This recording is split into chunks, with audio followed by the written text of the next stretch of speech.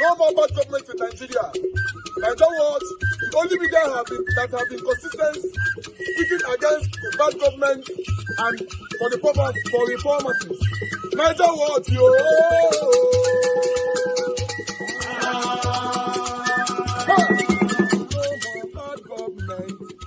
No more bad government. Nigeria Watch. No more bad government. Nigeria Watch. No more bad government. The only media that have been speaking. No more bad government. The voice of the voiceless. No more bad government. No more bad government.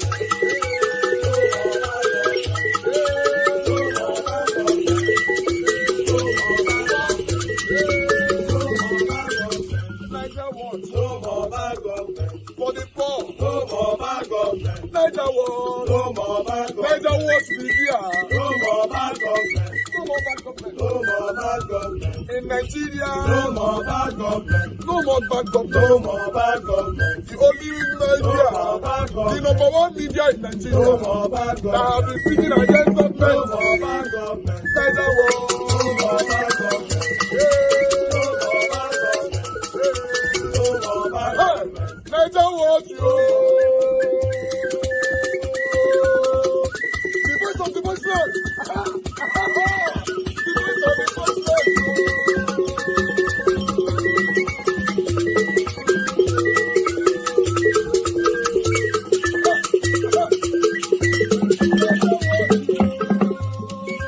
Voice for the voiceless. Voice for the voiceless. Nigeria Watch media. Voice for the voiceless. Nigeria Watch media. Voice for the voiceless. The only media that have been speaking against bad government. Being consistency since 1944. Voice for the voiceless. Voice for the voiceless. Umuwame. Voice for the voiceless. Umuwame. Voice for the voiceless. Voice for the voiceless. Voice for the voiceless. Voice for the voiceless. Voice for the voiceless. Voice for the voiceless. Nigeria Watch, yo. We have been seeing all you guys have been doing, and we recommending to everyone in Nigeria, saying that you guys are the number one. Nigeria Watch,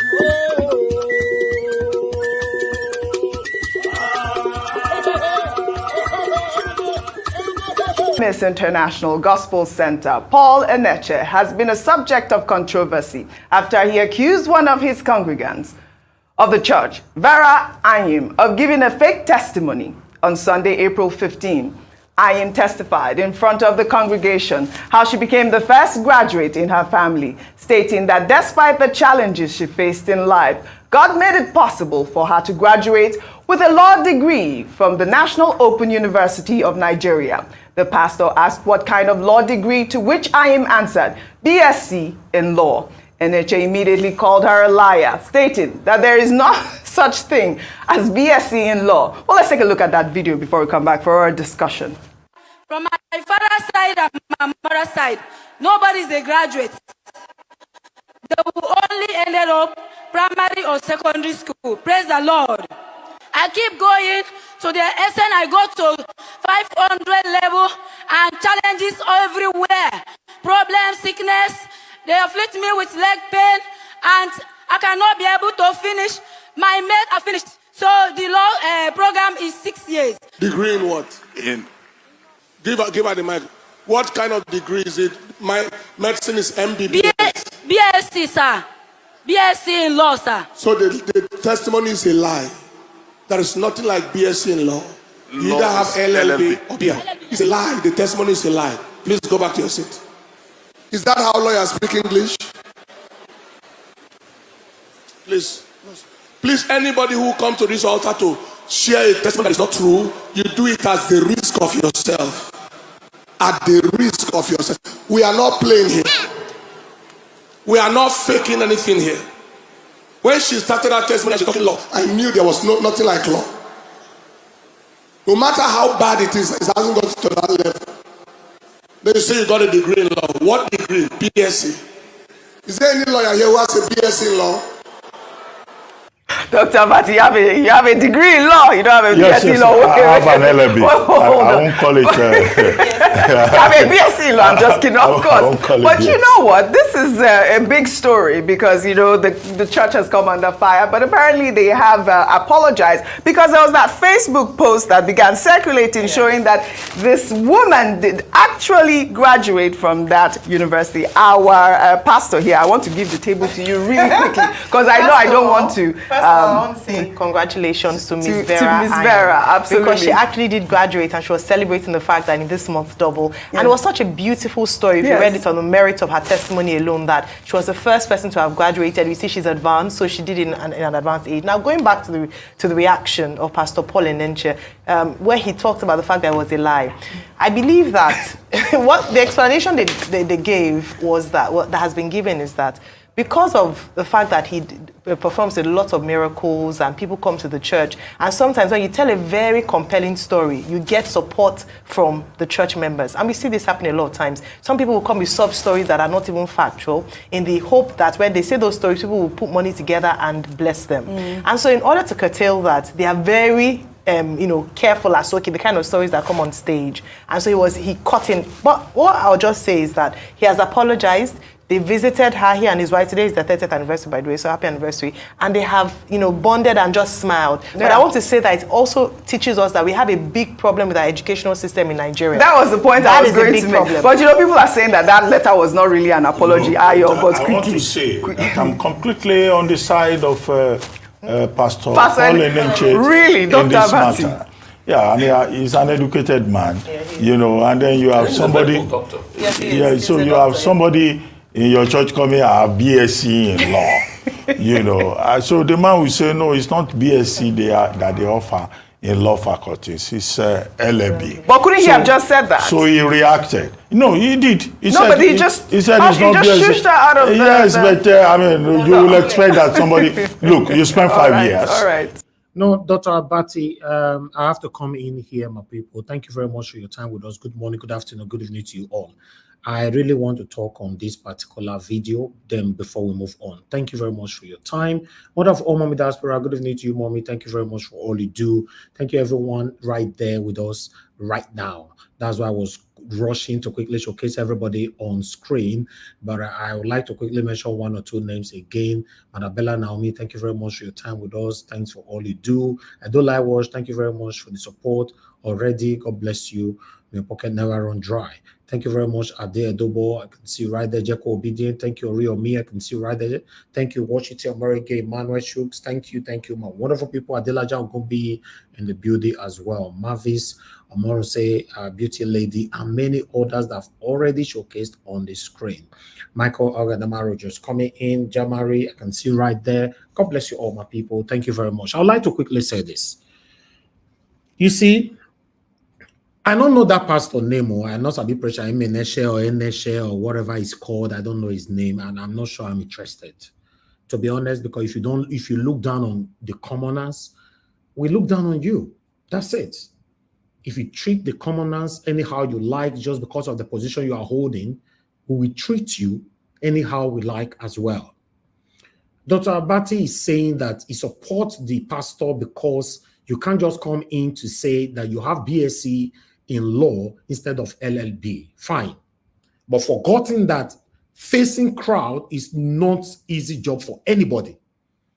Anybody that can face the crowd with multitude looking at you, you must always give yourself kudos because it's not easy.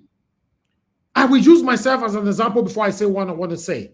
My first appearance in movie, if you watch it, The Games of Our Lives, if you watch that movie and see me, you are going to be saying, oh, wow. I was fumbling because that was my first day. Even though I did a lot of practical job in my cinematography in the university. But my first appearance with camera is just few people behind the camera. Because in any movie you are shooting, you have about a minimum of 20 people behind the camera. Just that 20 people were able to intimidate me. My director now came to me and I said, oh no, producer, you are the PRO of this movie. You must not do this. It can't take me go corner. Tell me what I want to do another. I was sweating profusely. I want to talk. There's a word I wanted to use. I could not pronounce it. I was sweating continuously. But after that day, after a lot of lessons, after then, in every movies I was appearing, I was not doing excellently well. Let me come back to this lady. She was very excited. The first graduate in their family. She can fumble. Anybody can fumble. Anybody, regardless of your level of education in life, you must find one or two mistakes sometimes. Sometimes here or in my life, I want to spell, let me say two, just number 2, TWO. It will become a problem. I will be thinking, oh my God, wait till they start again. Wait till they, I'm making, and this thing have happened to so many of us.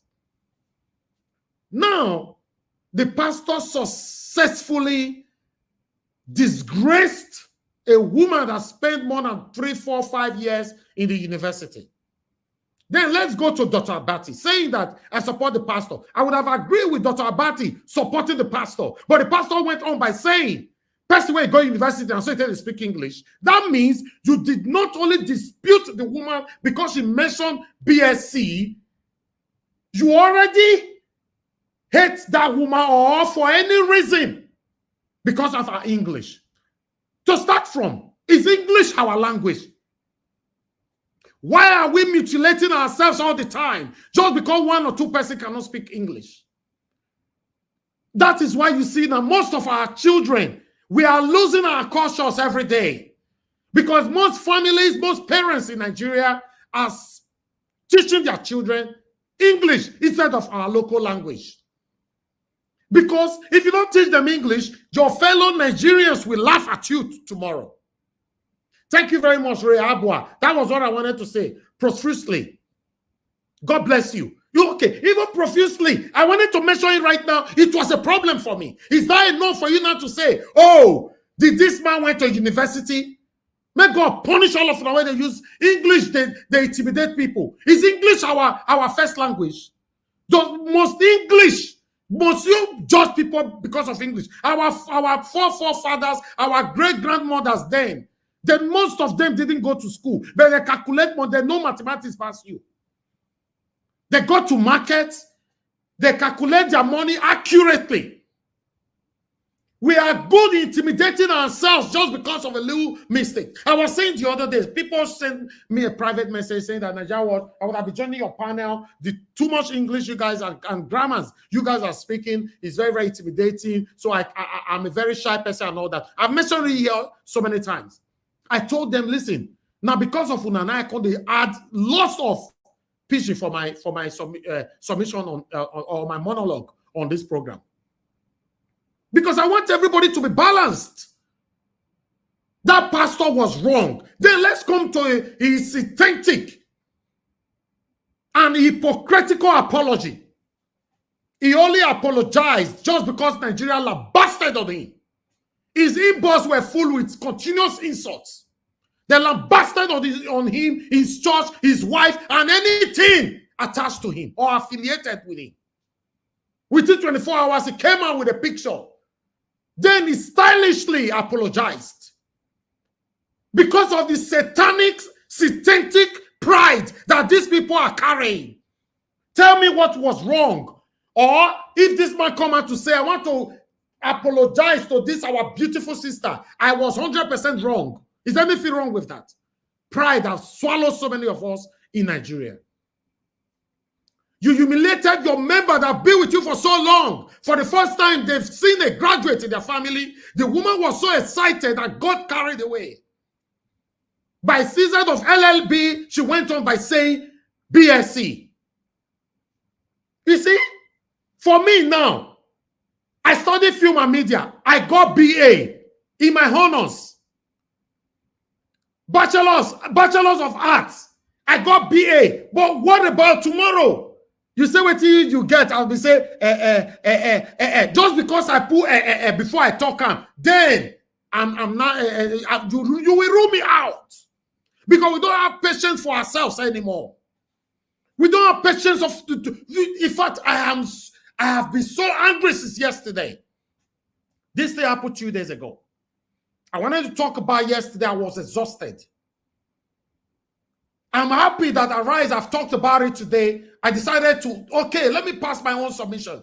In case any of you will be angry with me, some of you that have become slaves to your pastors, I don't owe you any apology. Because many of us have become slaves to our pastors.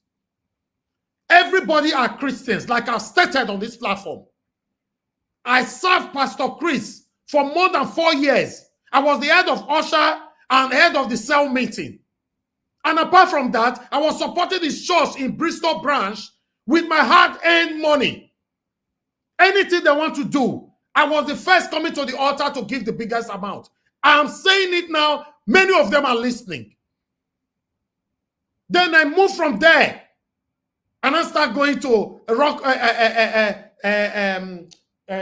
What's the name of the other church? Rock of whatever. I forgot. Because whenever I'm in Nigeria, that's where I go. Because Christ Embassy is far away from me. We all are Christians. But if you become stupid just because you are a Christian, I don't want to be stupid with you. We must be able to face the realism of the things that is affecting us in Nigeria. Religionism is one of the things that destroyed us in Nigeria. It's one of the things. Many of us are blind. We worship our pastors. Many wives don't have respect for their husbands anymore. They respect their husbands more than they respect their pastors more than their husbands. They regard their pastors more than their husbands. The time for you to give your husband food, you'll be saying, my pastor say, we should be saying, amen, amen, amen. You see, like I said, I know I will offend a lot of people tonight. Like I said, I owe you no apology on this one. None. Because that stigmatization that same satanic pastor have bestowed on that lady will stick with that woman forever. Even though she came out to appreciate Nigerians for fighting for her. But that was humiliation. My question is, before I end my submission, is English supposed to be our priority in our country? What about the countries that doesn't speak English? What about Italy? They only speak Italian. Spain, they speak Spanish. Germany, they speak German, Dutch. So, what will you say to these people if they cannot express themselves properly? I'm not angry because the pastor lambasted or disgraced her just because she said BS instead of LLB. But the pastor also said, a graduate doesn't speak English like this. What an insult! What an insult! Listen, guys, you all continue to deceive yourselves. I've said it before. You will only be with me if you are a truthful person and a straightforward person. If you are one of the people that serve or worship your pastor, you can't be with me because I'm a truthful person. I say things how it is. I'm a pure Christian. I pray and I communicate with my God every blessed day, but I'm not stupid. No, I don't need one pastor to touch my forehead before I will know that my prayers can be answered. Pastors have bestowed illiteracy, confusion, backwardness on so many Nigerians today. That is why we are where we are today. Things that we're supposed to do physically, we will be putting it on prayer. We will pray Monday to Monday in Nigeria churches every day. When you talk, they'll be telling you, what do you know? What do you know? My pastor has said it is a man of God. Man of dog. I repeat it, man of dog. The good man of God, they are very, very difficult to find. These people have used us to enrich themselves. Many of them are billionaires today. You believe you can stay in your altar to talk down on anybody? Anybody can call this video to him. I'm not interested. I owe nobody apology. We can't continue like this. Because if you support your pastor, your satanic pastor today, don't worry, your turn will come. In this hardship in Nigeria, how many pastors I've told all the members in the church, I said, all of una, for the next 1 year, your rent have been paid. All of una, all your children's school fees have been paid for the next 1 year. The food you will eat for the next 1 year has been provided by your pastor. Please mention the name of the pastor if you have any. Mention one. Oh, now only us the same way they give them, right? I'm disappointed and I'm very, very upset. I'm very, very angry. I'm angry. A woman that managed to break the satanic yoke in their family. Nobody could graduate in their family. She managed to break that yoke. Pastor sent her back to the doom. Then some of you are applauding the satanic pastor. Oh, he's a very educated man. What are you talking about? How do you define education? Is it by speaking English? No, I don't define education by speaking English. That pastor have a degree. If you are listening to me today, you have a degree. Both of you are standing in the same circle. That is it. It's not about speaking grammars, and then you don't have human feelings. Many of them are satanic. I will say it again, and over again. Thank you very much, my people. Good morning, good afternoon, good evening to every one of you. Thank you. I'd like us to quickly listen to what happened in Oklahoma. Someone came out saying how the army killed 2 of his aides. Let's quickly take 5 or 10 minutes from this, then I'll come back to you guys again. God bless you all. Kwama killings in Delta State, which led to various arrests of individuals for investigation. Former militant leader and governorship candidate of the National Rescue Movement in the 2023 elections in River State, Sobomabo Jackwich Igberipapa, has regained freedom. Prior to his release, he will be recalled that gunmen dressed in army uniform abducted the popular ex-militant leader from his Usokun country home in Degema local government area of River State. However, some residents believe that his arrest and release is connected to the Okwama killings, while others differ, citing the Niger Delta pipeline security issues as the reason behind his arrest. Joining us now on the show is High Chief Sobomabo Jackwich Igberipapa, the paramount ruler of Daike group of houses and communities in River State. He will be sharing his experience on his arrest and release weeks ago in River State by gunmen dressed in army uniform. Good morning, High Chief, and welcome to the morning show. Hi, Chief. Thank you for joining us. Good morning. You're welcome. Thanks for having me. Well, thanks. There have been many versions about your experience. Some people say you were kidnapped. Some people say you were arrested. The military has come out to say they were not the ones who arrested you. They had no hand in it. Can you tell us what exactly happened? And do you think that this is not just about you, it's about your community? You've been the Igberipapa, the town crier of your community.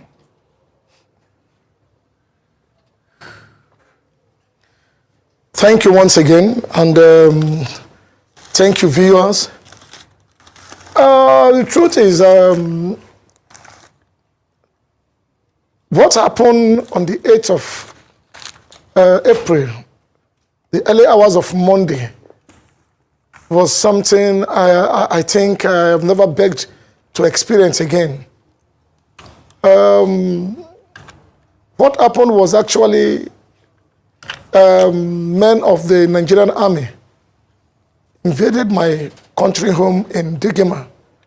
Though initially we were not sure whether they are genuine, they are officers, or they were assassins. Following the gunshot we heard from the outside, that time is an odd hour, 2:33 to 3 a.m. isn't a very good time for security operatives to carry out such moves to someone who is a known person, who can be found at any time. And so it gave me concern that late night. I have to call on the Commissioner of Police to investigate, to find out if he is aware of what is going on in my compound. Commissioner of Police made me understand he is not aware, and then he made his own calls, trying to find out from the military officers around the various sectors who also told him they are not aware and they are not informed, including the 103, that is a battalion that is just a neighbor to me. They told him they are not aware. I called on the director of SSS also, still in Rivers State. He also sounded the same and advised that I should be careful. Since gunshots have been heard and then maybe lives have been taken around the house, it may be that these people are not genuine officers and they are maybe assassins or whatever. And for the purpose, for reformers, matter what you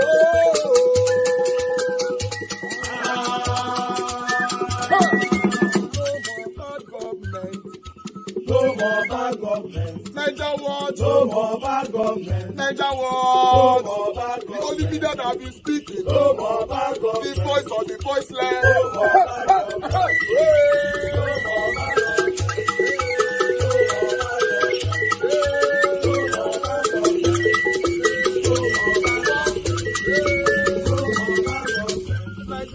No more bad government. For the poor. No more bad government. Niger what? No more bad government. Niger what media.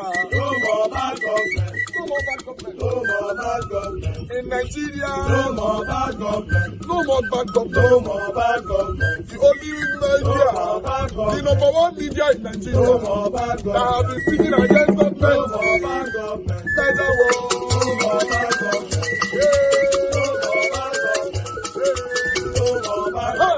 Niger what you? The voice of the voiceless. The voice of the voiceless.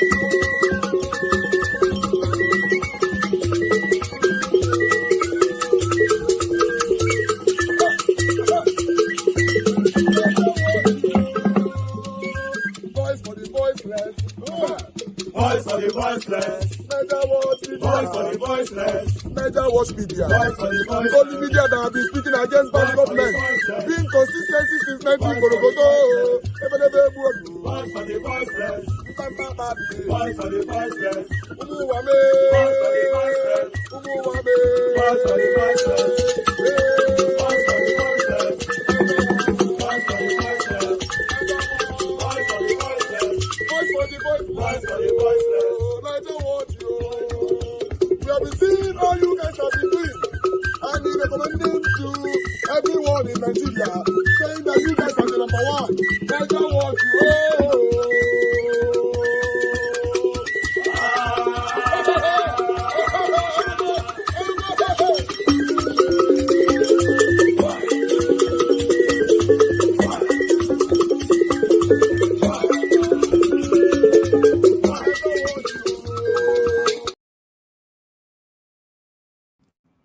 All right, guys, it's good to be back here again. I appreciate every one of you. Thank you very much for your time with us. These guys were trying to attack us right here during the time we were talking earlier on, but still, we're back. Thank you. Thank you for your time with us. I appreciate every one of you. Thanks for your time. For those of you that supported us, Esther Onari said, thank you very much. May God bless you. I appreciate this. Your pocket never run dry. Bella Naomi, thank you very much, madam. I appreciate you for all you do. Thank you, Peggy Modi. Thank you very much for always being there. I appreciate every one of you. Now, God bless you, my people. I'd like us to start talking. I still have just short video left, two minutes video, but I'm going to post out a link right now. For those of you that want to join this broadcast, please click on the link. In case any attack happen like this, I'll know people are on this show. Because only me facing this all the time, people don't come in on time, is really, really hectic, to be honest. It's hectic, if anything happen like that, so you guys can just continue with the broadcast. A link I've posted, please click on the link, join us now, and let's talk about the things that's affecting you and I together. Good morning, good afternoon, good evening to every one of you right there. But meanwhile, I'd like to quickly take this 3 minutes video over. Let's go to Edo State. As you all know that Governor Obaseki impeached, because they are saying House of Assembly impeached the deputy governor. For me, I like to say the Governor Obaseki impeached Philip Shaibu. Yes, I like to say it like that because if Governor Obaseki cannot support the impeachment, obviously there's no way on earth the House of Assembly will be able to impeach a deputy governor. You and I know that now. So let's say things how it is. But there was speculation everywhere that Governor Obaseki have started demolishing Philip Shaibu's house. Yeah, it wasn't his house. I like to say things how it is. No, but it was the security post. All the security attached to the governor, the deputy governor was stripped and taken from him. I don't know if he still has some security now, but within you and I, you know that deputy governor is not a normal person, just like you and I in those states right now. You know, so it was the security post that the governor demolished, you know, after his impeachment. But I would like us to quickly listen to this short video here to give us better view, better understanding on what happened. Then we can start talking. Thank you very much, my people. Now God bless you now. Please click on the link, join us now, and let's do this together. Yes, I can see more people just coming in right now. Ray Abua and many others. As I get there, say Tony Africa and many more. Lighthouse in the building. Thank you very much, my people. Now God bless you now. But let's take this quickly. The Edo State capital, where the camp of the former Deputy Governor Philip Shaibu has been reacting to the demolition of the security post situated at his residence. The spokesperson of the impeached Deputy Governor, Mr. Robert Ejelen, recounts the event which he says he witnessed. We suddenly saw the bulldozer in the front of the premises, and we approached them. They said they're from roads and bridges that were sent from governmenters. When I asked them for which purpose, they said they came to demolish the security post in the front of the deputy governor's house.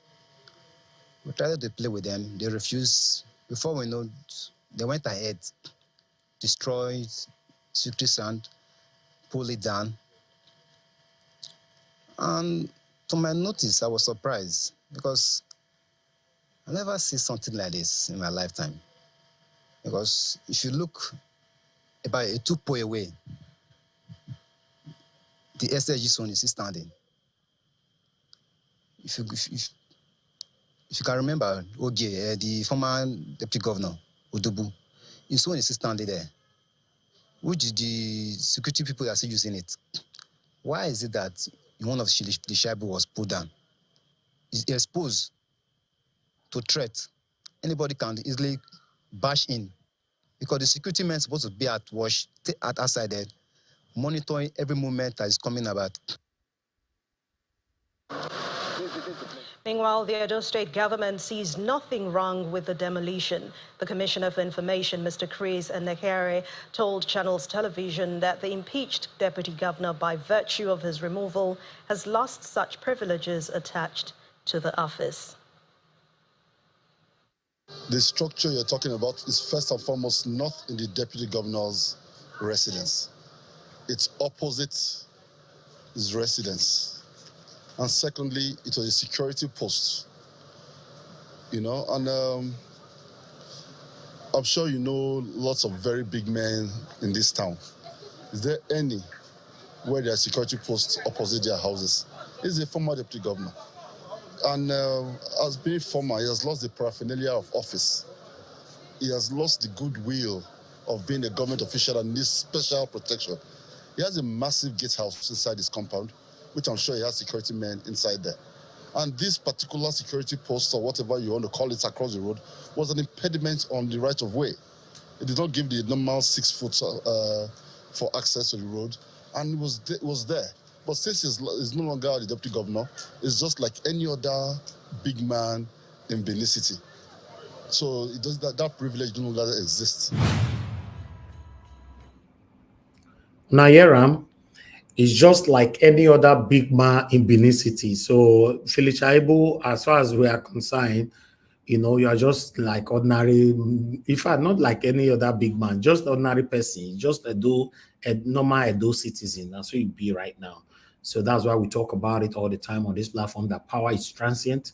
When you are there, do the right thing so that people can remember you for what you do. Not be waiting, go can happen later on, you can complain, say, this one happened to you, this one happened to you, you know? So let's stand for what is right and do what is right at all times. But I'd like to quickly take these articles right here so that we can move on. Thank you very much, my people. I appreciate every one of you. If you have anything you want to talk about that Philip Shaibu versus Obaseki, please don't hesitate to come into the show later on and talk to us about it, or call into the show once we start taking calls.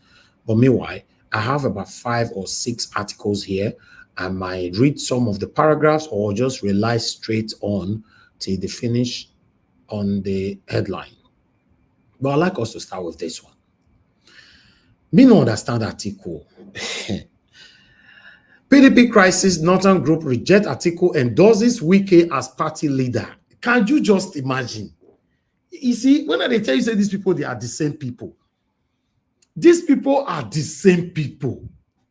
This is the same Wike that did everything possible for Atiku not to emerge as the president in 2023.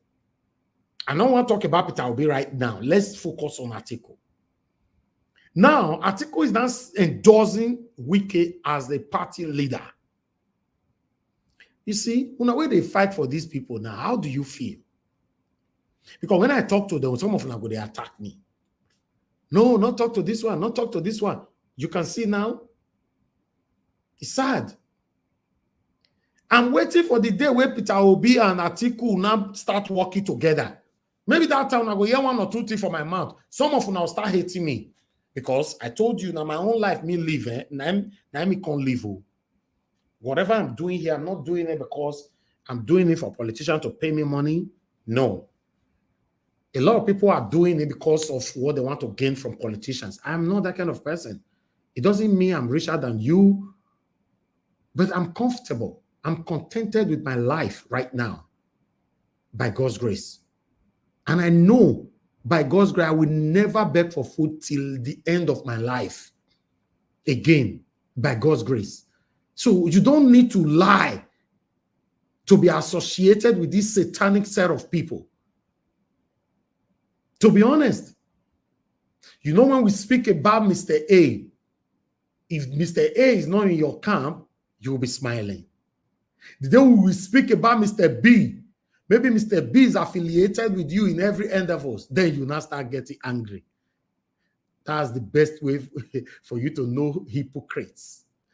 Yes, fake people. That's the best way. Then we go talk about their own. Hey, you can see Wahala don't for everywhere. But when they talk about that, people that will join you to talk about it. Yes, this is sad. I don't know how you see this one. I was shocked. Although the article went on, they lambasted on article, insulted the hell out of article and all of, but I don't want to read that. It's coming from Vanguard. You can take that yourself when you are ready. All right, let us move on, my people. I appreciate every one of you right there. Let me bring in another article quickly. Okay, the same Wike, Insecurity. Wike donate motorcycle to police, SSS, NSCDC, and others in Abuja. You know, anyway, I don't have anything to say on this. If it's to help them fight insecurity, I think it's a good move.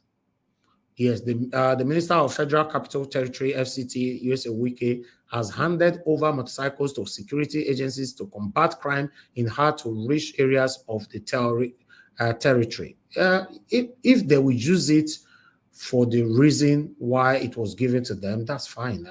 I think I don't really have anything to say about this. But I have another one I would like to quickly give to you guys here. I can see some people on the backstage. Please bear with me. I will accept you shortly. You know, let me quickly put another one on your screen. We still have about 4 to go. Just pause to press on the like button and share. As you can see right there, with 46,000 naira salary, we now take to oil bunkering, robbery, kidnapping to survive. Nigerian Army personnel right to Tinubu. Hey, God. Una understand that headline at all? Make I read them again. With 46,000 naira salary, we now take to oil bunkering, robbery, kidnapping to survive.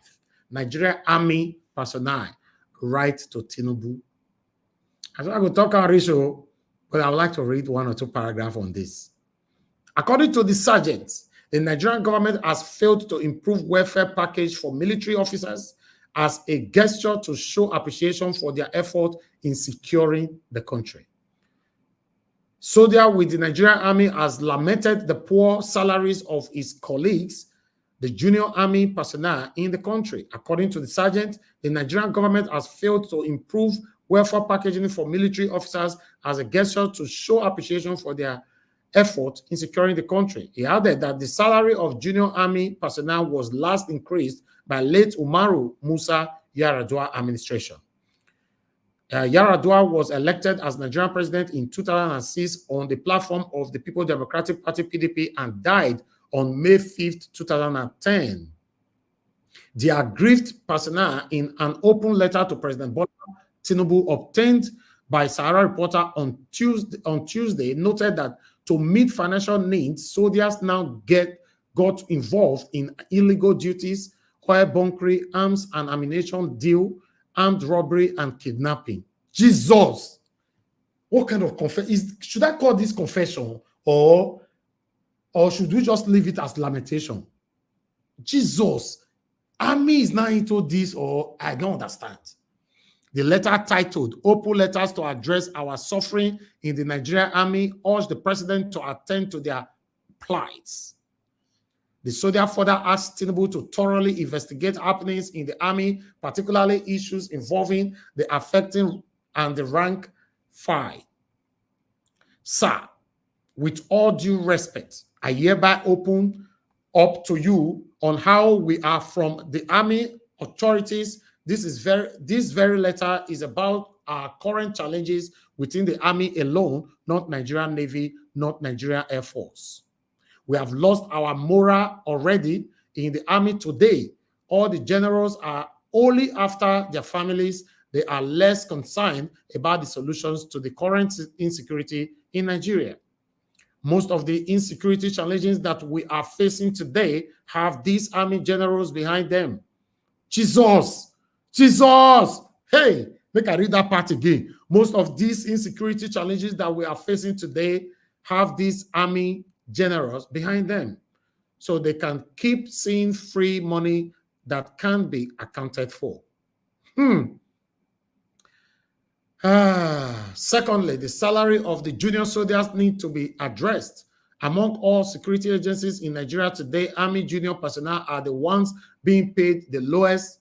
So we need a proper review of our salaries, as junior soldiers are now involved in illegal duties, oil bunkering, sabotage, arms and ammunition deal, armed robbery, and kidnapping. Since 2008, the late President Yar'Adua increased our salaries. Nothing has been added to it to date. That was 16 years ago. I'll just leave this one there. Jesus, this is my people want to not take this thing lightly. I'm telling you, but I'd like us to move on. Because I have other stuff to give, let me quickly just move on. Wow. This is shocking. This is shocking. Now, not say for this platform, so they say on the read them before now go say fake news. So all our sources are there. Now, Sahara Reporter bring that one come. The one is on a Channels Television. Nigeria's inflation rate hits 33.2% despite Naira rebound. Hey, I beg, we could have not make Mr. Jonathan come to smile again. Oh God, I be done the counter Mr. Jonathan where. Channels Television, no, they show this kind of thing. I don't know when Mr. Jonathan they see all this kind of thing. What did they happen? Despite Naira rebound, Nigeria's inflation has jumped to 33.20 in March 2024, compared to February 2024 headline inflation rate, which was 31.70. Hey, and Naira, anyway, I'll leave her like that. Because my house of people, they like what they hear for his time, but I just make a calm down. Because I just calm down. Let me What a country, my lovely Nigeria country. Budgetary allocation for National Assembly Hospital, 5 times the size allocated for 6 teachers' hospitals. Obi raises alarm over 2024 budget frivolities. Obi don't come talk again, he don't verse again, come out again. Peter Obi, the 2023 presidential candidate of the Labour Party, has raised serious concerns regarding the disparities evident in the 2024 budget allocation, specifically pointing out on the significant differences in the funding between the National Assembly Hospital and 6 major teaching hospitals across the nation. So Mr. Obi went on lambasting the current government. Anyway, let me bring another one in, just 3 more to go. You know, because I did take time to read and I make us stay rich like that. I've been on an verse for me. No worry, now only 1 hour without the year, so that is fine. We'll be fine. President approves bill for lawmakers to lose their seats upon defection. I think, say for this one, I give credit to the federal government. To be honest, President I approved it to Tinubu. I give him credit for this one. Yes, because you now see all those 5 Labour Party House of Rep or Senator where they say it decamped from one of the states the other day. I want somebody to correct me soon. You know, if maybe they don't approve this one at that time, therefore don't lose their seats. Yes, President approved bill for lawmakers to lose their seats upon defection. And that is how it's supposed to be. Me, I support this one 100%. I support this one. I don't know about you, but in case you want to talk on this later on, just bullet point everything down so that you can pick on them one by one. I'd like us to quickly move on. I have 2 more to go. Yes, let's take this one right there. 34 governors shun Enugu International Trade Fair hosted by IMBA's administration. But why? When I see this article earlier, I was asking why. 34 states out of 35 failed to honor invitation to attend the just concluded 35th Enugu International Trade Fair, which the Enugu government hosted. But why? 34. Now, wow. I don't know what I want to talk for this one, but it's baffling. Then my last one that I have for you guys so that we can start talking. I still don't have anybody here apart from only one person on the backstage, Oga F. Emmanuel. What is happening? Where's our people? 15 billion National Assembly Hospital budget is over 5 times allocated hospital. That's what I read earlier. I just wanted to tally it up. That one was from Parefat. This is from Sarah Reporter. Thank you very much, my people. That is all I have for you guys today. I appreciate every one of you. Now, God bless you. Now, thanks for your time with us. I've done my part. I would like us to start hearing from our people right there. I'll post out a link again. Like I said before, it's better you join us on time. Coming late, you're not doing me any favor. I just want to let you know that. If you're coming late, it's better you don't just come. To be honest, yes, let's say things how it is. If you don't come on time, you come in when I say I want to round up. It doesn't make sense for you to drag me for another hours. You know, if I've proposed 3 hours, 4 hours to stay, you come in at that late time when I'm giving final submission, you are dragging me for another 2, 3, 4, 5 hours again. It's not easy doing this, what I'm doing here every day. So I want to be encouraged. Yes, you know, I want to be encouraged. Join me on time and let's talk about the things that's affecting us on time as well. Thank you very much, my people. I appreciate every one of you right there. I would like us to start talking. For those of you that want to call in, please call in now in the next 10 seconds. Or if not, I'll just start talking with my panelists. Then if you finish, I'll end the show straight away. That's it. You know, I'm telling you guys, if you guys push me, if it continue to happen like this, I'll be coming on the 30 minutes broadcast. I will not post out any link. I'll just take calls. Then I'll end the show. You know, yes, I can do that in case I'm not threatening anybody. I'm saying it. I'm not fighting for my father's village. I'm fighting for Nigeria. So let's be sincere and do this with each other's in a sincere manner. Thank you very much, Mr. Ben, for calling in. Good evening to you, sir. Please talk to us. Good afternoon, Wale Elvis. I greet you. I greet the member of the panel, Mr. F. Emmanuel, and every other person that will come in. later today. I want to especially thank Mommy Diaspora for everything you've been doing for us on this platform. One day I wish to hear your voice, because you're an amazing woman and you're always consistent. And Thank also, Mr. Elvis, I want to ask you a question. Where is our Madam Luke? Madam Luke. The last time we hear from Madam Luke, I think is that was last week now. Abi? Yeah, Madam Luke is fine. Madam Luke was always, I understand that she lives here in the United States and, people get very busy, especially right now because it's afternoon, so she might be at work or something. But, I've missed our submission on the platform. Yeah, maybe not work, you never know. Say, stay easy like that. Everybody, they work. So, easy or wine, easy. I agree. Easy at all. Exactly. Yes. But, as long as she's there and she watches the show, Madam Luke, if you're hearing my voice right now, I just want to let you know that we miss your voice on the panel. We understand that, Madam Rita and Madam Nina and the rest of them have been holding down the fort, but, we still want you back on our platform, dropping your opinion and, But I remember she mentioned something one time that she's been working, maybe her shift changed. I remember she mentioned that like 2-3 weeks ago. I don't know. But she has been joining us though, but not frequent. Yeah. You know what happened, right? Because of the time changed. Right now, it moved. The time moved 1 hour ahead. So right. Normally we used to watch your show early here in the US, but because of the time change, it kind of moved the time forward. So she's probably maybe busy. But one thing you must also understand. One thing that you must also understand, my brother Ben. Nigerian matter don't tire so many people.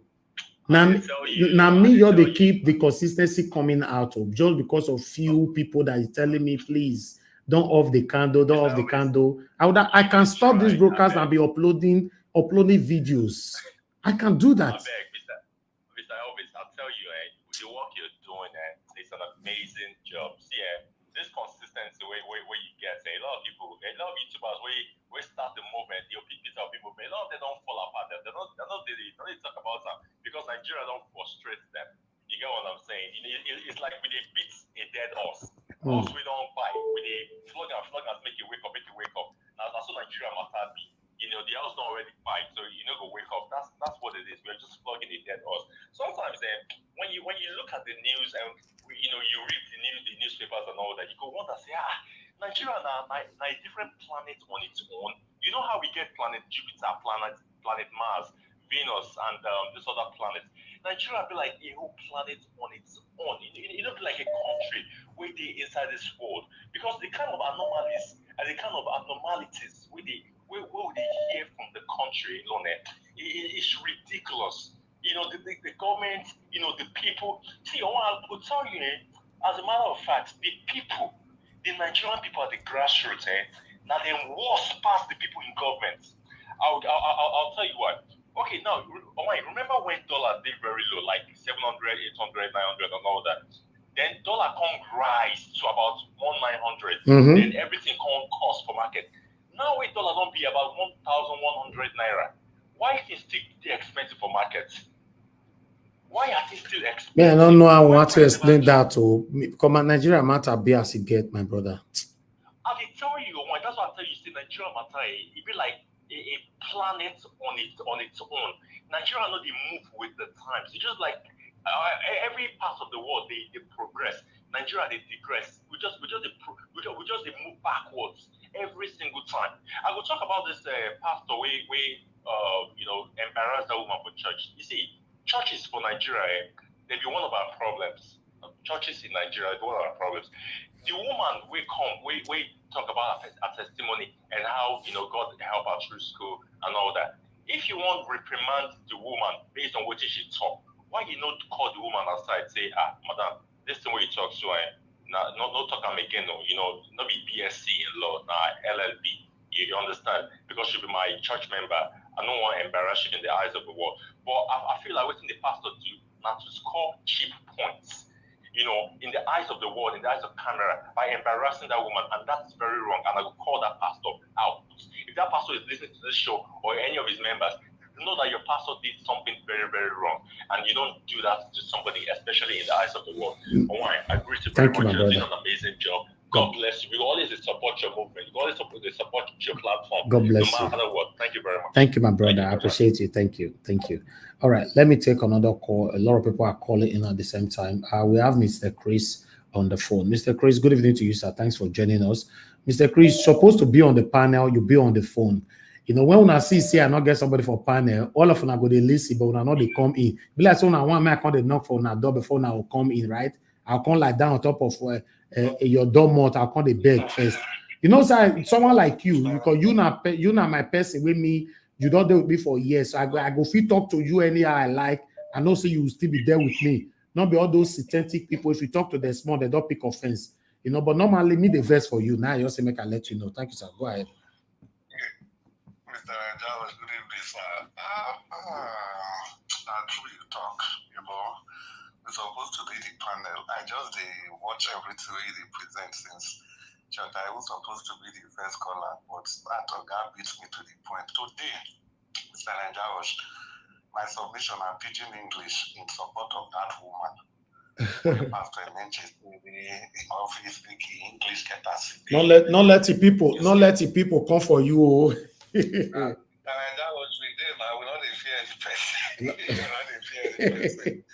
The thing is, as long as you make your submission or your argument based on the truth where you believe in, you don't need to fear any person. You don't even need to remember what you felt on before. As long as you are consistent, you always not say that the one direction by what you believe on. So no matter the issue will come out, you will use that your principle of life to attack the issue. So you don't need to try to think of say, what I talked yesterday. Just be yourself, just be real. Thank you. Understand? You see, Mr. Ndawot, I don't know. I really need to thank you for this work what you did do. This thing not easy at all. Because the events they involved in for just last 1-2 days, it can't make me the thing say, So with all this now, Mr. Ndawot officially they come out every day. Okay. When they present this thing, they spend hours. See just 1 or 2 things where I get to involve with yesterday and day before yesterday, that to even come platform, come your body tell you not be small. It tell me. Today I say no matter what, I must still time, no matter what. They come make me understand what they go through. So after all these hours, we say, give us more time. It's not easy, my brother. To present. It's not easy. God bless you, sir. Thank and you. Mommy Diaspora, Mommy number 1, Mommy for everybody. Thank you so much. Everybody, the comment section supporting this broadcast. We could know say our generation to come. Not be even this one they do this thing for. God bless everybody.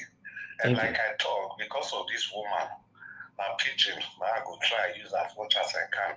I think the first thing, there are many lessons in this matter to learn. The first one we say, our pastors, they not be God. They don't know everything finished. They just be like every other person. Because if Pastor Neche get discerning spirits, if supposed to know, say, not be waiting supposed to talk with that. Because clearly waiting talk now from your human understanding, human wisdom. Imagine that kind of way in talk now just can't be true. People come they clap for and say, this one God talk to. And no, you're saying that God reveal out to them. Exactly. So it's not like that. And not be by big church, big name, now you go tell no who be the real men of God. There are men of God everywhere. Some say if you be saying only 10 people they are church, it don't mean anything. Because no, Nigeria not the value the people we get 10 people for church. I forget.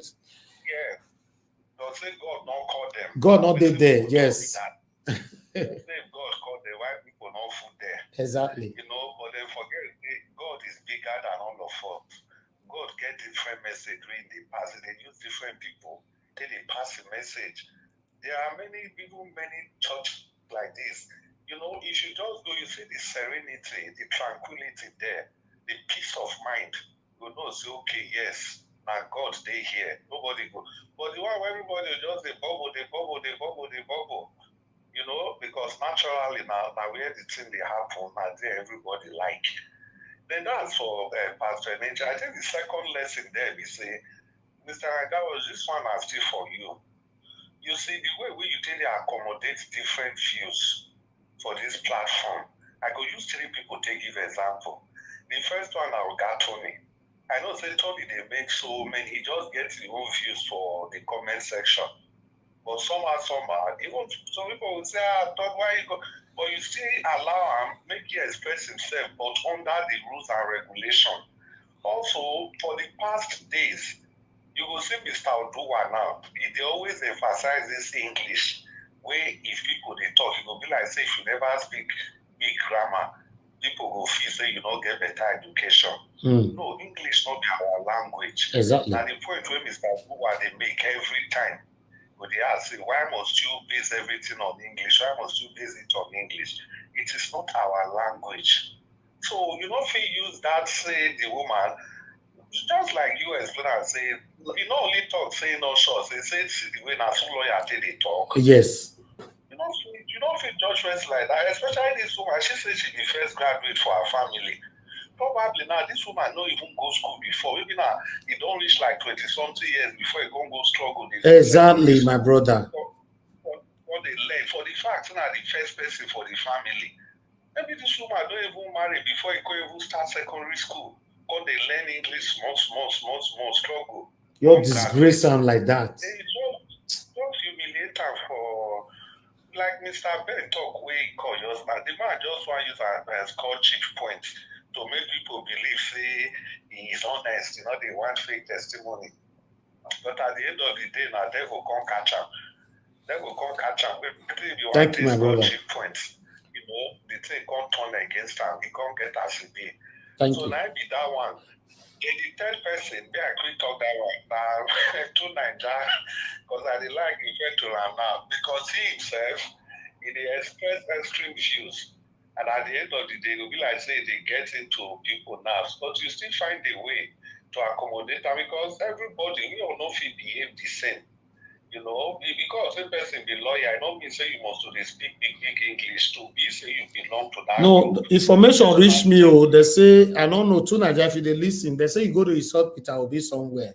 Come and defend yourself, because that information reached me yesterday, but I never feel see and I watch them. They say you join other people for another platform. They finish with Obi not be small. I don't know whether not true. Fair enough, I don't hear them. They do away with the one where we still get one with somebody record it with somebody where somebody play to be. People they work is a naive man. Wow. So I just say too many. Thank you, then sir. the last one, you see this dollar this thing there, the why the price don't go feel for because this voodoo economy, the way they until they reduce this dollar, not be the proper way. It's not any economic principle. They just manipulate everything. I mean, price of goods and services not for. The question where they asked before, make you go check the exchange rates. If you want clear things from where, if people ship things from abroad now, go see what it costs from the charge. You will see I'm saying now still like 1,400 to the dollar, and I cost of still the charge. Why they not bring and come the new dollar rates? Thank you very much. Thank you, sir. Thank you, God, Chris. God bless you, sir. Yes, sir. We expect our governorship candidate tomorrow. I go announce the name right now. You know, so they make the wash. Thank you, sir. Yeah. Okay. Let me quickly pick another call. I need 2 more calls. Then I'll come back to you guys on the panel. Please bear with me. You know, Bright Asemota. I can see you call so many times. I'm returning your call, my brother. Thank you very much. Good evening to you, my brother. Hello, Mr. Bright. Thank you very much, my brother. Please talk to us. Good evening to you. Good evening, Mr. Nigeria. Good evening, everyone. Make I dilute my English today, as my co-brother just done. My brother, may I just cut down small. The one we concern language of the thing when you really highlight we compare about the concern this woman where it goes school. You see. We as Africans, we colonize us and they finish work. They finish work, my brother.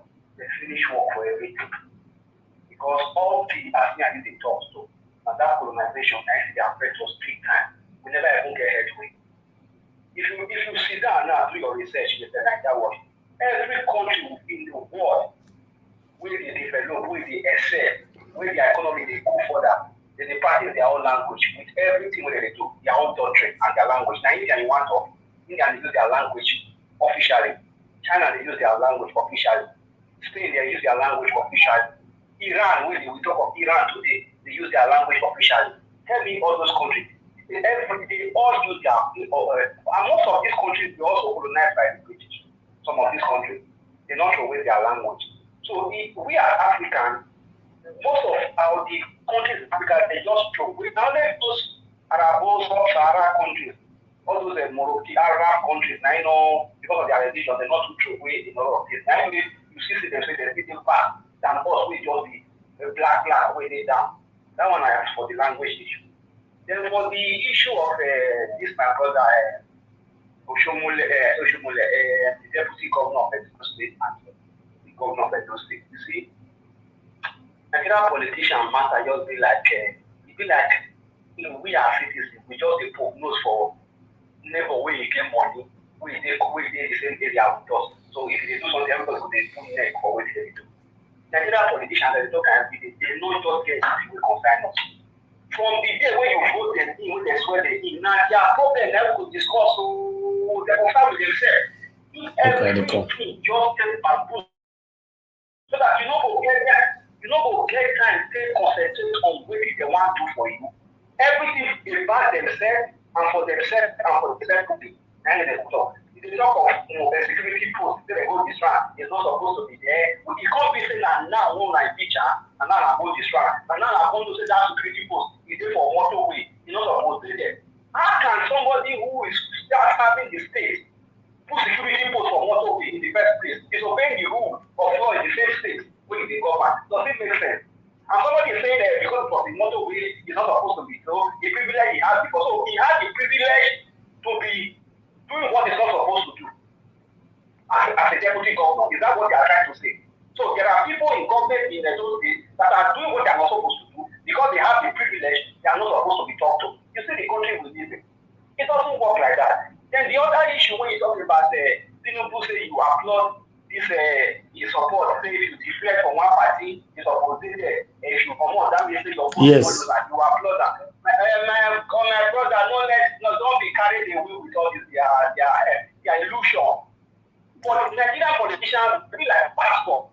No, but if that is put into law, it's a good thing now. My brother, where law they work for your country? Somebody when they carry certificate. Anyway, that one not true, sir. Now only in Nigeria, what is for you to impose for 100 meters with based on the technicality. Now let Nigeria go out. What is it? You don't win yourself. George will talk saying and what it will happen? Now to them we begin this year. They use all those things, just they carry the people. Everybody will say, yeah. He's doing well, this is what we want. All not just favorite, not just to carry things we will make people just the favorite. They're not they do shish. Nothing they happen. Everybody is just see.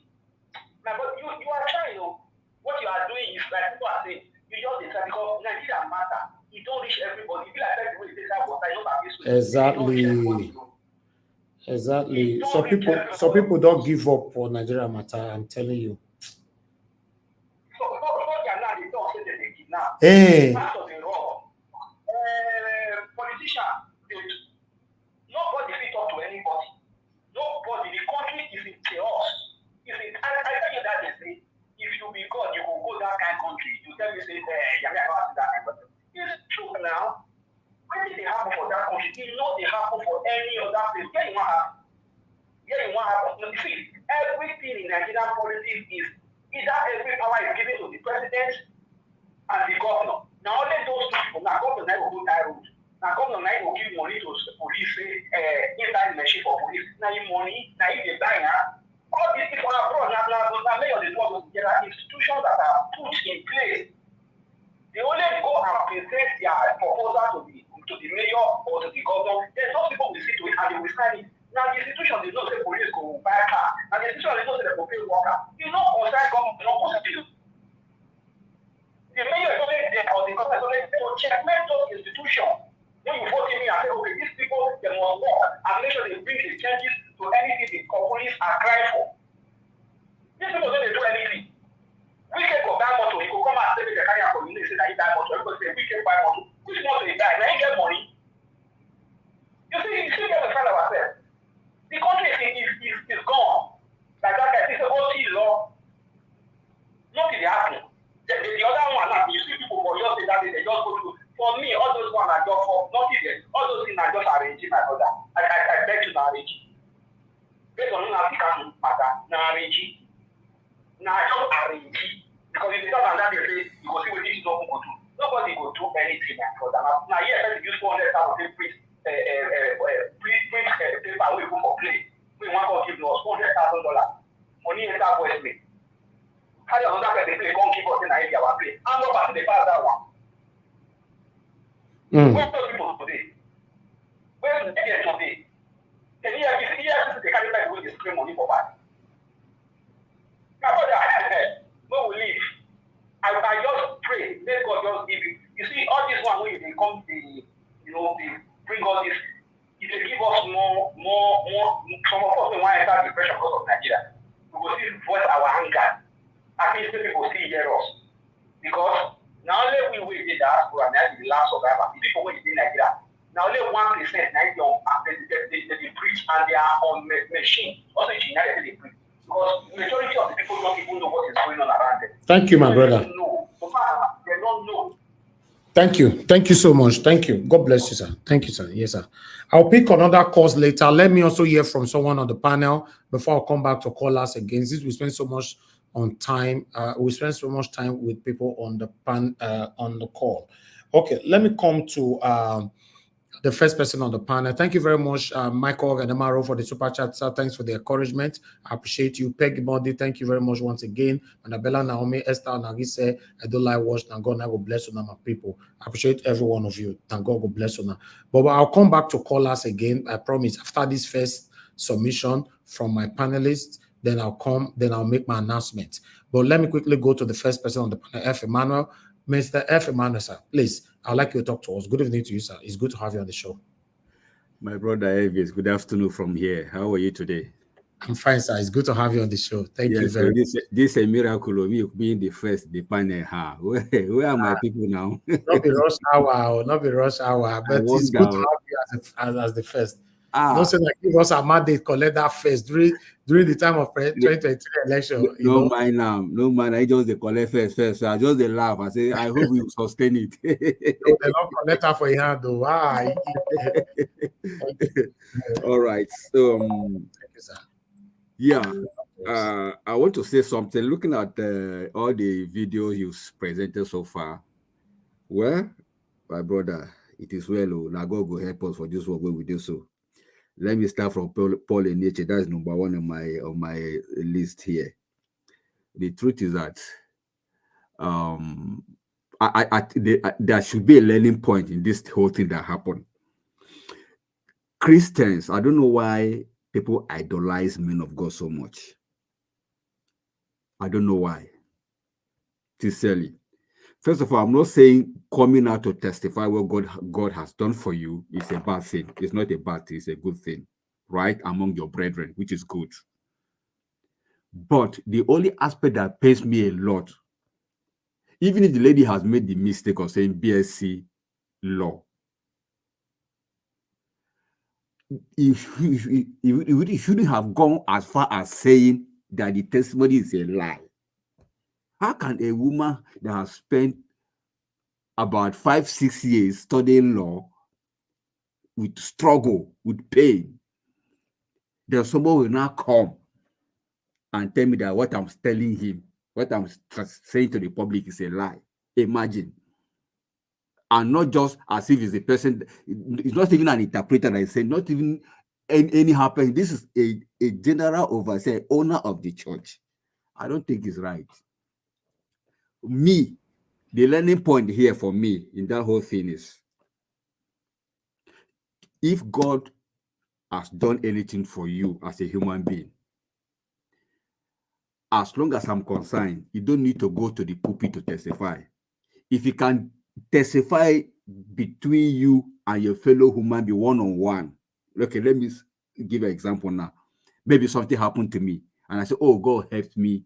I was saved or something," and I came here to tell this. See what God has done for me. It's a testimony. If you testify to your next door neighbor to say, this is what God has done for, it's a testimony. You don't need to go to the whole crowd, especially for some people that cannot manage stage fright. Not everybody know how to talk in public. Not everybody. Some people will begin to speak, something that they didn't even intend saying in the public. So for me, the man of God would have been sensitive enough to know that, by the way the lady is even talking, you should be able to know, you should be able to deduce that, this lady is not really sound, but though she was able to push herself to go to school up to this level, she tried. He would have left it at that.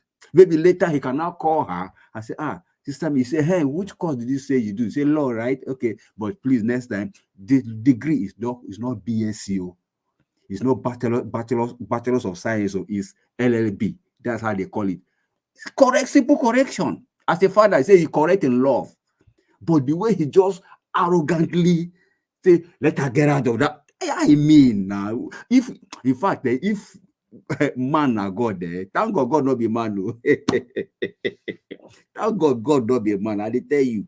Exactly, my brother. They can't think where men go do man to man. They go off your breath. They off them. They go quench you every second. I tell you. Everybody can make mistake anytime. Even he himself can also make mistake. Okay, look at it now. Look at what is causing him now to gain his reputation. Look at how he's going about apologizing, going to meet the lady. This could have been avoided. This could have been avoided. If he has kept quiet, would he have gone to meet her in her house to begin to apologize, send later here and there? There's no need of that. This thing they call reputation, you cannot attach money to it. No matter the amount of money you want to buy it up, it's very difficult, because what people have captured you, what has entered people's head, you cannot remove it. Impression cannot be erased, no matter how you try to do. So at this point in time, it's costing him a lot for that error he made. That's why I tell people, be careful, be slow to speak and swift to hear. In the court, I thought he's teaching it in the Bible. It's there in the Bible. So what happened now? I tell you, I know you'll be feeling bad, but there's a lesson for those of us who are so churchious. Let me use that word. Please learn, and this thing now will prevent a lot of people to be testifying.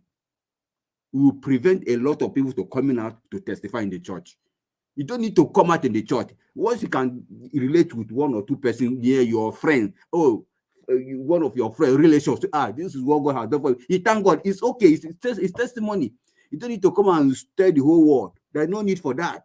Because the way all this called disgrace, you don't know what will happen the next time again. So this is not a good thing, as big as that church is. Anyway, let me move forward. Well, the next one is 33.2% inflation despite Naira rebound, right? My brother, what does that tell you? These people are just doing what to call window dressing. If Naira is gaining weight against the dollar, if Naira is appreciating against the dollar, it should reflect in our goods and services in the economy. It should reflect in the cost of goods and services. If you're buying something 1,000 Naira before, when Naira was 1,008 or 1,009, thereabout, by now that is about 1,000 or somebody told me it was even 900 or so. By now, the item or services in the economy would have also gone down relatively. That's how it should be. The way I'm saying this in Mr. Evans, before you know it, this naira will go back to 2,000, will go back to 2,000, even no more. because this thing will not be sustained. This politics they are doing, they are using hand manipulating it, is not going to be sustained because we are not producing anything in our country. We are not producing, we are not exporting anything that will attract, a dollar in exchange for naira. There's nothing. There's nothing. So I just pray God help our people. This life, it's not going to last for too long. Then the next one is say president approved bill for lawmakers to lose their seat, right? Upon defection. Well, what's your take on that? my brother, if the guy want to be sincere, let us start from the example that happened in River State. The lawmakers that defected in River State, you should tell them. I believe in practicality, not just talking. Let them lose their seats, not coming bringing Fubara or bringing Wicked to do one gentleman arrangement. In fact, this thing is already in the constitution. Is that sorry, my brother? Is that in Nigeria or outside Nigeria? This bill of deflection. Nigeria, no shall be outside Nigeria. It's a constitution. Nigeria. Who shall be outside Nigeria? Not be Nigeria. Mr. Bilata, you want to start again? No, right now. This thing, everybody knows. Even people that are not lawyers know that once you leave your party, the party that gave you mandate, that voted you in to go and represent them, once you defect in that party, you have lost your seat. Everybody knows that. So Tinubu doesn't. We don't even need him doing all this to say approve bill. There's no need for that. If our society, our country is the country that abide by the rules of law, there's no need for this. Those 23 or 24 members in Rivers State would have been a perfect example for him to, as a president, for him to make sure that for them to go back to their party. That's what he would have done for him to make sure that they go back to their party instead of defecting. Rather, he was welcoming them, and he was giving an adage that how can he see a baby raising his hand? I can't even remember the adage. He's trying to galvanize everybody towards himself for 2027. Well, look at it now. Look at it now. So you should use River State as an example first. Then I will know that this man is serious. Otherwise, all this one about Prabadash. Then, which one again? He says something about the army, right? The military. My brother, let me tell you, all this kidnap here and there, 20-something girls, 20. When are they going to kidnap boys? It's as if it's only girls that kidnap. That was no kidnap. It's a business. They just gather some few ladies and hide them somewhere because they know that cash is going to come, not through bank. Cash, physical cash is going to come. That's what they do. It's a business now. So if the military guys, especially the junior army, the junior military, they are complaining, my brother, it's true. It is true. All these top generals, they are the ones whining and dining with the politicians. So they're making a lot of money and they are suppressing the junior officers. So the junior officers, they have to shout. They have to complain. Mr. Evans, remember the other time last year when we were campaigning, during campaign, you remember a few officers that came ahead. These are junior officers. They are also in support of the Obido movement. So they have to cry out loud. You have to, because if they don't speak out, nobody will know. They can't be dying in silence. So for me, that salary is nothing. I mean, $30-something or $60-something, how much naira, how much in dollar? What can that one buy in that kind of economy? How much would that one, as a family man of 2-3 children, what would that kind of monthly salary solve? That will remain in abject poverty for 30 years or 35 years, and at the end, you say, it's an military man with nothing to write home about. That is not a good thing. That is not a good thing. So they are angry because somebody can just be a politician today before the person will become a billionaire. Why they are the ones suffering? It's not fair. It's not fair. Then another one I saw lastly, say PDP reject Atiku and accept Wike as party leader. right? That one shocked me, oh. My brother, But that shocked me, oh. my brother, we don't carry reverse money, don't go buy everybody. Everybody buy everybody that is buyable in that party. UK has used reverse money to buy. If this is true, Are you telling me say we can still buy article? no as for buying article per se. You understand? See, there is one thing about politics. He might not buy article per se, but he might lobby with a huge sum of money, so that whenever there is time for all this, their neck meeting and all that, people should, vote in his favor, or just find a way, lobby a way through. That's probably what he has done. And another thing too, the northern leaders they must are also saying that, okay, article age is also telling on him it might not be the best. They too, they are also thinking, you understand, might not be the best candidate for their party. So who else that has muscle that will be able to push the party forward and take out the APC government? I think it's only Wike for now that I know. If you look at it on your own service, who else? If you keep Atiku out of the party right now, assuming, who else that has power that can make things happen in PDP, if not Wike? So they too, they're also looking at they know how to do this politics very well now. This northern, so probably he must also influence it financially. That's what I think of. But let's see how far to roll. So I think that's all I was able to get so far for the things videos you sent today. Thank you very much. I really do appreciate you, my brother. God F. Emmanuel. God bless you. So yes, my people. Before I will call on the next person, I would like to quickly let people know that tomorrow we have a governorship candidate. I know say I know they mention names all this why, but this time tonight I need to mention the name because now tomorrow they get them. Dr. Aswen Igodaro will be joining us tomorrow by 9 p.m. So I want you guys to know that.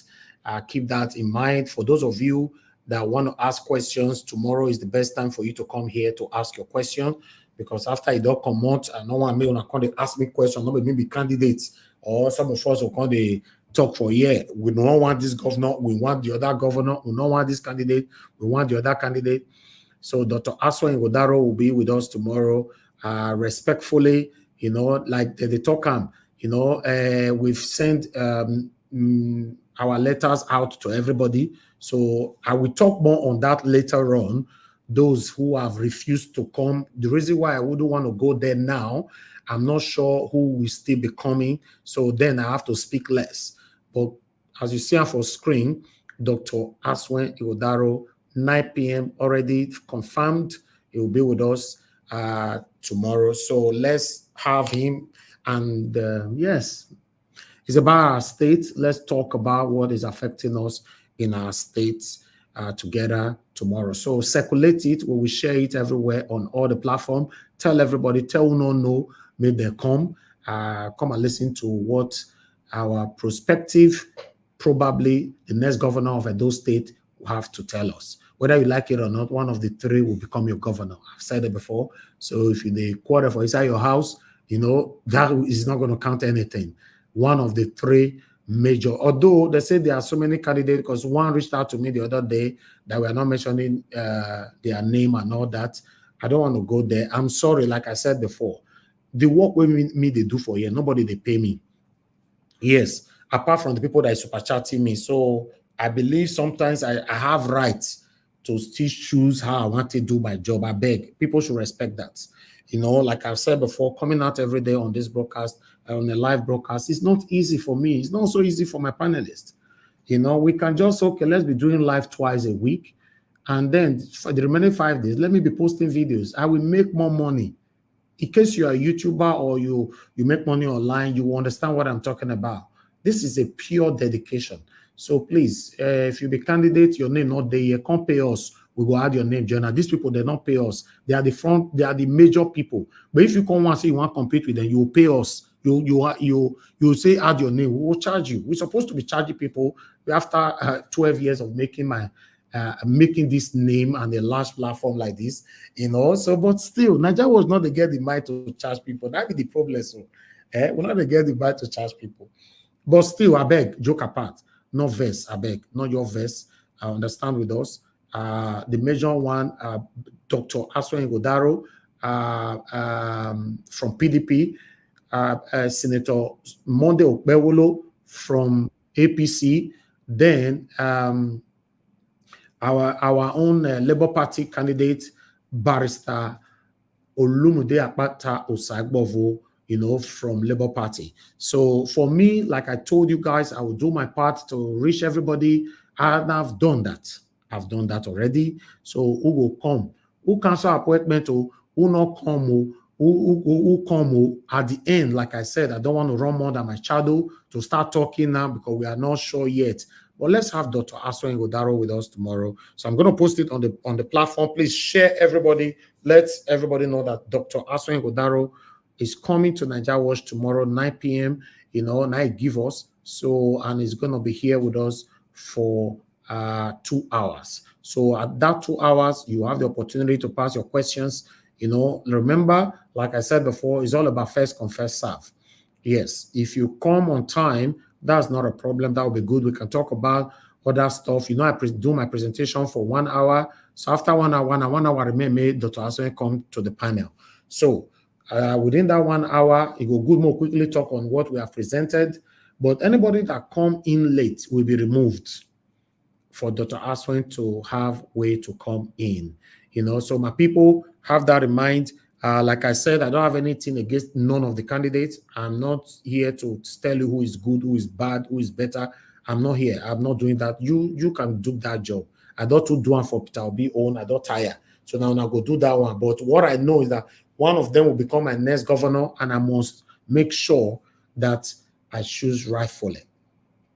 Thank you very much, my people. I wanted you guys to know this, that yes, tomorrow is going to be a wonderful day and a busy one for that, because so many questions are going to be passed to probably the incoming governor of Edo State. Wow. All right. Olumude Akpata, the platform is here for you. Senator Monde Okpewolo, the platform is here for you. So if you know say una be fan of these people, now go talk to them, say, hey, this is not the first time when Nigeria want to do this kind of thing. I bet more go grab opportunity. Make we use the platform, Momo, they can pay for you. Say that's what they do for here. Say for Peter Obi campaign, I lock the key. I lock door. I can't go to away the key for inside river. People verse for me that time. So Nigeria, how you go do this kind of thing? How you dedicate your platform for just one person? I bet more than not verse. We talk about presidency here. If we can get the right person in presidency, many other things will follow and become better in our country. So make una know, So I appreciate every one of you, my people. So I will re-announce it again later on, once before we move on. So let me take Mr. Evans, a second. I beg all these gubernatorial people where they come tomorrow or whatever, maybe they pay you before they talk here, because this platform not exactly. But I know they do it. Maybe they drop better. In fact, no free lunch. They don't pay me now. The sacrifice you have made for Obi as the president, that one is okay, no problem. That one it's a sacrifice you did, which we know. But what I'm saying, going forward, any candidate that is coming here to talk to us, make you see your secretary behind there. Make you see your secretary, no free lunch, because right now, because when they enter the office now, they don't go remember you again. No, may they pay. Anything that's worth doing well. Just a quick one on that, Mr. Evans. Can I say something? Yes. Yes, Mr. that's Evans. My brother. Tio Bala in the building. Tio Bala, runaway soldier. Where you go? Tio Bala in the building. This is my brother. He go vanish. He go find. Now, also you go down candidate person in be now. I don't say I go. Yeah, waiting. I want to be say, don't allow the pressure of all these candidates to put you under. I don't know how to put it. the point I'm trying to make, don't collect anything from them, because if like what our brother just said now, you might have good intention to do that. Other people will also do the same thing, give us money before we vote for you. At the end of the day, they will come back later that the money is supposed to work for the country or for the state.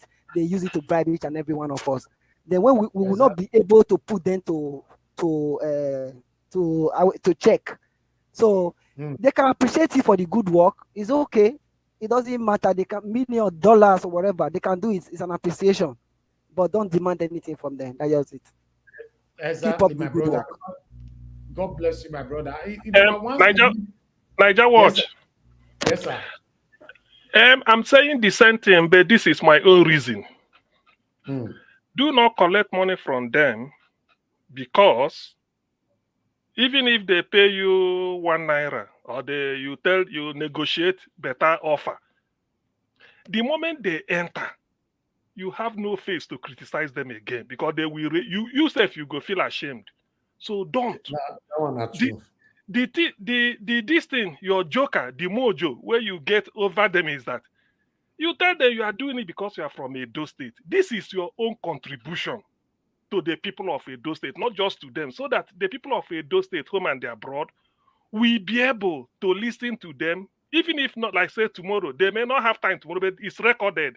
They will now listen and listen over it again till September to make their choice. That is your own contribution. And when you do that, after all, you have to stop Fulani invasion. Did anybody pay you? Is it not because of Edo people you did it? Are you doing it for yourself? Not only your house, Fulani go invade if they come Edo State.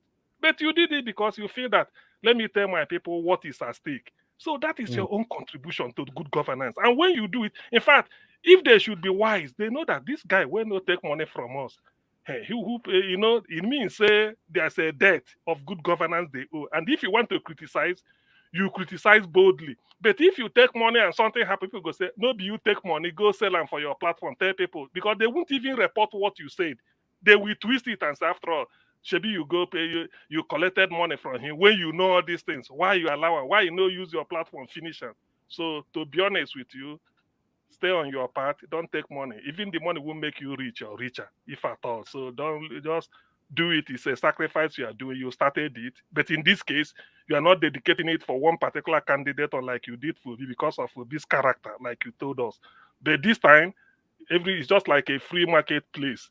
Everybody come and sell yourself free of charge. This is a Edo platform. So that is your own contribution. History will record you that once in a while, you never collected money, but you just wanted to do it for Edo people. So one or two people may remember, and that is okay. Thank you. Thank you very much, Oga. Mr. Elvis. Yes, sir. Yeah, I think I need to chip in here also to add to what my fellow panelists have said. See, from my experience in this part of the world, I've because politics is played here in a transparent manner. I've seen, I've been privileged to work with one or two groups that the way they do it is that they are not beholden to any politician, and they still get paid without, like this election, they support this candidate. When it is next election, they are so free. It's so clear they can go for any other candidate. It is based on your own ideology, your own strategy. They will call themselves, they name the company, they could call it, say, for example, Niger Watch Strategy Partners, whatever you want to call it. And you will offer them ideas. If they get into office and they do not implement those ideas, you hold them accountable. They will pay not before they get into office. When they get into office, you will offer them those ideas with your own people that you will offer them. That's how it is done. Politicians will now come and pay. In other words, they pay for you to give them those people to work with them. That they will pay. But if they do not implement those things to the letter, it is like a doctor that gives you prescription. Take 2 in the morning, 2 in the afternoon, and 2 in the night. And you get home, you started taking 1 in the morning, you skip the 1 in the afternoon, and you don't even take, maybe you take 1 tablet at night. and at the end of the day it's not working, will you go back to the doctor and say the doctor has not done his job? Please, Jonathan, just a sec. Yes. What you are prescribing, is it before the election or after the election? It's after the election, not before. Okay. It is after the election. Already they know that you have the capacity. They will come to you that, okay, now this they already know your position, your policy stand on every issue. They know. They will come to you and say, okay, we want to do it. We will need your help here. That's when you will now charge them. Okay. After the election, I agree. And you cannot, because you didn't influence their being elected. That is the meaning. So the people elected them, but because of the way you are criticizing them, they felt you have an idea, they can come to you. Well, that's okay. So in that case, that's what politician does. Exactly. You did not influence the election, because if you do it before, somebody might even if not penny they give you, they feel send $1 trillion. That one you go to argue until you die. You go to argue, say no reach you, but it's who go agree. Everybody go to add the falsify figure to finish you off. So after the election, where you are free because it's already in office. Whatever idea you want to sell, if they need to buy it from you, I mean, you can then make your money. Say, because you are coming to me now, I'm not telling the people who to elect, because that is no more electioneering. You are not doing a campaign. You are selling your idea. Thank you. Thank you. I appreciate every one of you for your advice and for your concern as well. Yes, for me, there's nothing wrong if anybody wants to use our platform for anything, that's why we create platform. In postmodernism, if you have a large followers, you're supposed to be making money from it. Yes, but I think, I don't know when we will start that. Because for me, I'm that kind of person. This kind of thing, they heavy for my mouth a lot. And I also don't want people to truncate my submission on this platform. That kind of person. Once you don't give me money, you can't try to control how I want to do my broker, then it becomes a problem. And I know some people don't fight down for this platform in the past. Super chat me every day, and then he was not telling me what you must do. You must do it. You must. So me, I don't like that. If you super chat me, please let me enjoy around where take drink better water, stay for his higher condition. So don't say you don't give me money, finish now. You see waiting be black, I can't defend them. Say no, not be black, now white. No, I wasn't born like that, and I can never be like that. So that's the only thing. So thank you very much, my wonderful people. I appreciate you all. So Dr. Aswan Igodaro will be with us tomorrow, 9 p.m. on Naija Watch. So let's talk, ask him questions, because this is the time for you to choose who will be your next governor. Remember, people are already piling up for Dr. Aswan. A lot of people are also piling up for Olumide Akpata. The same thing with the APC candidate as well, Senator Mode Okpebholo. So it's not good to be. You didn't mute yourself, sir. All right. Let me take two calls. And then I'll come back to you guys. Please bear with us. But I want to say, let me see who will call in first. Quickly. If you want to call in, now this is your best time. Call in the next 10 seconds, or I go back to the panel again, because I promised earlier on that I'll pick calls.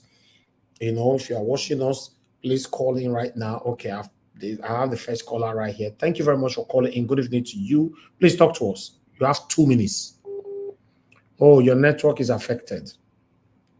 Hello? Unfortunately, another call, hello, can you hear me? Yes, sir, I can hear you. Good evening. Good evening, sir. I bet your name and where you calling from? Yeah, my name is Mr. Edwin. I'm calling from Germany. Oh, thank you very much, sir. Thank you. Thank you, sir. I really appreciate you for your good work. Thank you. Sir. I'm happy for this platform. I've been a follower for a long time now, so it's like I'm not being addicted to you every day. I must watch your program. Oh, thank you, sir. Thank you. Very much. I appreciate you, sir. Thank you. I just want to make a little complaint.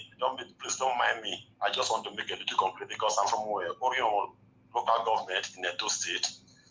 I'm now 54 of my age. Yeah. Yes, sir.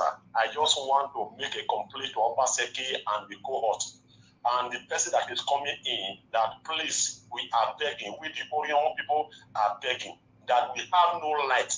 Orion has no light until date. Okay, sir. Right, You so know what? You know what you would do? This complaint with the best time you can pass it is tomorrow, because one of the three front runners that will become the next governor of those states, because Obaseki cannot really do much anymore now, will be joining us tomorrow on this platform.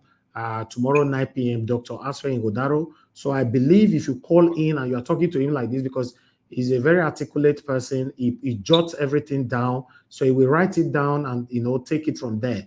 And we can hold him accountable for it as well, that this was passed to you through Niger Watch. So I advise you that you should call in again tomorrow so that you pass your plight, okay? I will, sir. I will. Thank you, sir. Thank you. Thank you, sir. God bless you. Yeah. Okay. Yes. 2 more calls. Oga Shimeze. Okay, let me call you back. You don't call so many times today. I don't know why you don't get through. I'm calling you back. Please pick on time. And I'm calling people back. I want you to pick at least the first. Okay, Oga Shimeze, thank you very much, sir. Thank you for my calls. Thank you, sir. Please talk to us. Talk to us, sir. Good evening to you. Good evening, everybody. I greet everyone on panel. Yeah,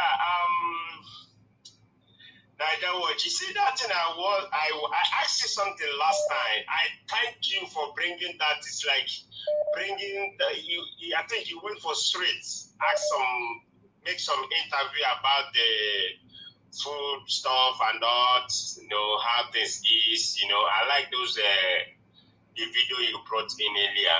So you see, I asked you a question. You say no, it's because of dollar is going up. Okay, now dollar is down. Why the things are not coming down? I keep saying this because see, Nigeria, I keep saying it is not their currency. They need to take off their mind from dollar. Let them focus on naira and what government will do for them to progress. So everything in Nigeria just like a palablue, like your president said, because it's your president. So now another video you played about the people that saying the River State, they're saying it's Biafra, there's some part of that, So now, you see, there's a guy that says something, but I disagree with him. He's saying the Igbo, the road to me is Igbo, Amechi is Igbo. Yes. Why? The guy asked him, there's a question I asked him, but the way he answered it is not clear. But the only thing, because of the divide and rule, that's make them they sabotage Biafran war. That's what make them change their name, turn it in another way around, as in, when they put our image, they will change one other E or R or one thing or the other to make it sound differently from Igbo. But are they Igbo? Yes. Are they speaking Igbo? Yes. But if we ask them, they will say no. For me, they are deceiving themselves and the people and their so-called region. You have to tell your people the history of everything. The same thing that happened in Nigeria, where they swipe the history about the Biafran war. The same thing, they are not telling their people truth. Tell your people truth. Truth is good for everybody to know the truth. What conspired, what happened between the River Rai area and Igbos. For me, it's better for them to come out and teach them this, so they will understand that they mislead their people, That's why every time if they hear any Igbo person, it's like they see Igbo person, it's like they see snake. So for me, it's better for us. Okay, for them, you have 1 minute left, sir. 1 minute left. Thank you. Okay. Yeah. There's something you say about English. Yes, I like the way you hear it. See, English is not our culture. It's not our language. We all have language. But some people may say, oh, I won't come to Nigeria watch because they speak big English. Nobody speaks big English yet. There's some things sometimes you want to say, like you said earlier on, sometimes you want to say something, even you will be, oh, why this thing? You will be hitting your head to say it, but maybe you that moment you will remember. Maybe after the speech, after your speech, oh, you said this is what I want to say. So nobody should come out and say, oh, I don't know how to speak. He can speak pidgin, I can speak pidgin English, not that I speak 100%. I speak the way, he might not go to school, but if you're smart, you can speak. When you speak towards people, you learn from that, like what you are doing here in this platform. Other people speak, you learn from them. The other person speak, like CN, other Jonathan, other people, the whole planet, they can, take one or two. Okay, thank you. Thank you, sir. Thank you, Nigeria Watch. God bless you, sir. Thank you so much. Thank you. Okay, I'm taking the last call. Then we are done. The last call. Depend who calling, who is going to be that last person. Yeah, Madam Irene's Finance. Thank you very much. Good evening to you, ma, for joining us. Yeah, yes, of course, our broadcast will start at normal time, 6 p.m. tomorrow. Then, I do my presentation for 1 hour.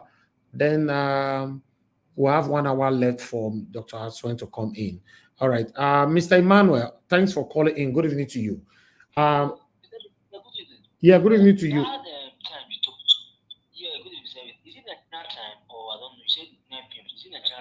Yeah, Nigerian time, 9 p.m. Yes. But Mr. Emmanuel, you said what? Is it Nigerian time? Because we are 2 hours ahead, but yes, Nigerian time, 9 p.m. But our broadcast starts at normal time, 6 p.m. All right. I know, but I know which time will you talk with? Will you have a chat with I told you 9 p.m. Nigerian time. 9 p.m. he will join the show. He might come earlier than that, but 9 p.m. is the max. Okay? Okay, Mr. Emmanuel, let me pass this message to you. Tomorrow, unfortunately, you will not have the opportunity to call into the show. You will be barred from calling into the show whenever we have a guest, never again. You disrespected our last guest, and anybody who will do that ever will be barred. You can call into the show on a normal day, but whenever we have a guest, you can't call in. No. You listen to me all the time when I say nobody can disrespect my guest, and you deliberately did it. I will follow your rules. No problem, it's fine, but let me apologize for that, okay? Okay. You can do whatever you want to do, but just on that. Thank you. I'm very sorry. All right, no problem. Thank you, sir. All right. The last person. Let me take Mr. Tony. Mr. Tony, Africa. Thanks for calling in. Please quickly talk to us. Mr. Tony, Africa, are you there? Yes, sir. Okay, yes, sir. Okay, thank you, sir. Good evening to you. Please talk to us. 2 minutes. Okay, thank you very much, sir. So, like the rule and back like that. So, like the Igbos, when Igbo place is very beautiful, people will come and say they are from there. The same thing with Edo. You see how Edo is looking like now. Right now, Edo State is not progressive. That's why people want to say that they are not Edo also. If we are a very nice state, we are looking better. We can give a credit to many people. People from Udo, from Kuki, from Delta, they will say, yeah, we are beginning people. But who are associating him or herself with a dirty place where not the progress? Will also cost. And most of their platform they do on the internet. So when I really thank you very much. Thank you, sir. Thank you for the work you are doing, because that guy when you're talking, so then I also support that guy from Oyomo. You know that me, I'm a detribalized Edo person. Now I'm authority as a day. So then the Oromo local government need to be taken care of.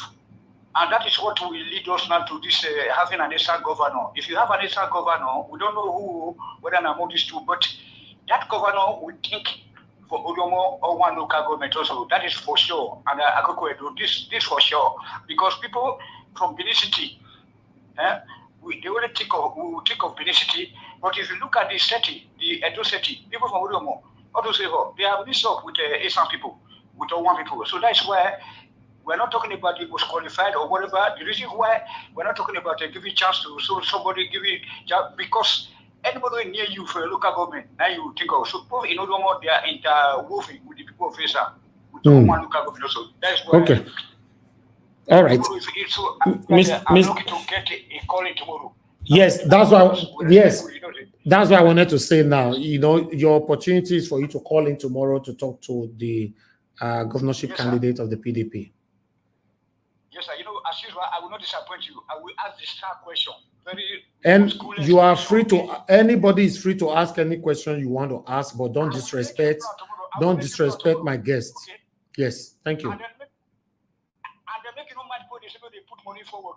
They want to just support our platform. Because that's what makes it to be distinct.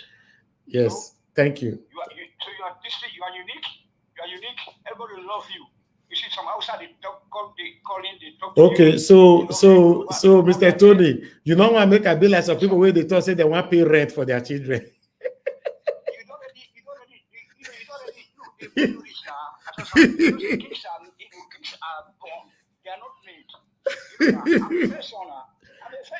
Thank you. All right, sir. No problem.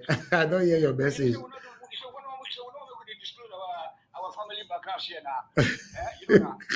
All right. Thank you, sir. God bless you. All right, sir. Yeah, bye. Mr. Tony, you are lying. You are Jagos, go that area. You know. All right.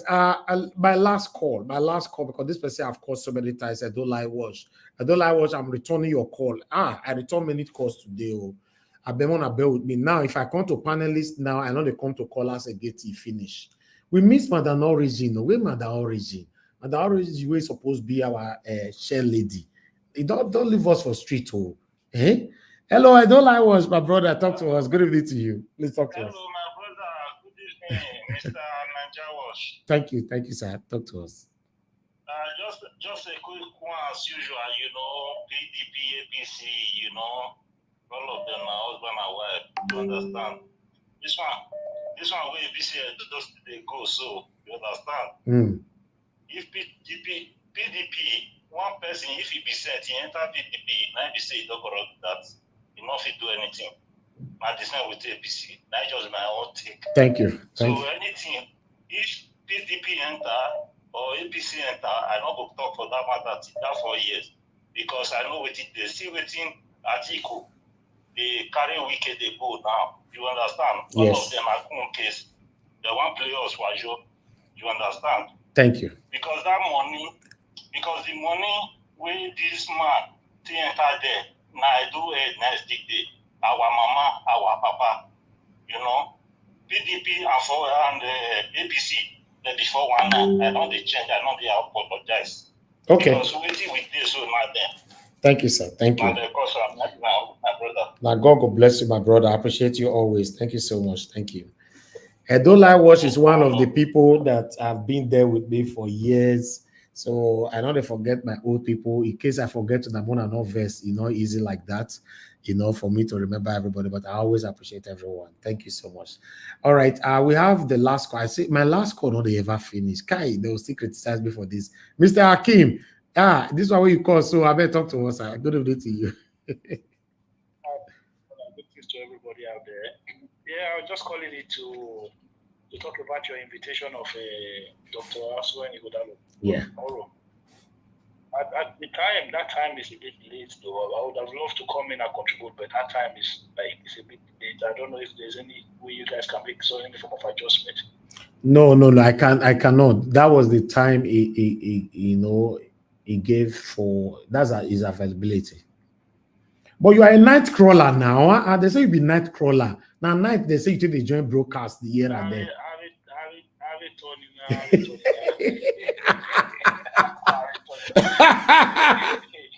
They say Akim is a night crawler. So the thing is, night depends on night. You know, there are some nights we say I'm not the day available. Some night they will say the day available. Okay. So Any I've been now. I will do on the background they watch anyway. But any the idea of say charging or not charging, I don't really. For me, my opinion is it goes either way. It not really means that if you ask them to contribute to their appearance, because at the end of the day, now it's almost a way for them to market themselves as well. If they go Arise or they go Channels or they go TVC, they are going to pay to get onto the show, and absolutely. Even after they are elected, that one not stop those network from criticizing them as well. So you know me say because you charge money, you know if you hold them accountable tomorrow. The platform is not run on water; it's run on finance. So if there's a way, if it's possible that you want to collect some, say you want to charge, now your platform, you have the right to do that. So that one not going to stop you from tomorrow. Say collecting money to support politicians is different from collecting money for them to say come and sell yourself, come and broadcast yourself, because whatever they come do for Nigeria Watch is giving them audience to a very large reach. So for me, I not get anything against them. If you want to collect money, tell them they pay. If they don't pay, then they go do one for Channels for free, or they do one for Arise for free. No, say it goes. Thank you. Thank you, my brother. Thank you very much. I appreciate you, my brother. Thank you so much, Mr. Akim. Yeah. All right, I beg callers, I don't please everybody tire. I beg people they panel away, they wait. May they not call the verse for me before you call hear voice now from Augustine. Say, Naja was waiting they saw. You can't hear from Tiobala. I beg we could leave Bill. But I would like to start with Mr. Jonathan first. Then I come to Tiobala before Augustine. Mr. Jonathan, thank you for your long wait. Please, if you're available, talk to us. Good evening to you, sir. Thank you. Thank you very much, Mr. Elvis. Greetings to you and to all the panelists and all those. Don't forget, say your candidate they come tomorrow, Mr. Jonathan. Your candidate is coming. You go down to know be my candidate too. Think I just say that up front. I find trouble now. You know, my candidate. In fact, I have issues with him, but we go settle that tomorrow. We will know. You know, it's like you know, by the end of the day tomorrow, you know, perhaps, maybe, just perhaps, maybe the dust will have settled. We will see. You maybe know, from questions that will come from people, we will see. You know. So I greet everyone and all those on the comment section. Everyone, I greet everyone. Greetings to everyone and welcome. See, I want to start on this abductee released. Those abductees that were released by the kidnappers. You know, when I saw that news, I was kind of, you know, you just get angry the way things are going. You, as much as you want to try not to, they just see, they make you, and that country, you see, releasing kidnappers, releasing abductees rather, but the kidnappers are nowhere to be found. I stated it the first time this happened when they released those children from Kaduna, those ones that were kidnapped, I think about a month ago. I said, where are the kidnappers? So the kidnappers were just magnanimous enough. They are so nice, they are so good. You just showed up and then they just released them to you. It's stupid, and they just think that Nigerians are fools. And someone, I think one of them there on Arise TV, I think today it was actually Oji herself. Ojinika Okwe, who was saying that we should give thanks. Give thanks for what? Give thanks for what? They know how to gaslight Nigeria and how they know the buttons to press. When they press those buttons, that religious tendency that is already embedded in most Nigerians. We click in. That's that God thing. They know how to press it so that if you are hungry, you will calm down. Once they bring, what do you mean give thanks? Yes. Yes. The Bible said in everything we should give thanks. But we don't give thanks for lie. This is lie. Do you have to give thanks for lie? Which thanks are you giving? To who? Are you giving the thanks to Mr. Tinubu or to Nuru Ribadu or to God Almighty? You are giving thanks for lie. Don't stop that romancing illegality and mediocrity, playing psychophancy on national TV. Stop it. Don't press that button. Don't go there. Give thanks for. When I heard that, I said, what's this? What are these people talking? What specifically to her? What are you talking here? Give thanks. Give thanks to God. For what? Give thanks for lie, for charade, for deception. Please stop that. Where are the kidnappers? Where are they? How desperate can an illegitimate government be? So desperate, looking for that legitimacy, looking for that cuddle, you know, like a child that is seeking the cuddle of her mother so desperately. That's how this government is. They go to any length, even to deceive, to lie. You brought out abductees, people, those children that were kidnapped. You cannot showcase one single kidnapper arrested.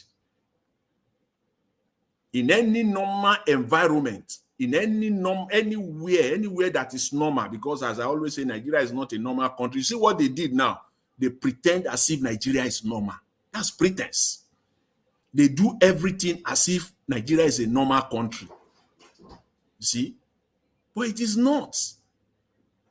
If you are trying to deceive people that the country is normal, that everything is going on well, the security system is effective, they are very efficient, they are working well, that's what you will do. But it is not. It is not working well. It's not a normal thing. That is not done in a normal setting.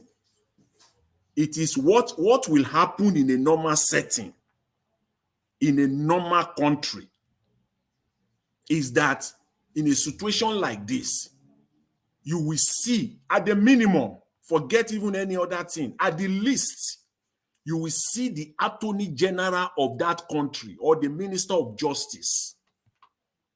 That's who you will see. The National Security Advisor, in many places, you will not even see his face because he's the head of the intelligence of that country. He's more or less a secret, you know, a secret agent. Is a secret. You don't. This National Security Advisor barely comes out. He or she barely comes out. It's once in a while. How many times have you seen the CIA director or the head of the MI5 in England? How many times have you seen the National Security Advisor to Biden or the National Security Advisor to Sunak? I live in a Western country. I must tell you, I don't think, as much as I follow politics, especially where I live, I don't think I can even, I will barely recognize the National Security Advisor of to the Canadian Prime Minister. I will barely recognize him because they are more of a secret agent. You don't see them, but not in Nigeria. You will see the National Security Advisor everywhere. What happens in a normal climb is the Attorney General that will come out today. You will be indicting those criminals, those kidnappers. They will be he will be reading out their charges to Nigerians. These people have been arrested, and these are the charges. These are the indictments. That's what you see in a normal country. So when we say my country, the country where I was born, is not normal. It's not a good thing. You think it's being said, with joy? No, it's not. It's just that we just have to say it just the way it is. Just say it the way it is. Not to romance lies. No. We can't do that. We are doing that at the detriment of our country. If we are doing that, we're doing that at the detriment of the generation that are coming and those yet unborn. We must say it the way it is. My country is not normal. It is not. I was so saddened to see that happening. You brought them out. The National Security Advisor. Your topmost priorities. These kidnappers, they must be in cage by now. You will only meet with the Minister of Justice, the Attorney General, to have strategized and everything concluded. And it is him, the Justice Minister, that will come out and indict them. You don't see them. They only do backdoor services, backdoor arrangement. You won't see them. You won't see the Minister of Justice. It's only when they want to perpetrate, cover up and to give speeches here and there. We'll see some in the coming days. So please stop gaslighting us. There's nothing to give thanks about here. It's a bad news. When we see bad news, we know this is a bad news. So don't think it is something that you come out and you want to get applauded. No, this is a bad news. It's not good. It's bad optics. It's not good for the country. It's a shame. If that is what you are thinking you are going to get, unfortunately, I'm sorry, you are not getting that. Nobody give thanks for a lie. Okay, all right. Mr. Jonathan, I want to confirm, please, with the people on the panel. Is Mr. Jonathan's network failing or it is my fault? Can anybody confirm that on the panel? I think it's probably your fault. Please, it's probably your fault because I can hear him. Okay, his network is fine, right? Yes. Okay, Mr. Jonathan, go ahead, sir. It's not your fault. Okay, thank you. So I will just leave that. Just the message is clear, loud and clear. There is nothing to give thanks about, Mr. Nuru Ribadu. Nothing to give thanks about that. It is mediocrity. Mediocrity at its very best. That's what you've just showcased as a national security advisor. You have just belittled yourself. That's not for you to do at all. So, with respect to the the president that ratify. I don't know. There was this story you presented about the president, passing the law on anti-defection bill. I'm still not sure whether that is from Nigeria because it's very difficult for me to know that can come out of Nigeria. Is there anything good that can come out of Egypt? Because that's a good one. And I'm still, at this very moment, I still can't believe it that this, even though it's there, but it's still very difficult for me to believe that they will pass a bill in Nigeria. They will ratify a bill on anti-defection, meaning that if you leave your political party, you defect to another political party, you must first resign. Well, if I'm still using the word if that happens in Nigeria, then that will be the best news, not of the year, the best news of the decade for me, because Nigeria, that can only happen in a country or in a system where there is ideology, where there is political ideology, and where there is no political corruption.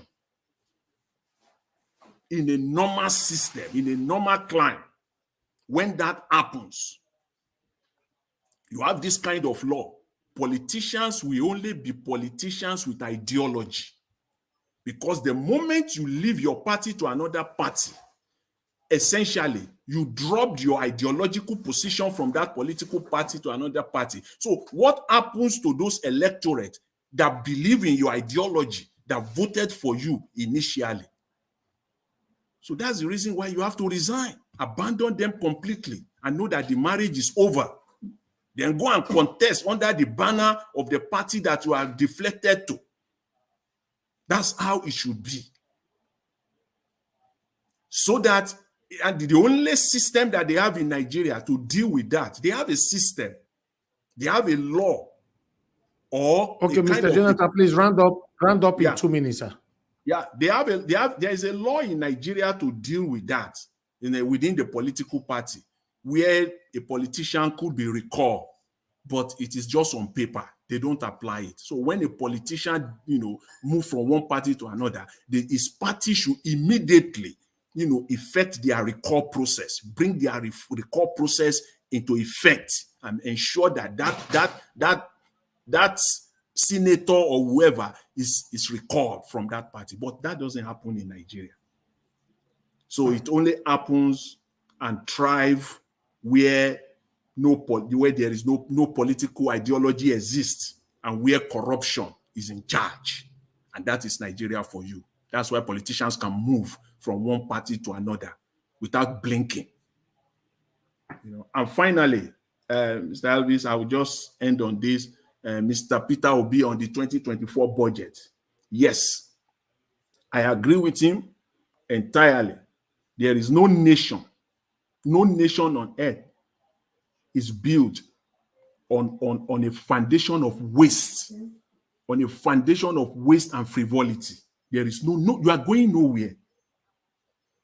It's not possible. In fact, the foundation of waste and misappropriation in Nigeria is rock solid.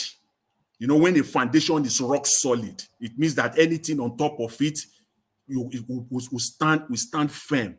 So the foundation of waste and frivolity in Nigeria, it is rock solid. So that is why corruption is standing and is sitting firm and strong. That waste is so solid. No wonder that in Nigeria, it will be difficult to move forward, because the foundation of waste, frivolity, corruption, despondency, that foundation is so strong. So everything, all the corruption they are building on top of it, the corruption is so strong as well. No wonder this country cannot move forward, not even an inch, because the foundation of waste is solid.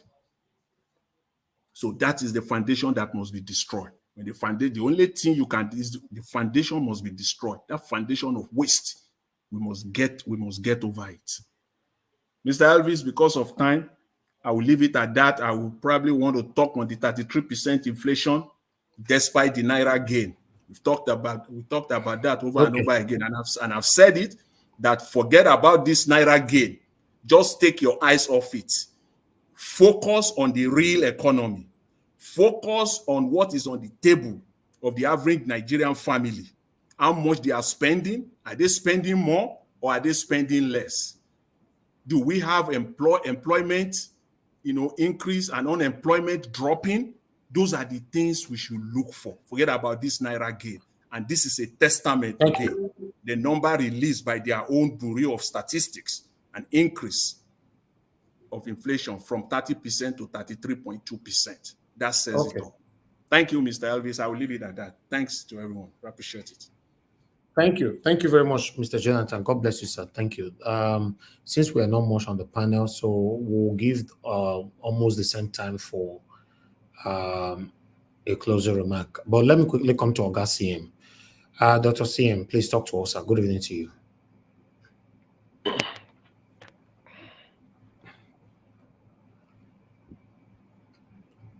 You mute yourself, sir. We can't hear you. Okay. Thank you, Niger. Thank you, Niger Watch. Good evening, everybody. Please, all protocols duly observed. And without Thank you, sir. wasting time, I want to quickly talk on this. Is it Dr. Enenche's? What is it? I think that is the lady that want to that gave testimony. Actually, why are we act differently if I'm in Dr. Enenche's shoes? Is this as a pastor or the head of a church, you're a leader, and as a leader, there should be some measure of tolerance, temperament. You should have it. That's what P2B has. Augustine, Yes. please, sorry, sir, that I came in. My network is failing. I don't know why. So I'm going to leave the platform. I want you guys to manage yourself for now. When you are done, I beg, the next person is Bala, then before to Niger. So just Okay. 1 hour for you guys to talk within yourself, then we end the show. Because my network is failing. I don't know what's happening here. Thank you. Okay. And in that case, I won't waste time. Let me 10 minutes past 9 here. So let me see if I can do it by 18 minutes. So talking about Dr. Nench, I said there are things that ought to have been what he should have done differently. If I'm in his shoes, this is what I will do. Already for Dr. Nenche to said medicine is MBBS. We all know the answer to the question. Law in Nigeria is LLB. Now, when the lady said BAC, that's what they call stage fright. I can concede that, even if it is not. But what I will go on and do next is when she said BAC, I will say, BAC in law? Are you sure? She may say, yes. He said, BAC in law, Open University in Nigeria. Is that so? Is that what they now give? As if you're making it a conversation. By saying all this, that fright she may recollect and said, oh, no, I'm sorry, I think it's LLB. Or if she insists, being sort of vehemence, we said, no, it's BAC in law. He said, okay, no problem. Maybe next time you bring if they issue the certificate, I would like to see it. But go on. That's all you do. To be honest with you, this is why we handle it. That embarrassment, it doesn't call for it. It doesn't mean that if you allow her to say it, everybody has known because it is her own words. You are not the person reporting, it's from her own words. People are listening. It's only that you gave her the time, the space and the opportunity to say what she wants to say. But to now make it to show that you really want to get to the bottom, to make sure, he said, well, if that is, please, I wouldn't mind seeing the degree if you can make it available to me. Let me see the copy of the degree. Or if you insist, you might even say, well, I don't think Nigerian Open University gives LLB in law, but don't worry, we find out that later. Go on. Somebody can easily put Google, Nigeria Open University, LLB is there. So, but to have told her, get out, no, it's not called, it's uncalled for. It's uncalled for. As a leader, any other person could have done such things and quarrel, but as a leader, you shouldn't do that. It doesn't mean it doesn't. Even if she's coming out to tell lies, it's okay. Just allow her to nail herself. So that is the way we look at it. Then the other, Mr. Sied, yeah, sorry, let me yeah. just take one of your second. I beg. What you just said now, it now makes the whole thing look like it's centered on man, not on God. You understand? I see the whole testimony she's now giving now, the way Pastor Nathan now made it now look as if what she's testifying is centered, Yeah.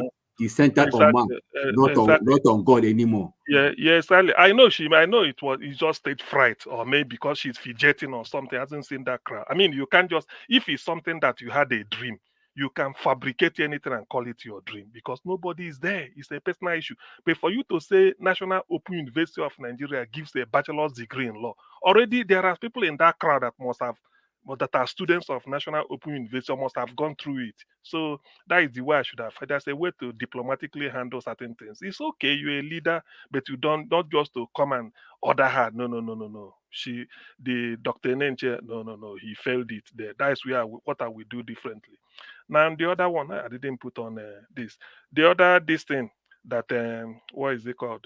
The other topic for the day. Just one moment. The other topic for the day in which Obi fought 2024 budget. You see, the thing about this government that I do not like is they are not really showing I mean, they don't try to be above criticisms. You cannot be saying that you want Nigerians to buy made in Nigeria and you are buying a SUV from abroad when you have two full-fledged indigenous car manufacturers in Nigeria, one in Anambra, one in Lagos State. You fail to use them, and their cars are being used. Now you want to tell Nigerians you are serious. How can you be spending 15 billion to build a house for the vice president? Not that he's homeless. Not that he's homeless. Now, 5 billion for student loan, you could not effect it. And this loan means students must pay back. That is the meaning of loan.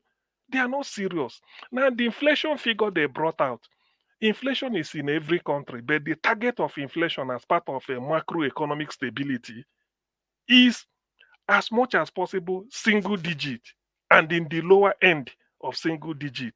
So any inflation above 10% is a problem. If it's below 10%, you maintain it at 9. It's still something you have to work hard to bring it as close to 5. If it gets to 5, you bring it as close to 2. If you can get it to 2, 1% is okay. There are inflation in every country. So that's why they say when they want to criticize the economy, they say double-digit inflation. Double-digit could be 79, 99. It's already double-digit. Double-digit could be 11. Double-digit is 10. So when you say double digit, bring it below single digit inflation. That is the target. And if it remains at 7, 9, people will say, well, we are battling with 9% or 8%. Why can't we bring it close to 1%? And then when you have this inflation you have this 1%, you have inflation at a single digit, close to 1%. That's good. Then you now look at what they call the other part of macroeconomic stability, which is the your economy, the exchange rate. If you people for a country like Nigeria that deals on whatever is it believes in importation, you look at the exchange rate. Is it stable? All these ones they are doing, they are not telling us the truth. You cannot just go and borrow. Look at how much Nigeria is borrowing. I will still listen to the video. They said it's about 97 trillion, our debt schedule, when they met it at either 12 or something before they came in. All this borrowing is for what?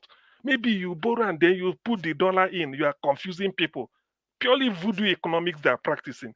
So it doesn't give, or if Obi is criticizing it harshly, yes, it's justified because that is exactly the reason why it's happening that way. Then maybe I will have time to say, because time is going, I'll have time to say why Obaseki is demolishing Shaibu's Outpost. This type of, what is it called? Vicious politics is uncalled for. It's uncalled for. You don't just because of whatever it is demolishing something that belongs to somebody that's if it's true anyway, because I don't have evidence and I haven't seen it. So if it is true anyway, probably I don't like it. You don't punish people out of ill will. You want to do something, you do, and don't because of somebody and pass a law. So my time is up. Let me hold on here for next time. Thank you. I've done 18 minutes, 8 minutes. Yeah, Mr. C, and thank you so much.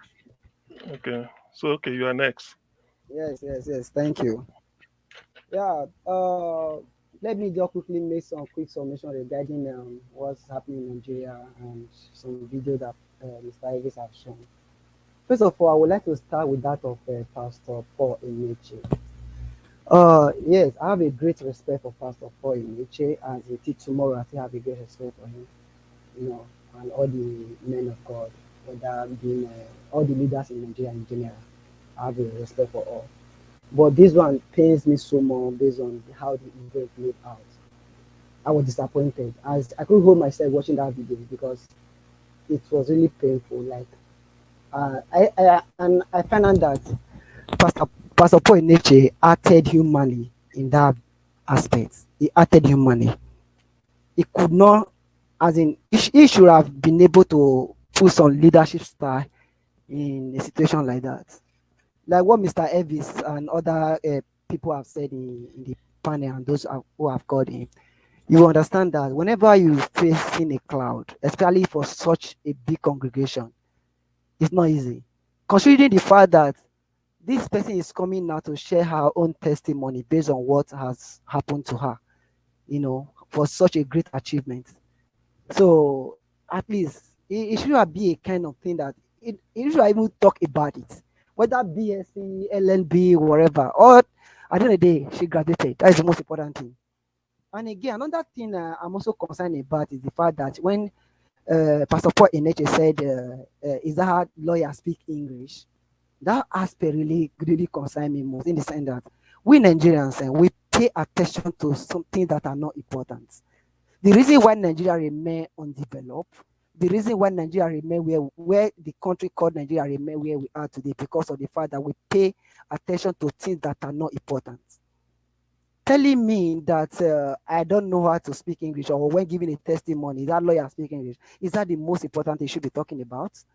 You know, there are people that are good in terms of presentation, orator, and all of that, but you know, they may not as technically sound or with the other person who don't have enough articulation in terms of when speaking in public.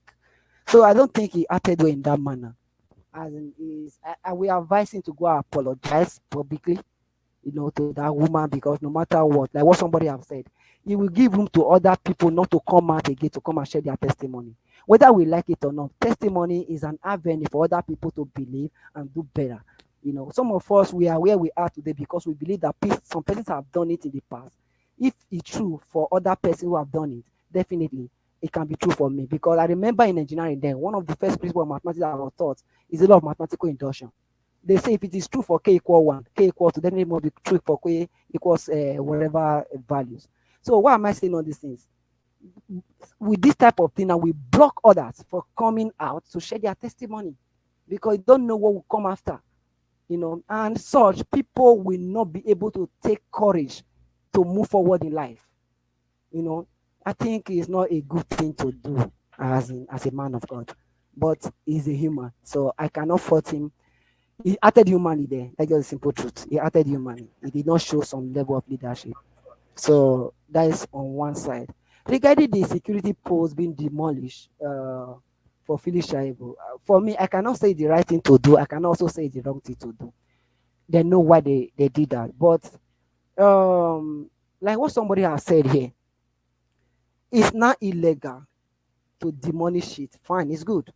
But was it legal for them to even put security posts on the highway in the first place, across all the states in Nigeria? We live in the Western world. We don't even know politicians. We enter the same bus, we enter the same train, everything. We even eat in the same restaurant with public figures here in the US, UK, and all of that. You will not even know. Because of the way they design our own system, they now start having security posts around their house, which is unfair in the first place. You know, it's not only how will I put it, governors, all those people heading on the political position. If you go to Nigeria University, for instance, you'll see lecturers. Once you see them, you can easily identify that this person is a lecturer, this one is this. They will acting like a big god or whatever. Most of us school here abroad, you will not even know your lecturer. You will see them like just normal students. They carry their backing bag like that. You will not even know. But in Nigeria, whenever you are in a big position, you start having one kind of superiority, guiding yourself, having security men around you, and all of that.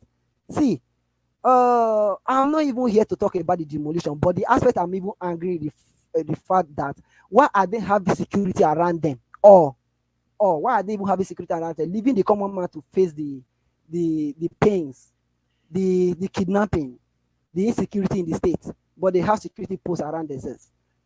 You know, whether it's the right thing to do or it's not the right thing to do, I'm not here to talk about that. But the fact that they themselves secure themselves, leaving the common man in the street, that is the aspect I'm not even pleased. I'm not even happy about. And it is common among all the leaders in Nigeria, all, not even one, not even two. So I think they should see, for Nigeria to be better, our leaders have to change their mentality. So leadership problem is the problem we are facing in Nigeria till tomorrow. They have to change their mentality for them to be able to move that country forward.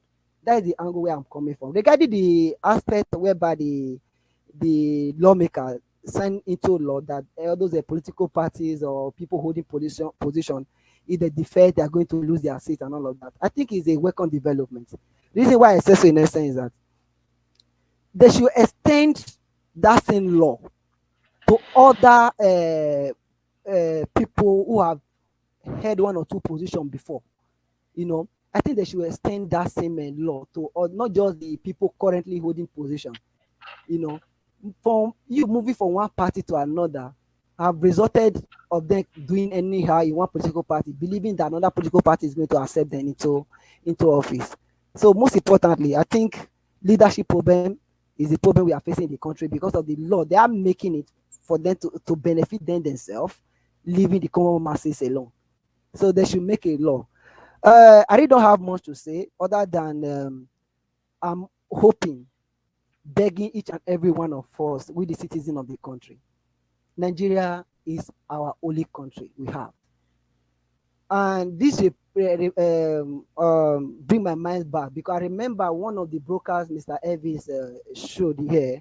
I actually listened from beginning. In short, I'll be watching, though I don't really have time. If not for the fact, like if you see what I wrote on the comment section, you know, I'll be watching because there was a question Mr. Elvis asked. Sorry, I'm bringing it back because I say I must talk about it whenever I have the opportunity to come on the panel. When you ask a question, should Peter Obi join Tinubu or should not join? People will have the opinion he should not join. Me, I have a different opinion totally because as in, I can't wait till 2027 for Nigeria to be better. People are dying of hunger on a daily basis. Insecurity, everything is ravaging that country on the negative side. So if there, though Peter Obi on his own have been providing solution in different angles, talking about consumption to production. He mentioned so many areas in the northern part where we can do more of agricultural products. It's not left for the government of the day, you know, to take those advice so that they can work with it. But if opportunity presents itself, whereby they can have what they call, is it a coalition government or whatever form of government that can make that country better, they should do it. And I will advise Peter, if such opportunity presents itself, he should take it. The most important thing that is for Nigeria citizens to be better, for Nigeria country to be better, because 2027 is too far. Like what Buba Galadima and some other persons were even saying that their position for 2027. Are you talking about election 2027? I mean, we are talking about Nigeria can be better. See, please, irrespective of the political party we all are supporting, the first thing that should come to our mind, what can we do for Nigeria state to be better? Now, we have an election coming up. It doesn't matter the political party you belong to. Please, which person do you believe that have the potential to lead us, to make that country or that state being a better place for you and I?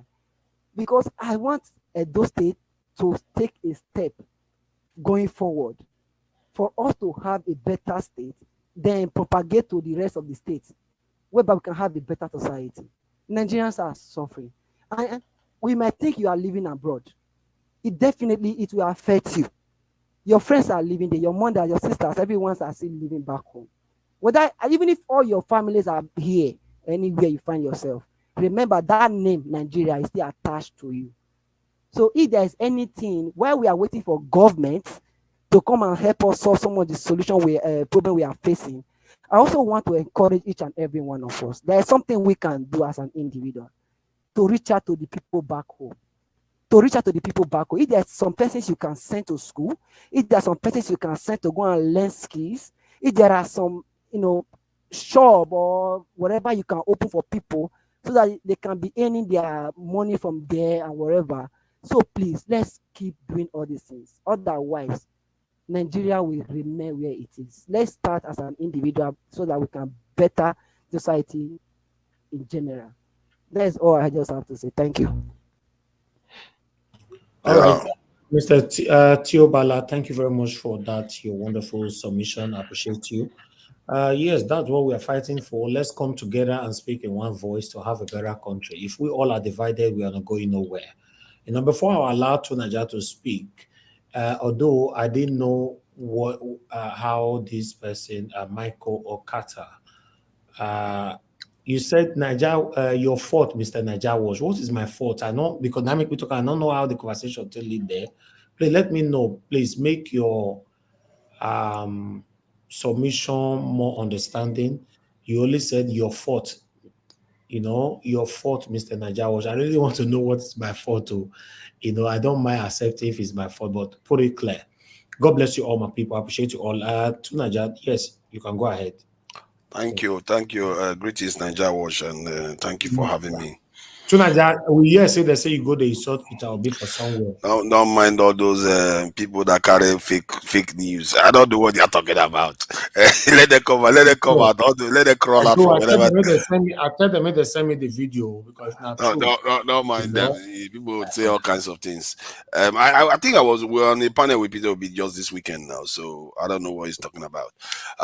Okay, so regarding this, greetings to everyone on the panel, the chat, and to the viewers especially.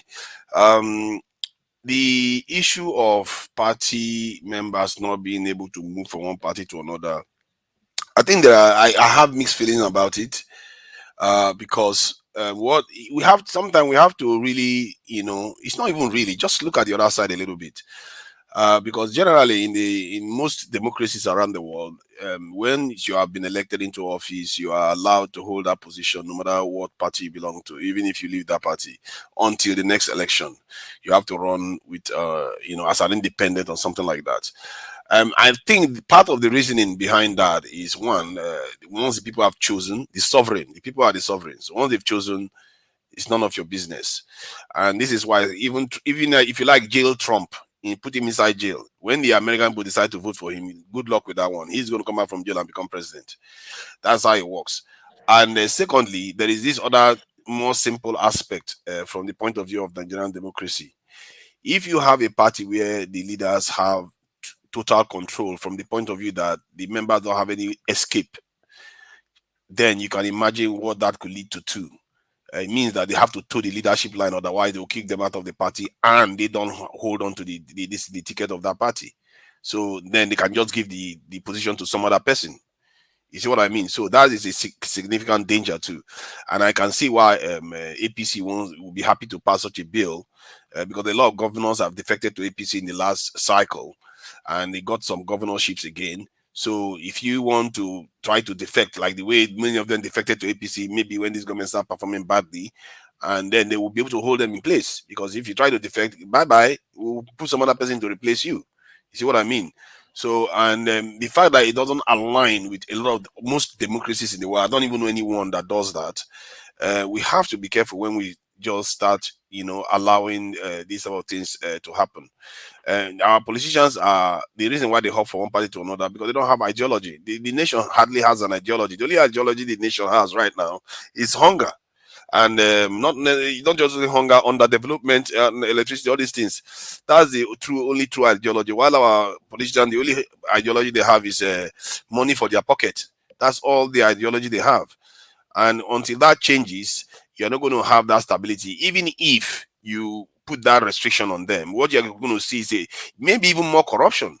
Because now the party leaders and the party machineries have more control over their their MPs, not the people. The party people have more control over their members. It does have its positive side. Like if P2B takes control of the Labour Party now, it means that all the House of Assembly members will have to toe the line of the Labour Party. Maybe that's a good thing. Maybe Nigeria needs to have that transition where we actually become ideologically fixed instead of all these running around all over the place. And so from that point of view, I see the positives.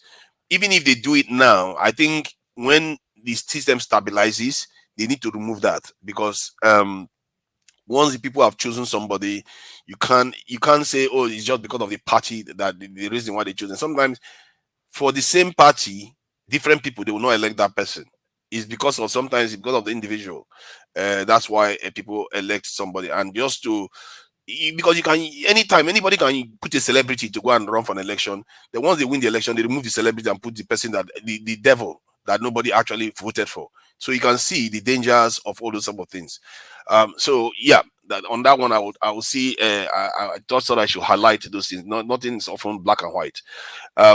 Regarding P2B's criticism of the Nigerian budget, I think there's a lot of holes to poke now, and all those people that yesterday I was discussing with some people about bragging about what Tinubu has accomplished, and this the dollar, Nigerian currency appreciating against the dollar.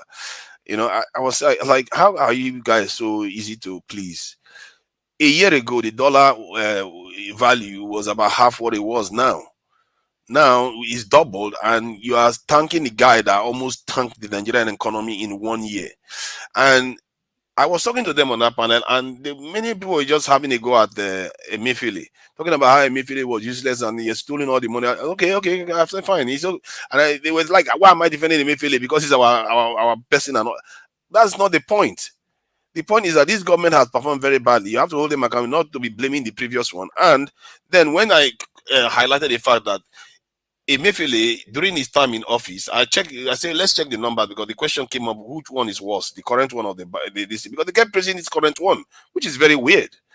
Then I said, okay, check the timeline. I checked 2016, the exchange rate of the Nigerian to the naira to dollar is 300 something naira to a dollar.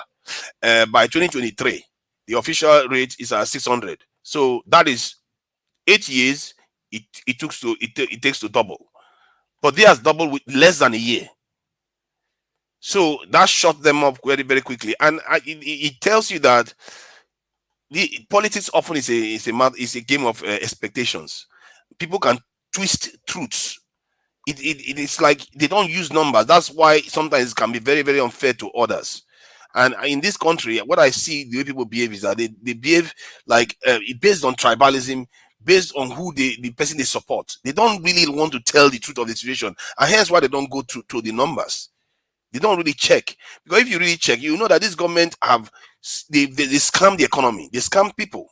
Because you know, people that bought the this in dollar, that bought some currency in the last 2 months or this in 3 months or 4 months, that know the direction that the currency is going to go now, they will make billions of dollars from it. Because they know the direction is going to go, then they know what to buy. And how can your currency from within a couple of months gain value or more than 50% value? That's a lot of people. We are talking about round tripping. This is ultimate round tripping. But people don't pick up on all this. You don't know when you're getting conned. Because we all know in America we have this thing where they say insider trading. Don't you? We all know that, don't we? Don't you? Where because the MP, the House of Congress members or senators or people that have inside knowledge, they know what's going to go on. They know what to invest in. And in our own country, we think that doesn't happen. And many people are thanking the government right now for putting them in a state where the value of the currency has depreciated to twice the dollar is costing us twice now, and you wonder why inflation is going to 30-something%. This is, I don't know, and I really feel like all our education, I'm not sure, education is not our problem. We allow bias to control our thinking too much. Let's check the numbers, be objective, and you will see the truth. I'm not a genius at all. Maybe I'm a little bit autistic. Maybe that's why I don't care too much about all those other details. I follow the data that's coming through. Because these people, they con the Nigerian economy constantly, and people keep just thinking that things are going to improve. And you know what's going to happen? Because of Dangote refinery and maybe Nigeria refinery, or quite a lot of things are going to improve in the coming years. And I fear that because of that, people are just going to fall asleep and think everything is okay. If Nigeria goes back to the way it was in the 80s, I can bet you 80% of people would think, Nigeria is really good. I don't believe so. Because we can lose all that very quickly. Our nation, the foundation has still not been founded properly. We just talked about some people getting released from being kidnapped. That has not been fixed. If it's not been fixed, forget it. Sooner or later, everything is going to fall apart again. I was talking to some people the other day. You know, we had a bit of a road, a light show in over the weekend where I was asking fellow Nigerians, when do you think Nigeria will have the kind of air defense system that Israel demonstrated? How many years? Some of them say 100 years. Some of them say never. It's like, then I said, you know what you're saying now. By saying that, we are dead. So we really need to learn how to take ourselves seriously, because if you actually look at the game we are playing here, it's actually serious. It's a dance of death we are dancing here, and we don't have the option to be tribal, religious, even political. I don't care about that. We have to start fixing the country fundamentally, Because all this stuff we talk about is all surface stuff. You think of Ovaro when nobody cares about all this stuff we are talking about? All he cares about is his town and how his people are going to do well. They don't care about all this sophistry, political party, and all the rest. All they care about is how are my people going to survive? How are my children going to survive into the future?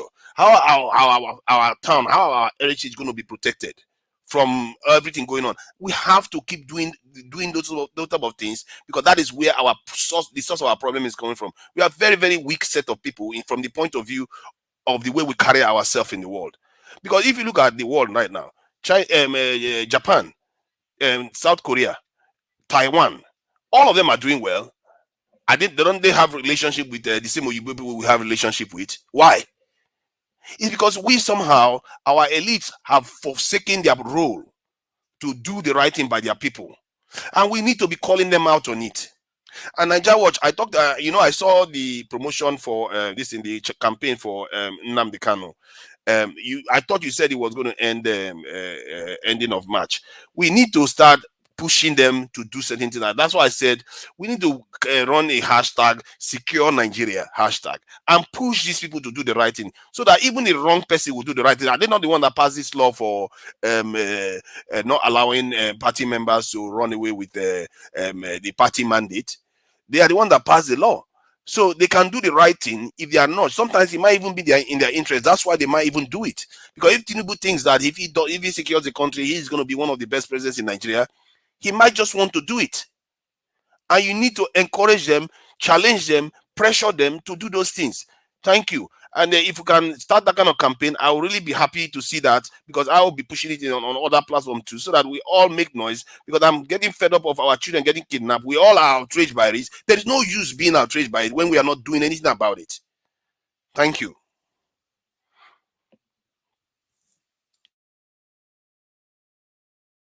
Should I carry on? I can carry on. I wanted to carry on. No, that's fine. Thank you. Thank you very much for your submission. Thank you. Let's have our final submission so that we can round up the show. Thank you very much, everybody. I appreciate every one of you. Thank you, Madam Iris Finance, for clarifying that question earlier on. The person was actually answering my question if my internet was stable. Thank you. Thank you very much. I appreciate you. Mr. Jonathan. Yes, sir. Yes, please. I just want to say this. I think I should say, sometimes when we agree with each other, we should also say it. And when we disagree passionately. But at the same time, when there is room for agreement, we should also express it. So I want to say today that, Mr. Tunaija, I agree with you completely. Today, with respect to the Naira, you said it expressly. The game they are playing with the Naira, I agree with you. If it is not anything, at least insider manipulation is going on. The same thing they are accusing other people of is what they are doing. There's nowhere in the world where currency will move that lopsided way. That's one. Then also, secondly, I also agree with you on, you mentioned exactly what I stated on this platform yesterday, the masterpiece that Israel displayed over the weekend, the air defense system. When will Nigeria get there? And I express my dissatisfaction, and I hope that Nigeria will not be confronted with that kind of barrage. And a country like Israel, we're just saying it here. What Israel did over the weekend is the only Do you want to give your final? Do you want to take your final submission rather than, because we want to take final submission? Okay, that's fine. Let me just do it. How many minutes do I have? Take your final submission. 5 minutes. Thank you. Thank you very much. Yes. So, okay, thanks. The masterpiece that Israel displayed over the weekend was top notch. Destroying almost the entire ballistic cruise and drones that was launched on Israel, and Israel stood firm. And I said, if only just two of that had landed, the world would be different today. We will be living in a different world today. So, and I hope that my country, Nigeria, will even get even 5% of that capacity. So when people are talking about Nigerian military, this and that, they are capable. No. I mean, in terms of defense, we are just not there. Especially external aggression, which could happen. Enemies within Nigeria could attack Nigeria from outside. It is not only from within Nigeria that they could attack Nigeria. Because they are attacking us now. We have this massive insecurity. What if they decided to start attacking Nigeria from the outside? How will Nigeria handle it? That is my fear. So Nigeria, their eyes must be open. Nigerian government, the Nigerian security must wake up and start doing the needful going forward. And then I will just quickly end on this. Just let me, say one or two things also with respect to Pastor Eneche. I know a lot has been said. People have, just said the right things. I just want to say that, for me, perhaps, just perhaps, the pastor might be reacting from experience, maybe from experience. Maybe people are, in the past, came out on the platform and lied, giving testimonies and lied. I mean, outright lying, that it probably had become a thing of disgrace. And then it's because when you watch that video, it was like the pastor, he crossed his leg, he was at alert, listening for any mischief from anybody giving testimony. He was ready. It was like his antenna was ready. Any rubbish, any lie, I'm going to counter it, right? I'm not going to wait. So it was to me, it was like it was just ready, but he actually overdid it, but probably it was just on the area of language. I completely disagree with him on that, and I couldn't say it better than what the anchor and other panelists have said. I couldn't say it better on that. But I just want to emphasize the fact that there is also an angle that probably was coming from, because people could have taken advantage, so much advantage, get onto the platform and lie for whatever reason. And for me, he, as being the man in charge, you probably want to put a stop and address it instead, because some people will come, give testimony on the platform, and they don't see them again in church. They don't see them again in church. And they will go and parade it because the video is all over the place. And people will believe that, oh, he gave his testimony at Pastor Eneche's church. He gave his testimony. In fact, Pastor Adeboye was standing beside him or beside her. This man of God was standing beside him, but it was pure lie. And they don't see him or her again in that church. It's like you have just sold the church. You have took advantage of the church. So people can, I know that is not, don't even think about it. Nigerians can do even worse than that.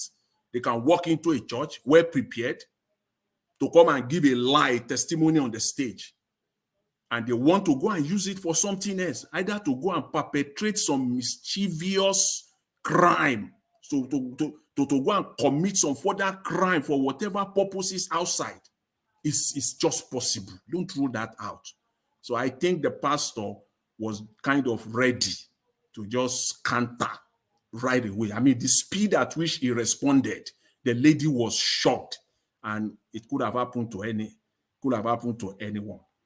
That's just my take on that. And finally on that, I would just expect him to use the same platform that he used to talk down on that woman, that lady, to use the same platform with the same attention to apologize. Don't apologize through the pages of a press release or a telephone call.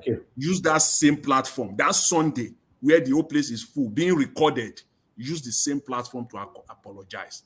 And then that, I think, will go a long way in rectifying this abnormality. So I'll leave it at that, Mr. Elvis. Thank you very much for the opportunity. Thanks to everyone. Thank you. Thank you very much, Mr. Jonathan. Thanks for your submission. Okay, let me quickly come to Oga F. Emmanuel, if you are there, sir, give us your final submission. Yeah, thank you once again for the opportunity. Thank you, sir. To summarize. Well, let me toe the same line with Jonathan with respect to Pastor Enechen's press release. I've gone through the press release. I've also seen the things he wrote and all that. Two more stories. There's no need for that. Simple thing. Let's make it you should just make it very simple. This thing happened this Sunday on the 14th. So we should quickly as possible this coming Sunday in that crowd, whether it has first service or second service or third service, you should also, make it open, because not everybody will have the opportunity to read this press release on the pages of paper that you just sent. So let it do it media to media. Let the air be clear, not on paper. That's for that. Well, I don't know who is advising Tinubu on the economic issue in Nigeria. For me, you should look at the inflation rate in Nigeria, and also vis-a-vis the naira, appreciation, because it's not adding up. If you ask me, it's not really adding up at all. Let's call a spade a spade. It's not just adding up. That's for that. Then you should also look at the welfare of the military, especially the junior staff, the junior armies. They should really, be taken care of. Otherwise, they are the one that is going to burst the bubble. They are the one that is going to take some kind of drastic move and do some kind thing, because the top generals, they already settled in life. But these small guys, they can do undo. So my advice for government, they should look into their welfare. Very, very critical. Sincerely, Then for the what's again? Okay, that for PDP. Okay, that one we've talked about it already. Now let's see what will happen at the end of their rigmarole. So, but I know that Wike is still having interest of becoming president. I know he's still losing that interest of becoming the president of the Federal Republic of Nigeria. So he's a man that likes power so much. So I know he will push and find his way, wriggled out. So that's for that. Then for Nigeria, this one is for you. I was saying that those that are vying for position, they should see you very well before they come on politics. Yeah, I said that earlier, right? And everybody was like, oh, no. Well, I'm not saying that you shouldn't do what you're doing. These same people, they go to Arise. They buy time. They go to channels, they buy time. Whatever they are doing there is what is paying the Arise people or Arise staff salary. You have staff here. You have people that are working for you. So I'm not saying as per issue of your integrity will be this, that. No. We are talking about business here. Let's separate it. You are a Nigerian, yeah, but so things you put in here cost you time. Time is money, my brother. So they can't go to Arise, channel, AIT, and buy time and come and politicize, then get into power and do whatever they want to do. So I don't see anything wrong with that if they should also do the same, but you just have your own stand of integrity, making sure that the country works. That has nothing to do with you, telling them, this is the rule now. I'm not saying that it's more just money, but at least and a peer person work where person job now. Waiting. That's why I stop there, my brother. You are not asking for too much, but just if they can pay time for our rise channels. What makes different? This is our future CNN we are seeing here.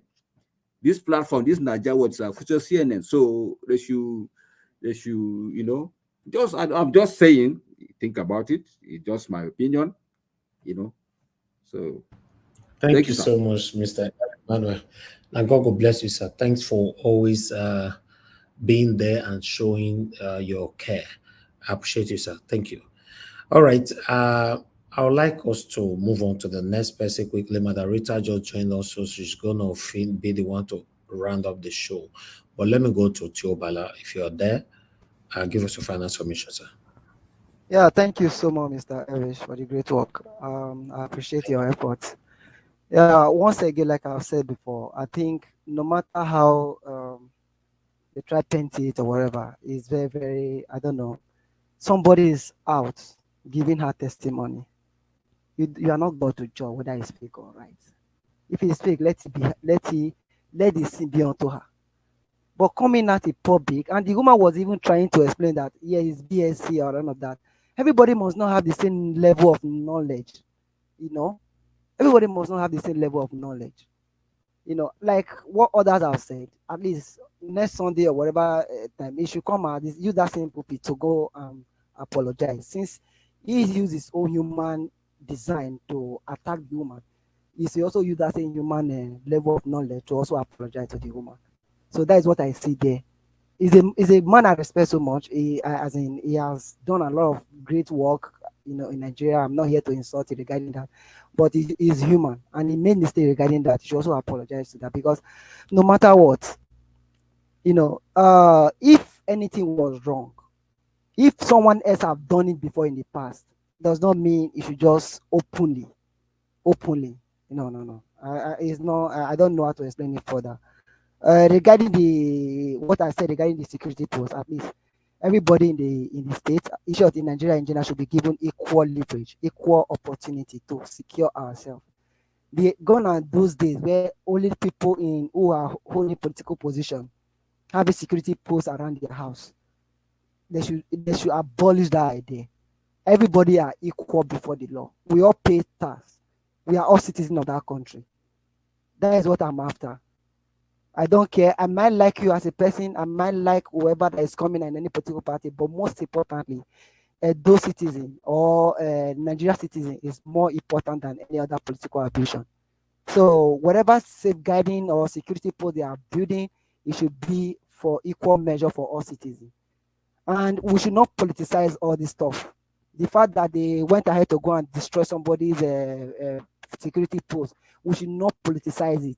Some people are now using it, saying different things regarding to the traditional ruler, saying it because it's a 2024 election. Please, let's say it how it is. On a normal day, based on what Mr. A show here on the platform, is a normal citizen like every one of us.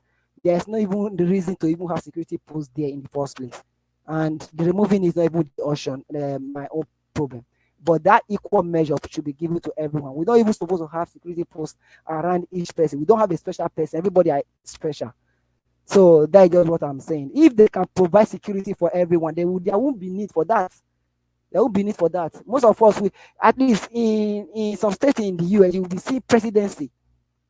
As in going to a shopping mall, go to different places. You hardly for you to notice. There might be some security guard around there you will not know. But Nigeria, once you start holding one or two positions, you see there. Even funny enough, Mr. Naija Watch, most of all these things we are even accusing politicians of. We do it more. Most of us we live abroad. Whenever we want to go to Nigeria, we start hiring different security guides. You know, shooting gun up and down because you just came from US or you just came from London, destroying this piece of the states everywhere. Then if politicians do the same, we are complaining. Most of us do these things. We travel home every day. I know there's nothing wrong taking a security guard around with ourselves, but whenever we accuse people, but first check what we citizens are doing. Go and check. Please, like I said before, please, we the people of Nigeria, especially the Edo citizens, I'm begging you, let's find a way to help our younger ones. Because we all, you know, growing up, there are some opportunities you did not have then. Now you are in developed world. Okay, those things you lack that did not make you to develop on time, to achieve your dream on time. Those things, can you reflect back that, okay, those people in your community are also passing through that second condition, so that you'll be able to open up their mind. A good example, growing up back home, having access to internet and light was my major problem, fine. And people were not even there. Even our seniors were not coming up to advise us of the modern trend. What do we need to learn now? What is in vogue? Most of us know what is happening today. We are more advanced in terms of information. Can we replicate that information back home? People need it for them to develop, for them to grow. Please, let's help our people back home. Thank you. Wow. Thank you, my brother. Tiobala, it's good to have you on the show today. Yes, I agree with your submission. This is your final submission, 100%. Thank you very much. Let's,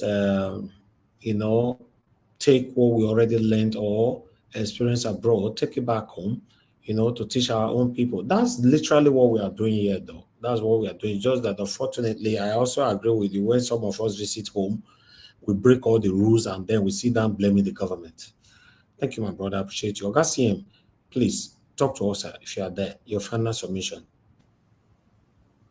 Okay, thank you, Niger Watch. I think in my final, let me touch on this.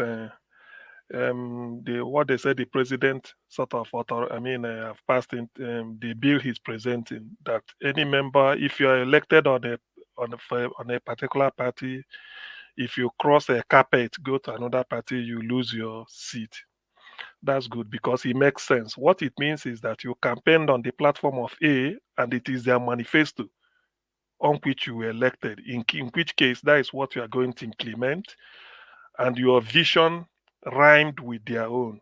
So for you not to get elected, you cross over. What are you trying to say? For the other party you are crossing over to, you castigated them during the campaign. That's what it means. You said all manner of rubbish to them so that you downplayed, you demarketed them so that people with, you will get elected on your own platform. So when you now cross over, who are you deceiving? It's as simple as that. Of course, you may have a reason to cross over, but if you cross over, you lose your seat, then you come back. There's a by-election because there will be a by-election in that seat. If you cross over to the other party and stay campaign and win, so be it. But it should not be a case of you fly to to Abuja on the wing of Labour Party. Then there you take money, strike a deal, you cross over. The mandate of the people in your pocket, the millions you've made to be won over you. No. It makes silly. So if they should start it, let it happen, even including governors. The moment you cross here, it doesn't mean you have to stand for election again. That is just the meaning. And if they do it, it will bring party. It will ensure discipline. And then we now know what really true. It will help to bring ideology back to political party system. Because if you do not believe in any party's ideology, you don't go there. Ordinarily, even if you cross over, you may not find it easy in that party again that you are crossing over to, and not to go there and lord it over them and then feel that those that elected you no longer count. You are not accountable to them. You get to Abuja, you strike a day, you cross over, or you get to the House of Assembly, wherever it is, you cross over. No. I think that is a good piece of legislation and I endorse it. If that you are in, or you are out, you are out. Now, on the issue of what was it? I forgot again. I keep forgetting. On the hey, Jesus, why? Sorry, it escaped my memory again. On the issue of the security system in Nigeria, do you see why sometimes I said I always find it difficult if I see somebody who told me he has lost hope in Nigeria? Yes, the person might have a point because when you look at this, is a government that told us that these are people that are sponsoring terrorism in Nigeria, and yet nothing is being done about them. Then what is your primary responsibility as a government? It's not to give us a highway to fraud or highway that leads to inflation from Lagos to Calabar. That is not what. Even if you didn't add those, that is not your primary responsibility. Your primary responsibility is security, and part of that security is whatever arrangement that distorts it. Terrorism distorts security because when you terrorize a place, it means that you are stretching either your security resources. The terrorists are doing that. So you have to counter them. Terrorism is maintained by force, so you need a counter force to nullify them. If a government is not doing it, I don't think you failed. So when they say the government of Tinubu is a failure, this is what they're talking about because that is your primary responsibility. Every other thing is addition. Every other thing, any government anyway, if you can't defend your people, there's nothing. Look at Israel. I think somebody said it. That tells you the power of science.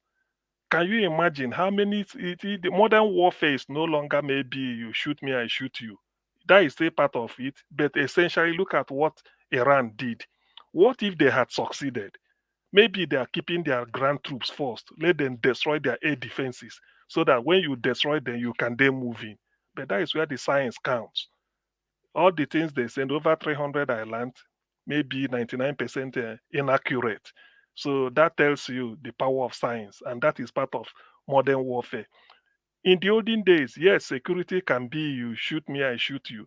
But these days, it's a combination, it's a cocktail. It involves even intelligence. Maybe you don't even need just if you get an intelligence, you start doing anything. You can infiltrate any country. It's part of it. It's part of defense. If you feel that this country is like you are not sure, you infiltrate them through any means possible to even eavesdrop on their conversation to know what they are doing to help you prepare. So anything you can do to secure your country, I mean, is welcome to me because in the end, the Israelis will now know that yes, they have a country. For a country like Iran that have been building since and be threatening Israel, sponsoring Hamas, sponsoring Hezbollah in Lebanon, Hamas in wherever they are, even Boko Haram, Al Qaeda, they have hands in everywhere. That's why Iran is the world greatest, not just sponsor of terror, because you can be in your country and sponsor terrorists anyway. But Iran is the world greatest exporter.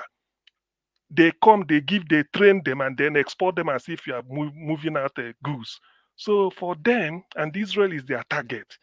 Number one enemy of Iran is Israel. So for them to fail for the first time in their life, they tried. It shows me not because not because Iran is still not powerful. They are, but it shows me the power of science, and I congratulate Israel. In fact, every country should learn that type of technology because you won't know. Even if you can, if the soldier you have, you put them on a guard, they can be, and we could be awake 24 hours parading the country. But when the thing comes, how do you stop them? So technology is important, and I congratulate Israel for holding forth, at least for saving what should have been what it is. So thank you for your watch. All right, Augustine, thank you, sir. Thank you very much. At the same time, you take and now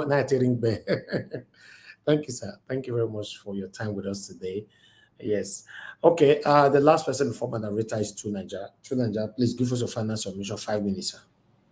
Yeah, thank you. I appreciate that.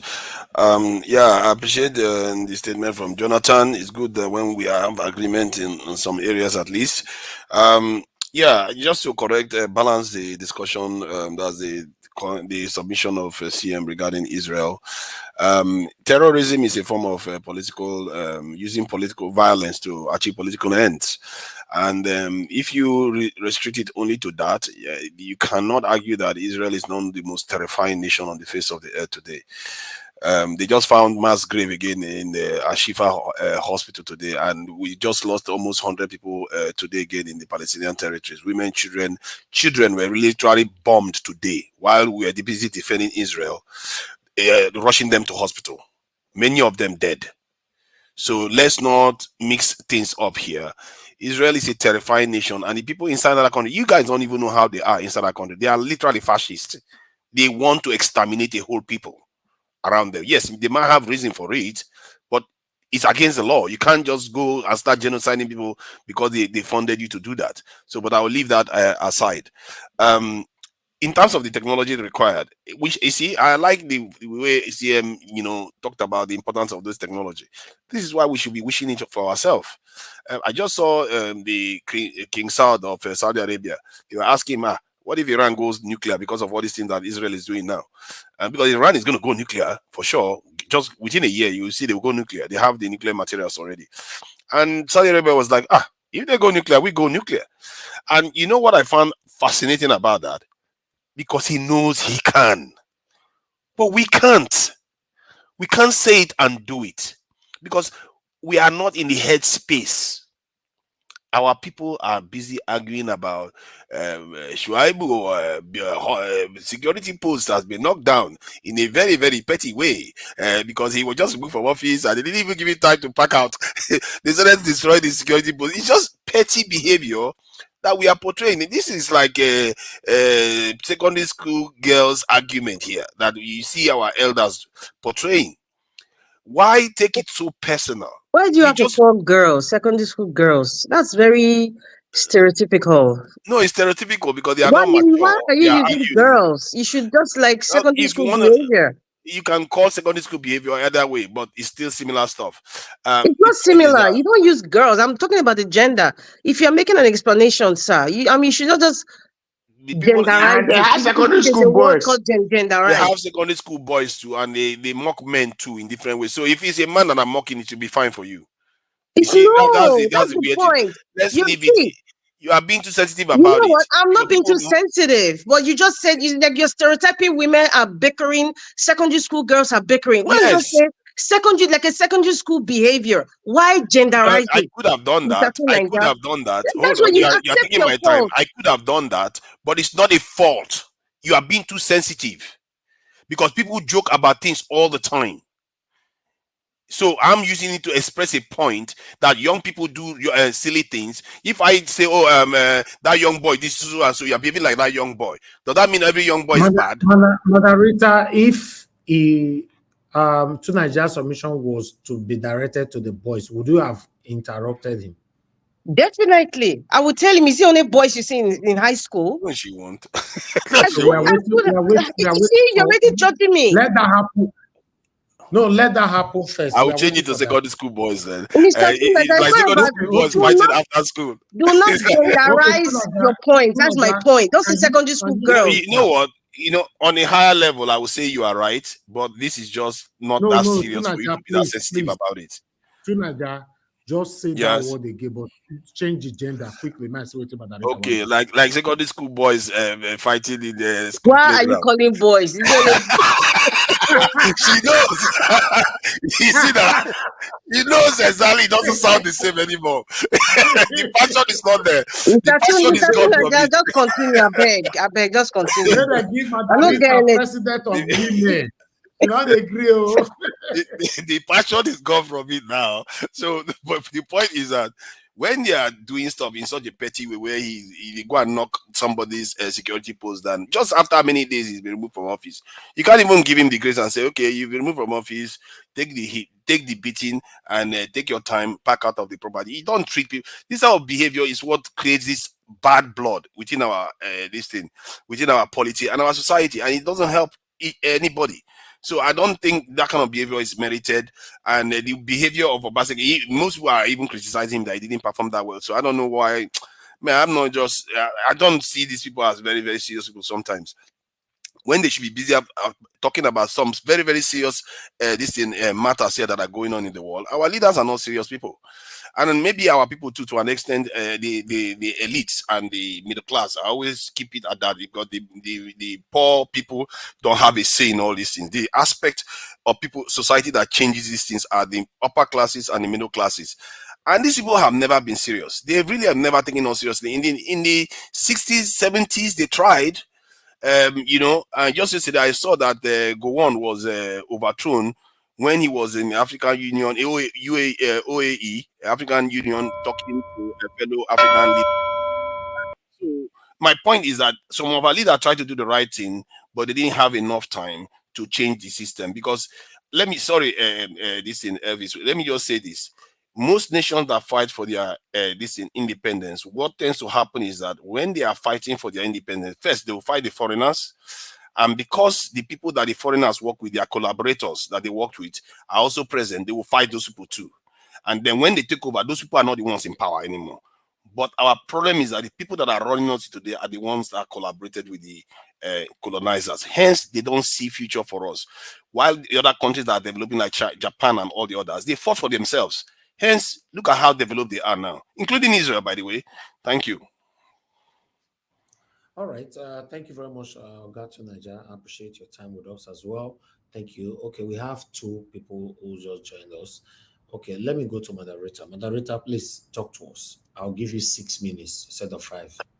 Yeah, good evening, Mr. Elvis. I'm sorry I've not been online, but I've been back and forth listening for the past few days. I didn't really start early with this program, but I've been hearing back and forth little bits and bits. But are you So aware? Are you aware we are bringing your friend oh tomorrow on yeah, the I got questions. I got questions. But one thing you need to realize, Mr. Elvis, of course, you know the time difference and the countries vary. So as at that time, I'll probably be in a meeting. You said 9 p.m., right? Nigerian time. So I'm gonna be in a meeting at work, but I would definitely be calling. I would take time out just to make some calls. I have more questions to ask, and based on a lot of things that he said. So I'm happy that you're bringing him. I hope he's able to answer the questions that we ask, and I hope he actually comes at 9 p.m. Anyway, moving along. Thank you, Mr. Elvis, once again. Greetings to everybody. My lovely mommy diaspora, I love you, Mama, and my lovely sister Irene, and then all the gentlemen in this panel and those watching from home. Good evening. Um, The first thing I want to talk about is okay, first something that Mr. Teobala said, and I disagree.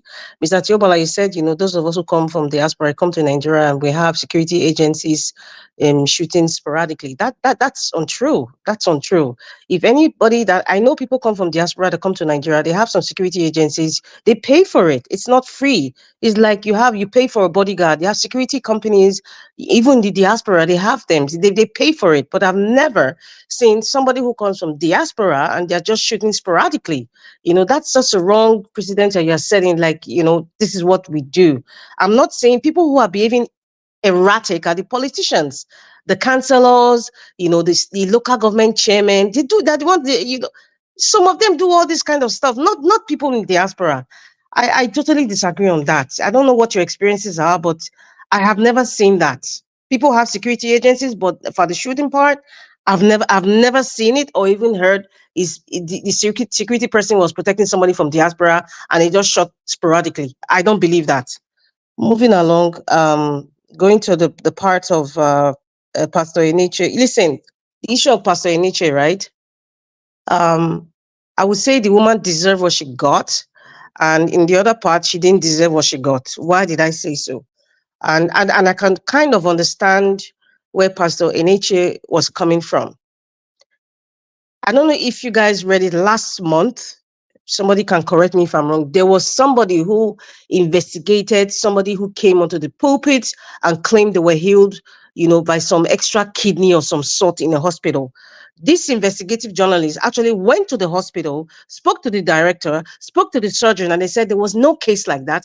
Until date, Pastor Eniche has not come out to disclaim that statement from that investigative journalist, because he was trying to say, please, you are a medical doctor. Come on. How can you just believe this person wholeheartedly? You didn't even investigate if there was an extra kidney. I think it has to do with some extra kidney or something like that.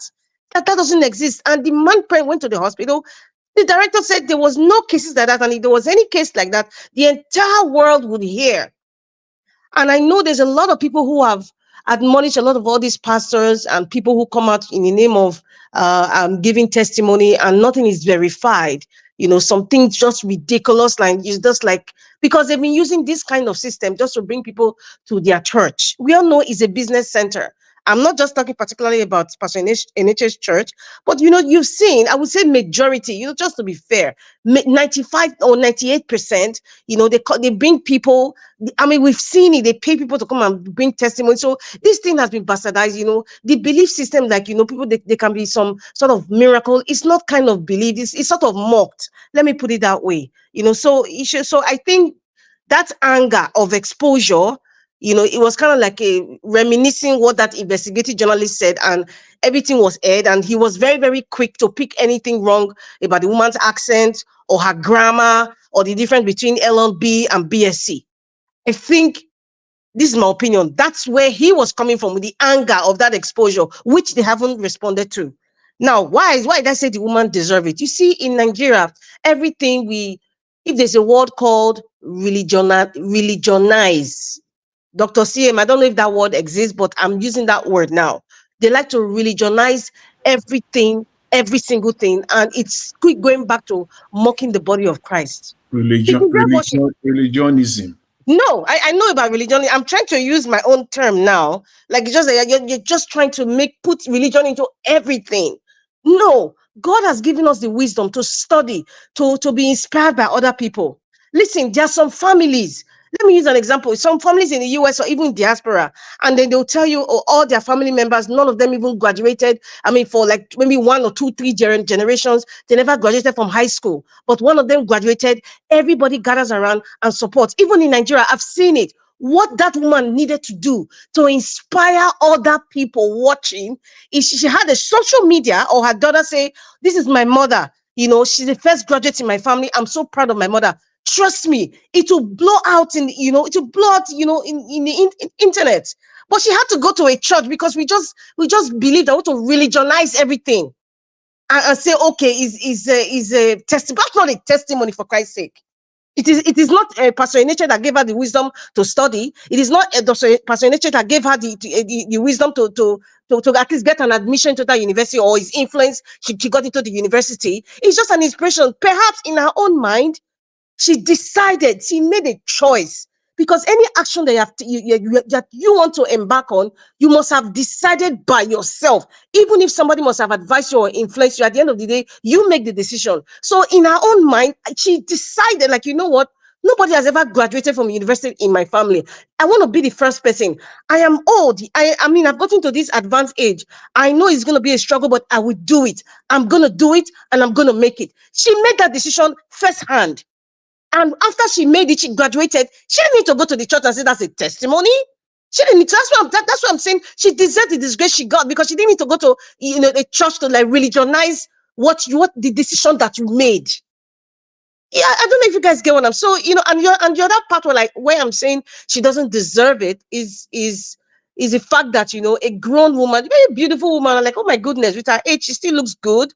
It came out and she was brave enough to come out and tell people, okay, this is what I have achieved, right? And she was just publicly embarrassed. I don't think, even in the Western world, some people would sue. They would sue the church for she has emotional issues, or she has anxiety issues by that embarrassment, and they will sue the church for everything that they've got. It happens. That's why US is a country where you can sue anything, you can be a multi-millionaire at the end of the day. So people are very careful in how you speak to people, how you treat people. But in Nigeria, we don't have those systems. So people of power treat people anyhow. They make certain statements, without any repercussion. Nothing happens. So that's why he was so free. Because sometimes in our human self, the Nigerianness, yes, I'm using that word, the Nigerianness comes out, especially when we are a person of influence and power, and we exert it on people who are not up to par with us. That's exactly what happened. The Nigerianness in Pastor Eneche, in Dr. Eneche, came upon him. He's not a saint. And if he made a mistake, he should make it public. I'm waiting for this Sunday. If he's going to bring her on the stage, he'll be there even with his wife and apologize profusely to that woman. It's not about taking pictures or getting picture ups or writing a letter out. That's just it's like a slap on the face. What's that? If she has a good lawyer that can sue the entire church and even sue the pastor separate. So you're suing the entire church and the pastor separate. That's it. When we start doing things like that, then people will sit up. It's just like how this Naira issue of Bobrisky, people are trying to sit up now. But nothing's going to happen because Nigerians don't even know their rights. Even as she read law, if she really knows her right, she can sue. And I'm sure people have advised her, man, you can sue that for emotional instability, and she has anxiety in the presence of a church. Her children, they're not stable because they feel their mother has been embarrassed. It's a lifelong thing. There's a whole lot of things that can be listed out, my dear. Those of you who are lawyers, you understand what I'm saying. So because these things are not implemented in Nigeria, so people treat people anyhow, especially if they are people of influence and power. And there's somebody now advise woman in that same church, and a pastor now, just forgive her. Man, I beg, like I said, she deserves it, and in the other part, she doesn't really deserve it. And you know, as the part of this Agbado saying that those people who deflect to another party will lose their seat. Please, oh please. In what country? Is it Nigeria or am I dreaming? This is like a nightmare. Listen, he made that, this is what I'm thinking. He made that statement threatening members of APC and also indirectly telling people before that bill is passed, if you want to deflect, you better come to APC now, because after it's passed, you cannot cross again. That's just how I see it. That's just how I see it. This is seeking legitimacy, or like they're doing something administration. I don't understand where are they from planet Mars or what? Please, I beg, let's move along. That one is just voicemail talk as far as I'm concerned. There's so many issues and bills that he needs to. As a matter of fact, look who is talking. Wike that is in PDP. Wike is APC in the daytime, PDP at night. And this is somebody that you paid, allegedly, Mr. Naija Watch Rule, you paid allegedly to steal Peter Obi's votes in Rivers State, and then you now gave him FCT minister, and he's from PDP, and he's still claiming PDP in the night. I beg, Mr. Sinibu, enter house, I beg. I just enter house. The next one, moving along. Felice, why did Governor Obaseki demolish Shaibu security outpost? Oh my goodness. Okay. I don't know who is advising Governor Obaseki. All his advisors, he probably should fire them, or his aides, because none of them, with all due respect, do not have sense. If you have a security post that was attached to the former deputy governor of Edo State by his right, and then this person was impeached, right? According to them, constitutionally impeached. All you needed to do, instead of making a hula balloon and a noise and exerting a Gestapo mafia like destroying the security post, or to create some sort of fear, all you needed to do is to, like, okay, remove the security. That's it. Remove the security. Of course, he's an ordinary citizen now. You didn't have to make a show of the demolishing security post. That's what is okay. Is it not Edo State money they used to build that security post? At least that money that they used to build that security post can pay school fees of maybe JAM or GC fees for like maybe 20 students. If I want to do the calculation right, 22 students in high school. Let's say you make 10 boys and 10 girls. Hello? This kind of wasteful thing is, and then it now become a subject. It looks ugly. It looks petty. It looks annoying, because this is what we, the typical Nigerian system understands. If you have a political position, you are a mafia boss. You have this hegemonious attitude. You have the right to, make a pronouncement. Nobody questions you. Anybody questions you is pulled aside or is taken to the White House. Come on. What's all this display of power? This is the same person that said, I do not, attack me, or, come on me if I'm displaying some form of godfatherism. Okay, what are we looking at? You don't do. Round up, madam. Mr. Elvis, I must speak. I took time. I'm not very. I took time. I must speak because people need to learn. Some people's brain need to be maybe 360 turn around to be normal, because many people are not thinking normal. They don't, even the people in the constituted authority are not even thinking normal, because the way they are acting is like it is against the constitution that is even flawed. It's even against the human principle. It's simple things. Why making a hula baloo about destroying a security post? How does that put bread on the table of anybody? How does that even help urban market or any other market that is stinking and is dirty? How does that help us? And people are reveling in it. Listen, things don't spoil. Let me use that. Let me speak. Things don't spoil in terms of politicking in Edo State. Things don't spoil. Thanks to Governor Obaseki. Things have spoiled. And the media is not also helping. Like I said, Governor Obaseki, if you are listening to me, or Asoi Godalo, I'm sure you guys will be listening to our program right now, and your aides, to have an inkling of what it will be like tomorrow. Whoever is advising Governor Obaseki, fire him or her right now, because the publicity that you're putting out there is disgusting and nauseating, and it doesn't look good on Asoi Godalo, because if your predecessor like I said, this parable, a thief cannot bring a reverend father as a replacement. What is displaying now, this kind of mafia Gestapo-like behavior, is just giving people an inkling to remember 2020 of all what Governor Obaseki said and how he has governed in those states for the past 7 years. And then now you're not replacing this person. They will look at him like, oh, this guy is going to do the same, because Obaseki came in a very humble, so-called humble way. Yeah, but at the end, I'm giving them expo now, Mr. Elvis. I'm giving them expo in case they don't know. You can't speak for people. No, you can't speak for Mr. people. Elvis, there are a lot of, we cannot deny, there are a lot of gullible people who don't have access to internet, who don't have access to understand what governance is, who don't even remember what these people have, what Governor Obaseki has. So it is my duty as an adult woman. Mr. Elvis, may I speak, please? No, hold on. Let me quickly please. say, let Dr. Aswen speak for himself. You just speak about Obaseki. No, yes, and I can also very, very guess right now that even if anybody has any question about Governor Obaseki with Aswegola, he will tell you, I'm not the governor now. That's what they all do. But anyway, I'm not trying to put him down or anything of the sort. I'm just trying to explain. You can ask him any question. Of course, it doesn't matter. Yeah. No, I'm saying what I'm saying because I'm just trying to. It might seem as if maybe I'm talking too much about this security posting, but it speaks a lot of volumes which we have not brought out. That's what I've just. It's annoying. What are you saying, Madam Rita? Are you saying that the security post would have remained there? Was it not okay? Beside that house, is there not another security post there, Mr. Elvis? But the security post is on a government road now. Why is Philip Shaibu Mr. Elvis? Okay, listen. It's on a government road, but Philip Shaibu was deputy governor, and so you're telling me now that security post was illegitimately built there, and they know about it, and they were practicing it. So what is double standard? What's this double standard? Can just put it inside his compound. That's all for this quarter to end. Mr. Elvis, you're trying to be funny. One of the room in his building, in his mansion. You go put them for there now.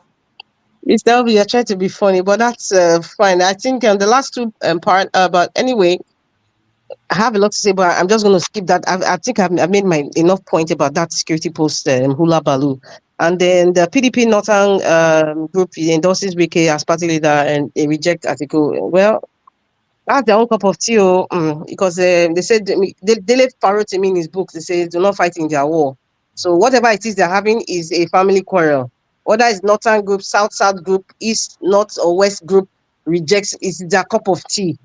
And then the army personnel that says that, the junior army personnel that was complaining about the 45,000 naira, and that's not enough.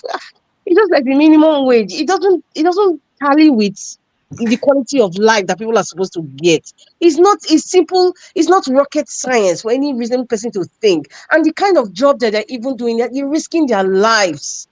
Nobody should come and say, okay, it's their choice to be in the army. But hey, that's a very dignified position. I wish Mr. Tone was here. Risking their life for which area?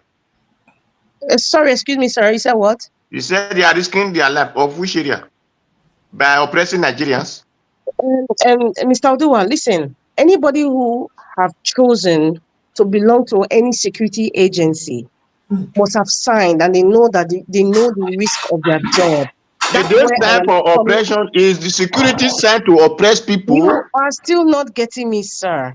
When you want to join the Nigerian army or the police for any security agencies, there's always some sort of agreement. Let me use the word MOU that they sign, like, hey, you know that this could lead to the end of your life, this kind of job that you're doing, this service. Let me use the word service. This service, when they are sending the service, is it to oppress people? Let me finish, and then you understand where I'm coming from, sir. Where I am coming from is like somebody who has chosen to risk their life to serve the nation. I'm not talking about their behavior now. They are not serving the nation because they are oppressing the nation. Can you not interrupt me, sir? Please. What I'm trying to say is, irrespective of their disgraceful behavior of the security agencies now, I'm just saying that 45,000 naira, it's a ridiculous money to pay somebody who is a security personnel in Nigeria. Now, this misdemeanor, let me put it out, making themselves a persona non grata in the society, is as a result of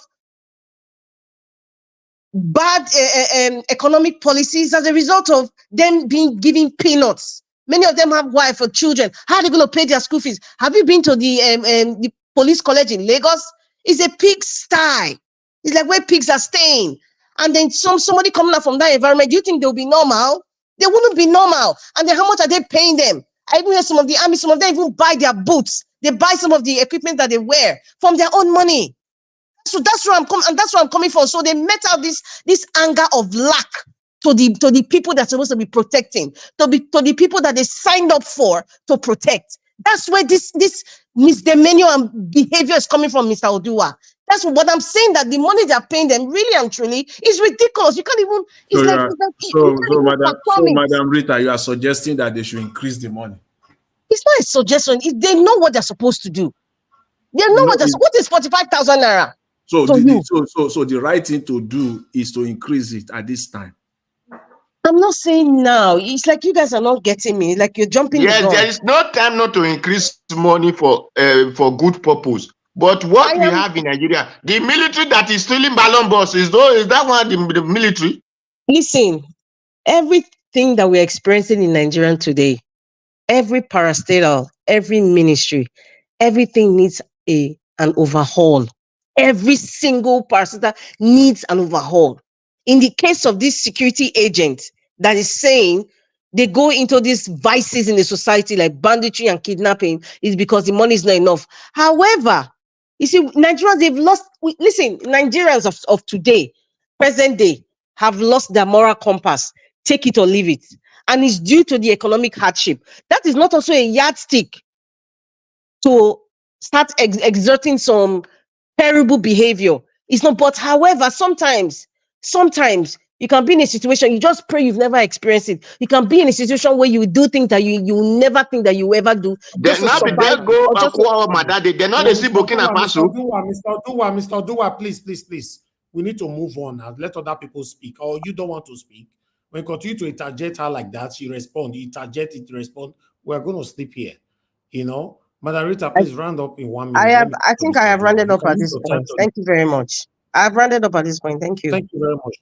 Thank you very much, Madam Rita. Thank you. God bless you. Mr. Odua, use your time to interject now what you wanted to say. Use it. Thank you. Thank you. Well, me, I did not come to speak much. I always come to say thank you whoever want to make law that a party should not be defecting from APC to PDP, PDP to APC every day. If they have the mind to work for Nigeria, they will have remained in that party. If that party could not meet up to their expectation, they had to go to a new party, not going back to the first party, which they left because the idea of whatever the party has is they don't correspond with their motive.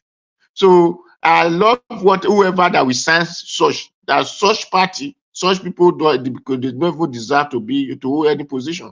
And whoever that want to make such law. Then the second one is that we are just talking about Israel. What is our business with Israel, whatever they are facing? The one we are facing between ourselves, we could not find solution to it. Then we are singing of Israel and the Palestinian. The Fulani that is terrorizing all our we did not see solution to those ones. And we could not put our hands together to get together. If the Israel should not get together, they will have not be able to defeat whoever they are defeating. It is because they work in mind, they work in brain, they work in wisdom and knowledge and their understanding. But it is to talk in brain, talk in just in wisdom. So let us walk the walk and see if we cannot even have those technology they are having. Japan, whatever country that we are measuring, it is because people are working in unity. So they don't steal, like Japan, where everybody are afraid to steal. Because they work in unity. They love they know what is life. So that is why when I used to tell people, by the embracing of white man way of living, cause what we are facing today. In the time of our father or our grandfather, that country, like that time, because we were Benin Empire or Benin, as you can call us, they were not stealing. Before you go and steal, before you go and steal from anybody, you will be afraid. And even if you steal, you know that there is something that can prove you out. But when we embrace what they say, God of forgiveness, that you can do anything you like and you want to go to heaven, that is where everything mess up that we are facing today. So let us face our own and work at our own, like others are working at their own. That is what I came to see. Then for my sister to say, sue the pastor Enichi, it is very good.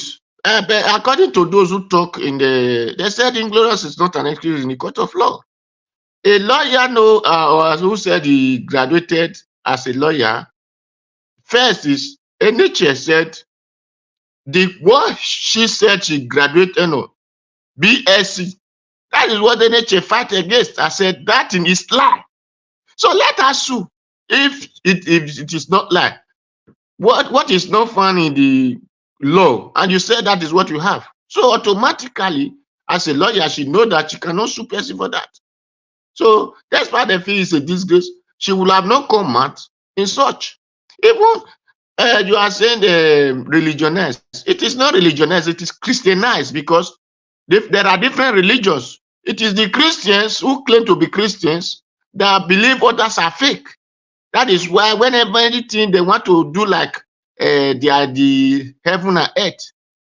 So that is why, because if not, the Muslim graduate, the African religion they graduate, the Christian religion they graduate, the Hindus graduate, other people graduate, but nobody.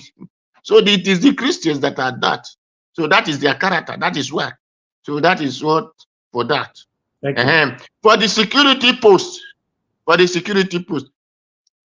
since it's no longer useful, or it's no longer in the government, so that is where the security post has to leave the position. So me, I don't see anything you need to. Thank you. God bless you. All right, Mr. Odowa, thank you very much, sir, for making that short. I appreciate you. Thank you. Okay, the last person on the panel who just came in right now is Oga Chris. Oga Chris, it's good to have you on the show. You're the last person. Please give us your submission, 6 minutes, so we can round up.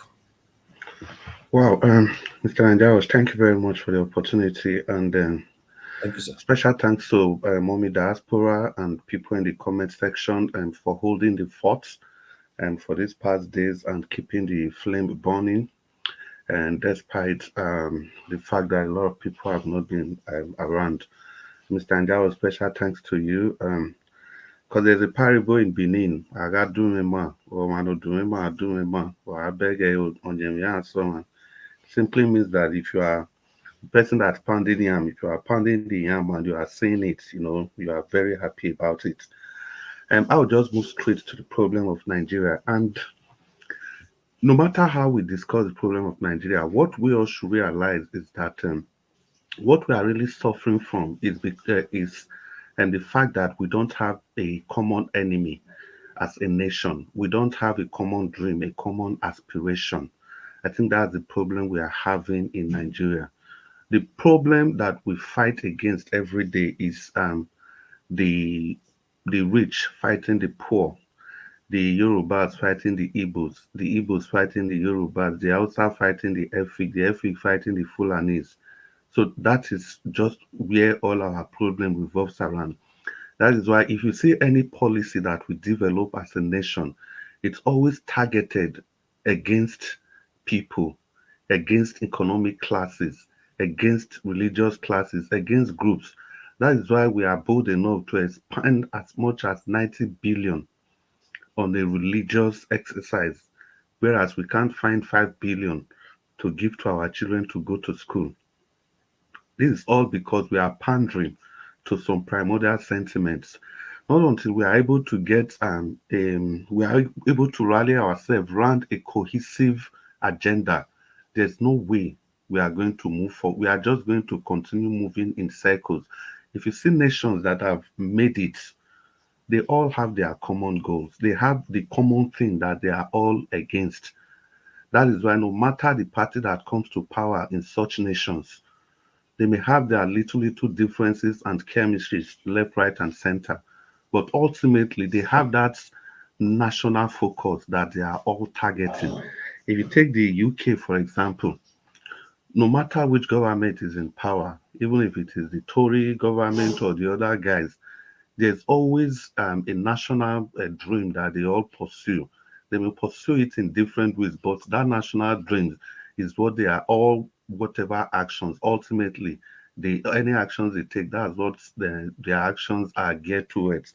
If you take the US also, for example, whether Democrat or Republican, Republican, they can pander to, you know, economic prosperity for people that are able to pursue those dreams. The Democrats, they want to carry everybody along, and social justice, social benefit. But ultimately, if you look at what the US pursue as a nation, it is about how to make the US the number one nation in the world. So whether it's Democrat or Republican, they always pursue that dream. That's why if it gets to national politics, they all tend to do the same thing ultimately. Like the Democrats, the Republican, they may not want to be involved, and the Republican, they can't be involved in war. The Democrat can be democratic about it, but ultimately, however they do it, they always do some kind of activities that will promote their national cause. The same thing goes with China.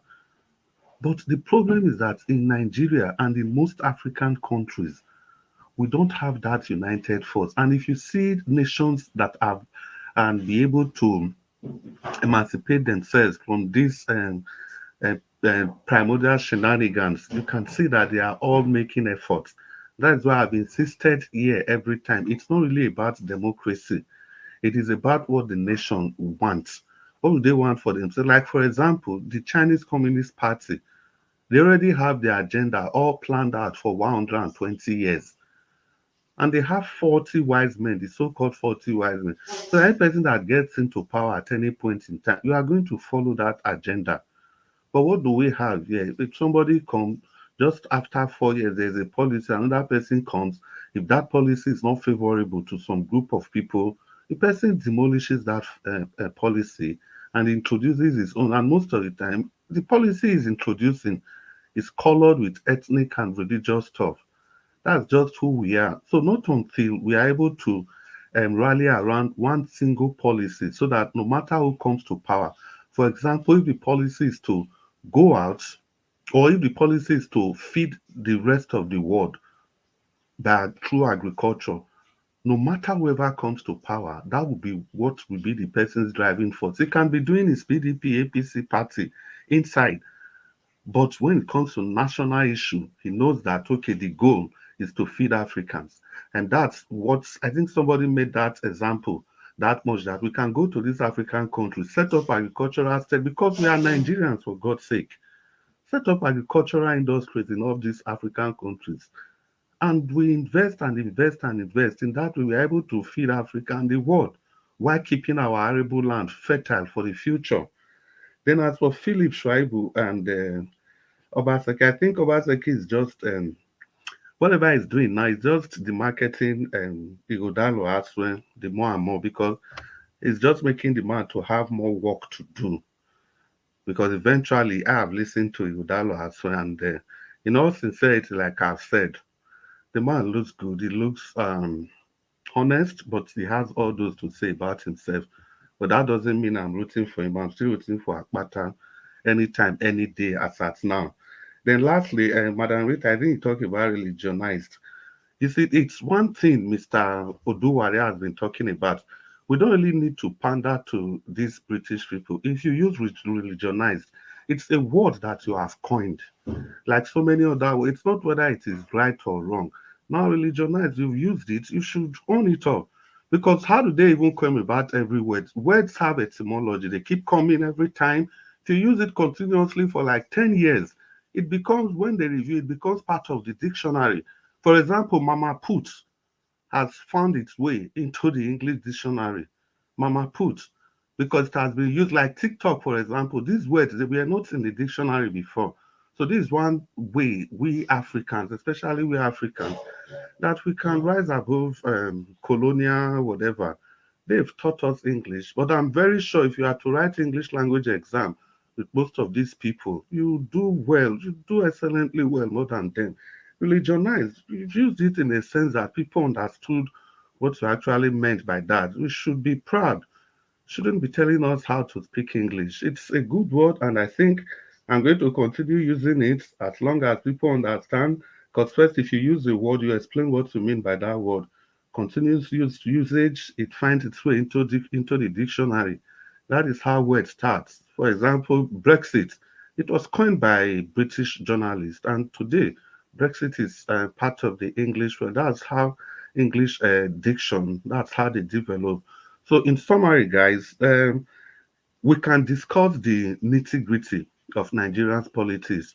We can discuss how Obasanjo's policies, how Buhari policies, Jonathan's policies, everything, political party, rigging of election, blah, blah, blah. We can discuss all those things for as much as we like. But the underlying problem with the issue in Nigeria is that we don't have a common enemy. We don't have a common goal we are fighting in such a way that no matter whoever comes to power, no matter your religion or the section of the country you come from, you have that goal to fight for. And by that, every person in the country, we are aligned along that goal.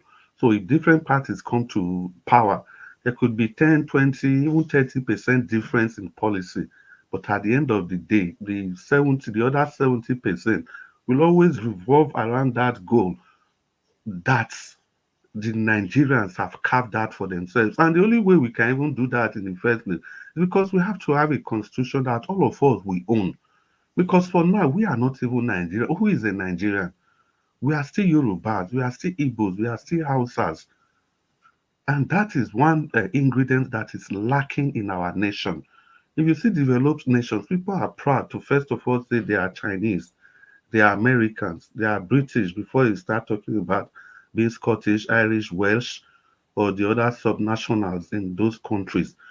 But that is the ingredient that is lacking, not just in Nigeria, but across the continent of Africa. You can take one African country that is making progress, Rwanda, for example. The guy came into power, although he is turning to a dictator, he has been able to galvanize these people around a national goal. And that goal is to rise above the manipulation of the Western world, to rise above religion, and to rise above your cultural identity. First of all, you are Rwandans. Then you are free thinkers. You don't belong to Islam or Christianity or whatever. And next, Rwanda at all time. So that's why they do employment in Rwanda. You don't feel your state of origin and those dirty stuffs like that. The only thing that the man has done that is kind of pandering to a set of people is women representation. Is women represent, and that is affirmative. It's affirmative action, so as to carry everybody along in the society. So that's why in Rwanda, every public sphere in Rwanda, in their parliament, in the government, it's almost 50-50 men to women. Most of the time, the women even dominate. And okay, round up 1 minute, sir.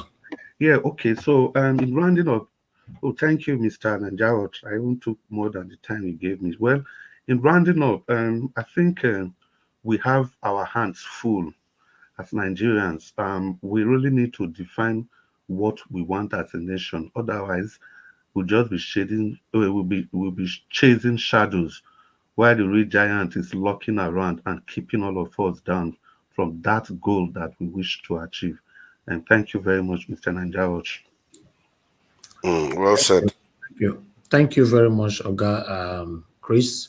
Yes, I gave everybody time, but I allowed you all to cross your line, cross the time that I gave to you. That is the time we take talk, sir. 15 minutes and few seconds. So, For me, I just talk like parrot since I didn't say 8 minutes. So, 15 minutes. My moderator talk for 26 minutes.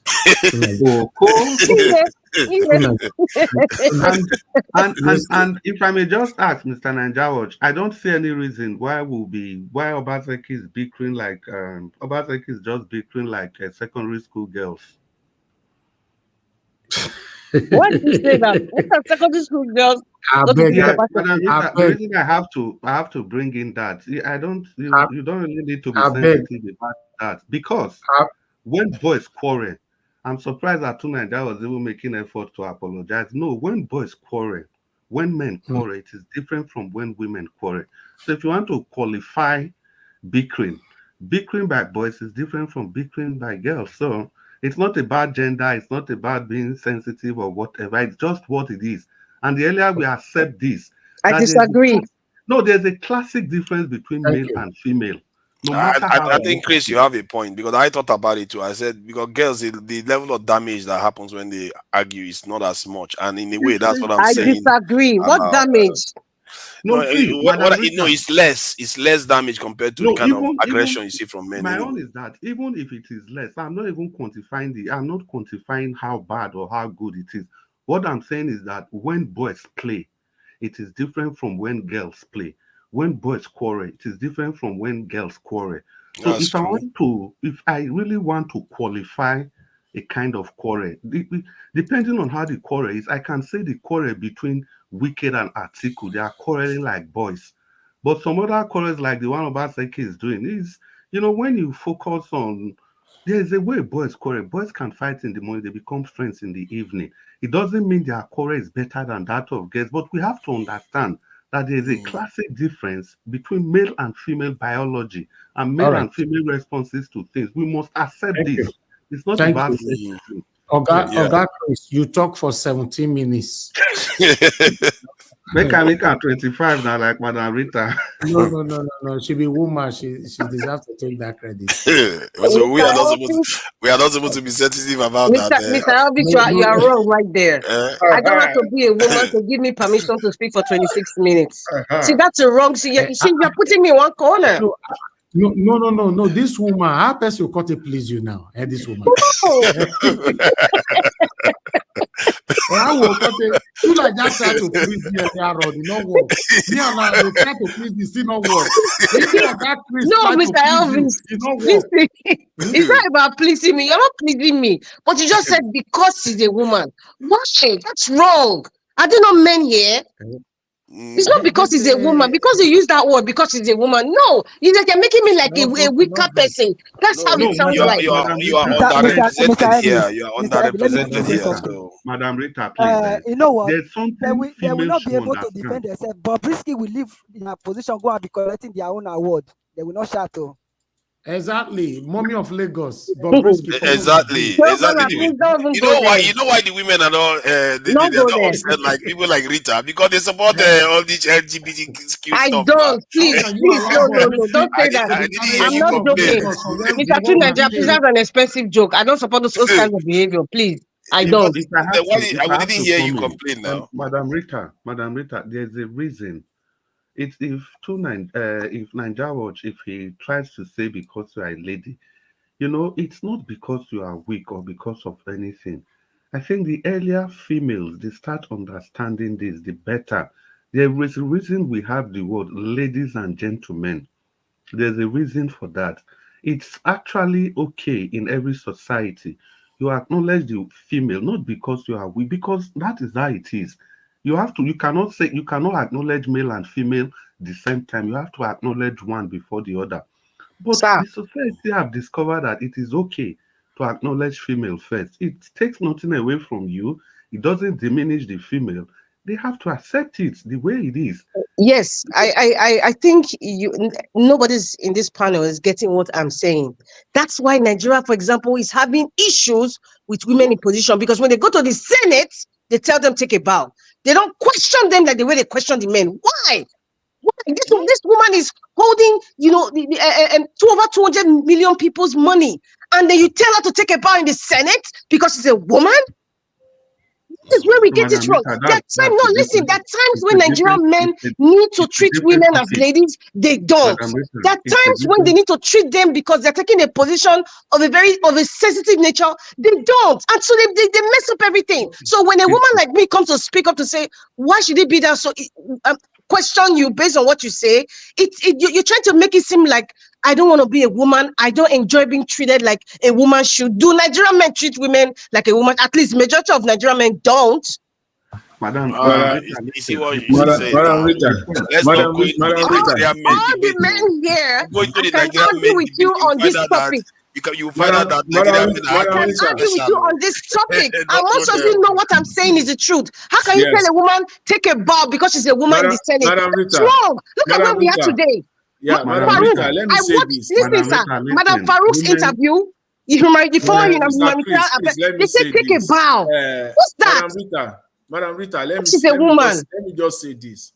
You know, I think I know where you are coming from. But regardless, women still want to have it both ways.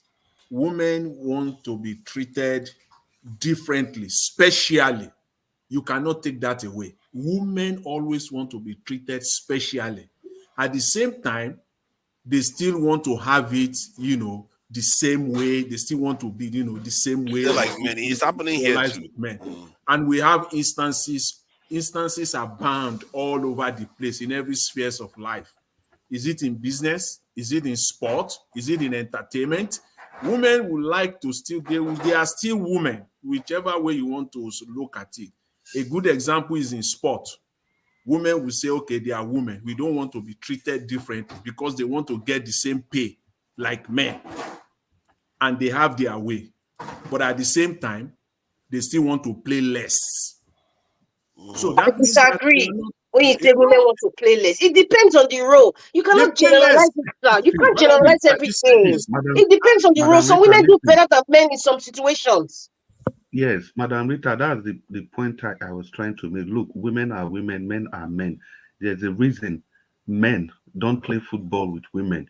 You cannot say, oh, babe, they are women, just like you are talking about the Senate and politics. Exactly. That's a completely different topic.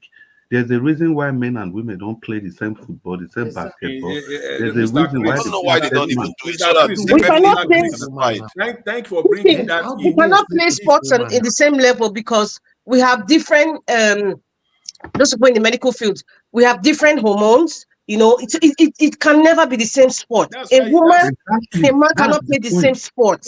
That's the point. You see, because our body frame is different, our hormones are different. Madam Rita, listen. Mr. Jonathan, that was in regarding sports. Please don't generalize what I just said for everything. We can also come to business. No, Madam Rita, how you want to wait.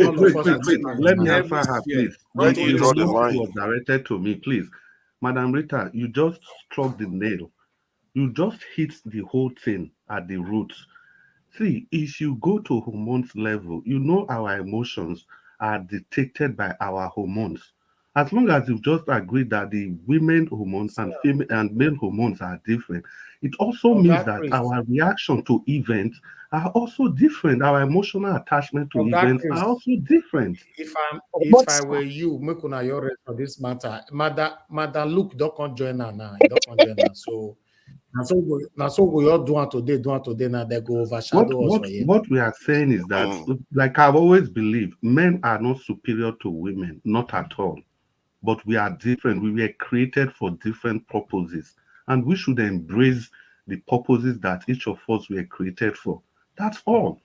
You just said it. Our hormones are different. Why are our hormones different? Because the hormones are responsible for different actions. Black Panther say will tell you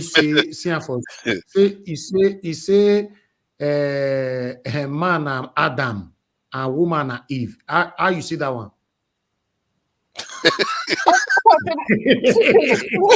Oh my God, I just want you just leave me like how you see that one?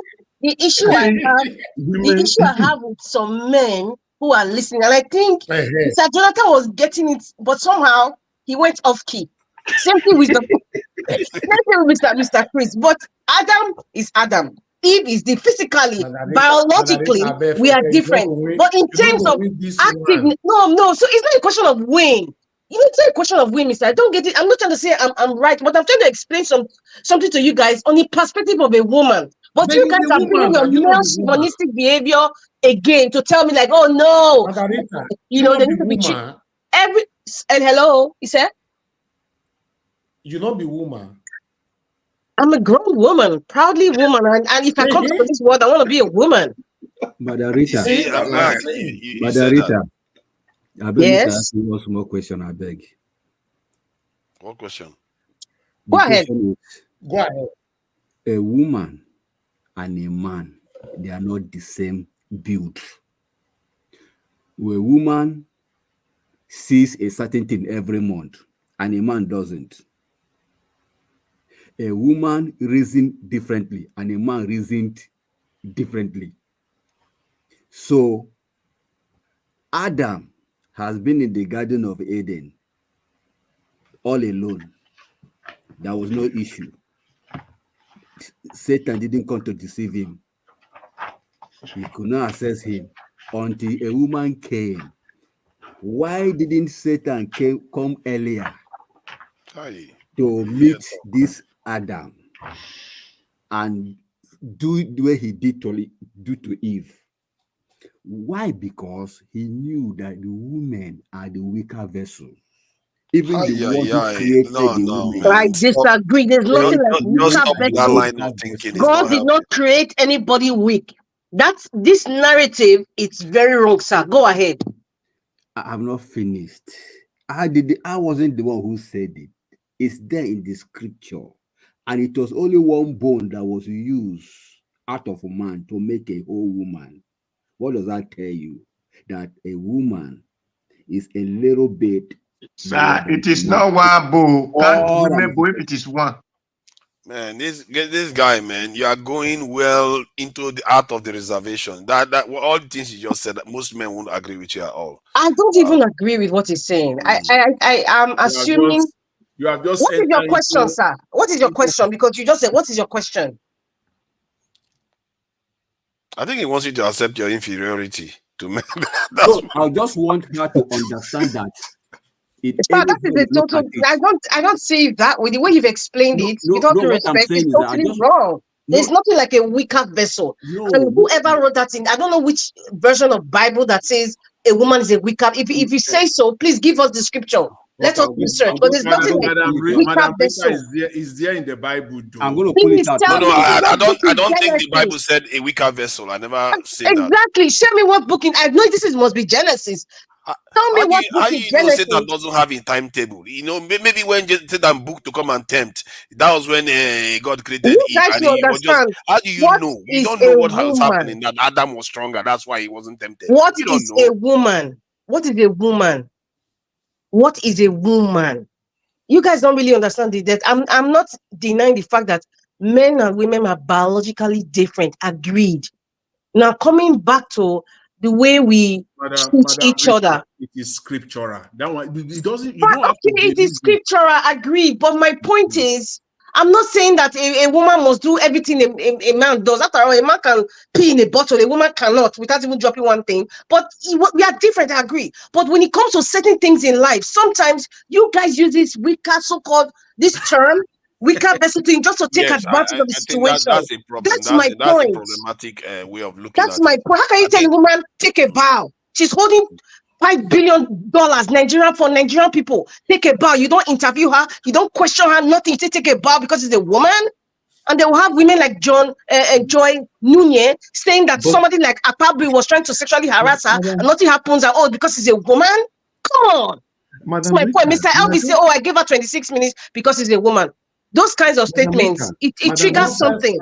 Madam Rita, no verse now. Not be waiting to small just now, Madam. Wait. Naija was not pouring petrol on it. Hold on. Yes. Madam Rita, you are speaking on the context of African politics. There are women in international politics. For example, Margaret Thatcher, nobody told her to take a bow and leave. Le Pen, nobody told her to take a bow and leave. Okonjo-Iweala, when she became World Trade president, nobody told her to take a bow and leave. She walked her way through the current Prime Minister of Italy. Nobody told her to take a bow and leave. If the men in our Senate, if they decide to play with their duties or whatever, it is their business. And in exams, for example, you've not seen a situation anywhere in the world that they say that women will have to score less than men to get admission. But that's in the north, not in the south. Yeah, no, wait. I'm just talking about. I've written medical exam, legal exam. I've seen medical exam, legal exam. I've not seen where they give special scores to ladies or male. They treat everybody the same. You understand? Because this is the understanding that the man is not superior to the woman when it comes to certain things. But when it comes to real physical stuff, men are different from women. That is why you have more men in fire service, in oil rig, in some very in installation of masts. You see men doing things like that, not because they are superior, because technically, physiologically, biologically, mentally, even mentally, they were built for those things. The woman is built for nurturing. That's why you talked about Tomo. The volume of oxytocin in a woman is much more than that of male. And the volume of testosterone in a male is way, way higher than that of female. That's where you have male having that unusual sex drive, whereas women have that unusual attachment to their children and to nurturing the family, because that is how they are built. If they are taking bar in the Senate, it's irresponsible on the part of those silly senators that we have. Because in countries that know what they are doing, they give women political positions because they merit those positions, not because they are women. But for example, if they are coming into that parliament to come and give their submission, if there's only one seat left, they will give that seat to a woman. There's a reason for that, but that doesn't mean that it doesn't mean that it's they want to treat her specially. No, if there's one seat left, they will give that seat to a woman. But if it's time for questioning, they will question her like the way they will question every other person. I think the problem is that women are just too sensitive when it comes to these issues. They are just too sensitive. What issues, sir? What Some of them issues? are, not all of them. Like someone like What Margaret Thatcher issues? don't care. I don't think this thing should Some be of them dragged are. on. I think, Madam Rita, I think the point what men, tries to do, or in the case of here today now, is just about you give honor to women. That's just what it is. It's trying to honor nothing more women. than that. That is what it. Don't take it beyond that. If you are taking it beyond that, then we can. You are taking In situations where men can take advantage of that and bring that and play that woman card, that's where I come in. It's just to honor women. Mr. Elvis, now you caused this discussion. Mr. Elvis said he gave me 26 minutes because I'm a woman. He was trying to be nice now. You are underrepresented. Women are underrepresented here. No, I can take it on. No, I can take it on by myself. No, I'm one man. I can take it by myself. I do that too. When I host, if women are underrepresented, I will say they are allowed to speak anytime, because otherwise it's only a man's voice we're hearing and it can be anyway, every woman. Yes, sir. I agree with you. It's just an honor, which is a noble thing to do. When you have women in your midst. Now, better thing I be do before better thing. I think it's not honor. It's also rational. You have to also hear the voice of the other gender. Every if you are hearing woman, it from only one side, every woman needs to be treated like. Very healthy debate. Margarita, every woman let needs me to be read treated. this for you. Let me read this one for you from the Bible. As you can see Peter there, that 3, one is 7, coming please, from go ahead, Mr. Ivis. This one is coming from 1 Peter 3:7. You understand? So make I read that for you, maybe for understand where we all are coming from. Likewise, ye husband, dwell with them according to knowledge, giving honor unto the wife as unto the weaker vessel, and as being heirs together of the grace of life, that your prayers be not hindered. First of all, I don't even read King James version at all, because every version of the Bible always has listen. I don't even read any. If you guys read the history of King James, I don't think you'll be reading anything of anything Can I say something here? Can I say something here? No, Mr. Black Panther, you can't speak now, please, sir. What can't I speak? What are you cannot telling speak me? now. That's what I said. I didn't say you can't speak. You can't speak now. What are you saying? I can't speak now. Okay, please, I am appealing. I would like to just say something before you speak. No, I don't accept that apology. Please, I don't accept that apology from you. But the weaker vessel, is it physically weaker? Is it physically weaker they are referring to? We don't know what. Let me see. No, okay, fine. I'm sorry. Let me rephrase it. May I? Don't rephrase it. I'm going to may speak. I am asking. I am going to speak. Rephrase it? I am going to speak. I You am are not going to speaking tell me to you not to speak. very I'm going to speak. politely now. You are not going to I'm speak rephrasing here. the question. May I You are speak, not going please? to rephrase it here. I will I not am going allow to you to speak speak. before you. I wouldn't I allow will you not allow speak. you to speak. I will not allow you The to Black speak. Panther, with all due I will respect, not. I'm not I was making my accepting your respect. submission before you I'm not interrupted. accepting your respect. Why are you raising your voice at me? I'm raising my I mean, voice come because chill, guy, chill. you just tapped me at the back. You don't say that. Tapped you at the back? Oh, Yes. okay. I apologize. I am rephrasing my. Okay, May I they talk speak? about Mr. Black Panther, may I finish my submission? I'm asking you politely now. Hold on, Madarita, before you finish your submission, hold on. Black Panther, he does show say a fight, he can't fight Madarita. No worry, you will say. I'm not gonna fight him. Look at the word he uses. Somebody told her that she's weak now. She catch fire. Let me finish. May you hold on, man. Finish with Madarita first now. She says she don't have any business to do with King James version. Let's go to all the version with the Madarita. Which one you get relationship with for inside this version? Show me any version apart from King James, please. This screen now, all of them this screen. King James, I don't see the text are very small. I can't see right. It's too small for me. Naija, what you are really being satanic today? What is this now? So, Margarita, you know the two message. The way they read, help me. They read paper for you all the time. I cannot. I'm not joking. I'm not joking. The text is very small for me. If you can just give me the verse, I can get my Bible and go through. Can you listen to me, please? I like to speak, Mr. Black Panther, please. Let me just make my point. Before you speak, I would not agree. I won't allow you to speak because I want to speak to Mr. you are Naija trying to be very trickish right now. Now. You cannot speak because Mr. Elvis was asking me a question about reading this text. Black Panther, please hold on. Let me finish this new international version. May I read that one for you? Waiting, that will not be King James version. Go ahead. New international version. Go ahead. Read. That one says, husband, in the same way, be considerate as you live with your wives. You don't say wife or wives. Okay. And treat them with respect as the weaker partner heirs with you of gracious gift of life, so that nothing will hinder your prayers. You still don't get a relationship with Mr. Elvis. What you just read now wasn't even talking about weaker vessel. What you just read, it was talking about how men should treat their wives. I'm not deflecting. No, I'm not. This is not a joke anymore. Vessel. What do you mean? Listen. He says, when they use those texts, whether it's physical. None of you are theological scholars here. When they said weaker vessel, you guys revel in this word weak, the W word, and just making like, yes, we are the stronger one. That's what I'm hearing. I'm on the receiving end here. That's what I'm hearing. But I think however that text was written, it's not trying to demean women that they are weaker, because in all essence, women are actually stronger than men. Take it or leave it, accept it or not. Mentally, emotionally, women are stronger. Physically, a man can be stronger, but every other aspect, a woman is strong. But I just want to say something. Let me just say something. I just want to say something that you can see woman and just agree with the text without. You are fighting a text. I will not agree in the context in which you guys are explaining it. Finally, the context is every woman. Listen, I'm a baby girl for life. Every woman is a baby girl for life. What women need is to be appreciated. Full stop. Not so much. Every woman needs to be appreciated that she's a woman. And Nigerian men, no, Mr. Naija was appreciated me, but he kind of genderized the appreciation. But that's the point now. That's the whole point.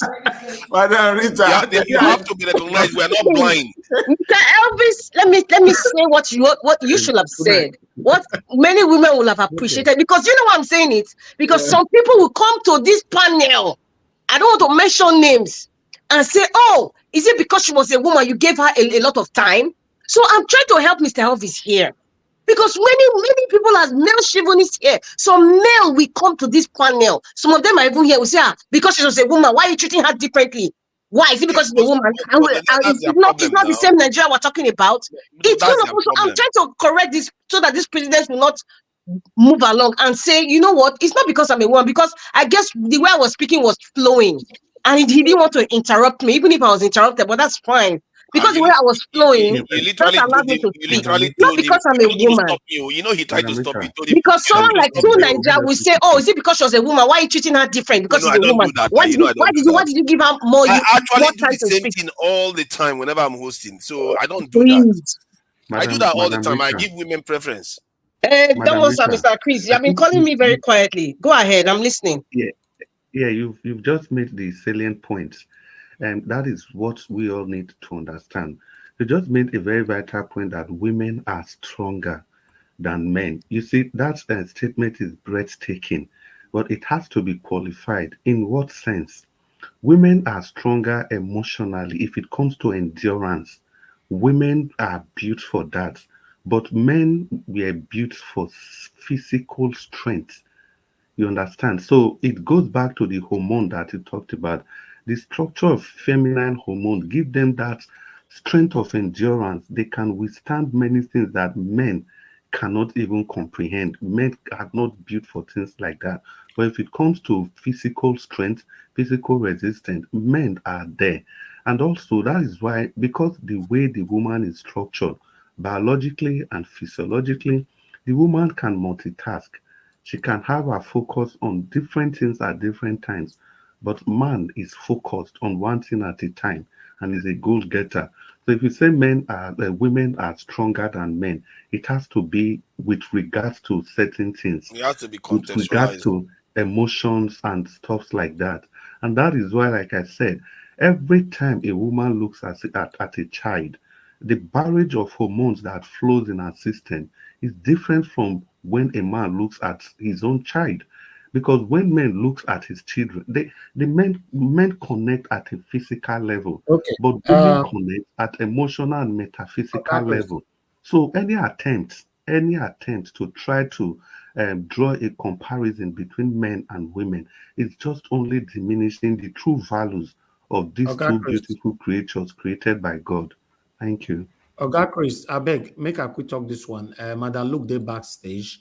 I guess everybody on the panel is engaging with this. If everybody is engaging, then I'll put myself to replace Madam Luke. But if somebody is on the panel that is not really interested of the conversation, then I can swap Mr. to Elvis, I think I can leave, or you can put me at the backstage. Oh, thank you, my brother. Thank you so much. God bless you. I appreciate this. Thank you for your understanding.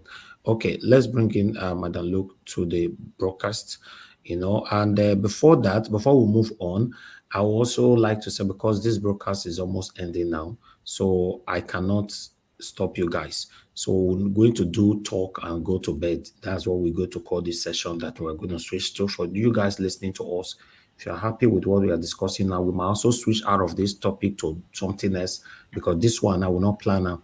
So if you want to be part of it, please, all you just need to do is refresh and follow up with the broadcast. Thank you. Alga Chris, go ahead. You guys can manage yourselves. Thank you. Okay, and so, Madam Rita, I think the point is that you cannot really generalize all men in one basket, and it will be preposterous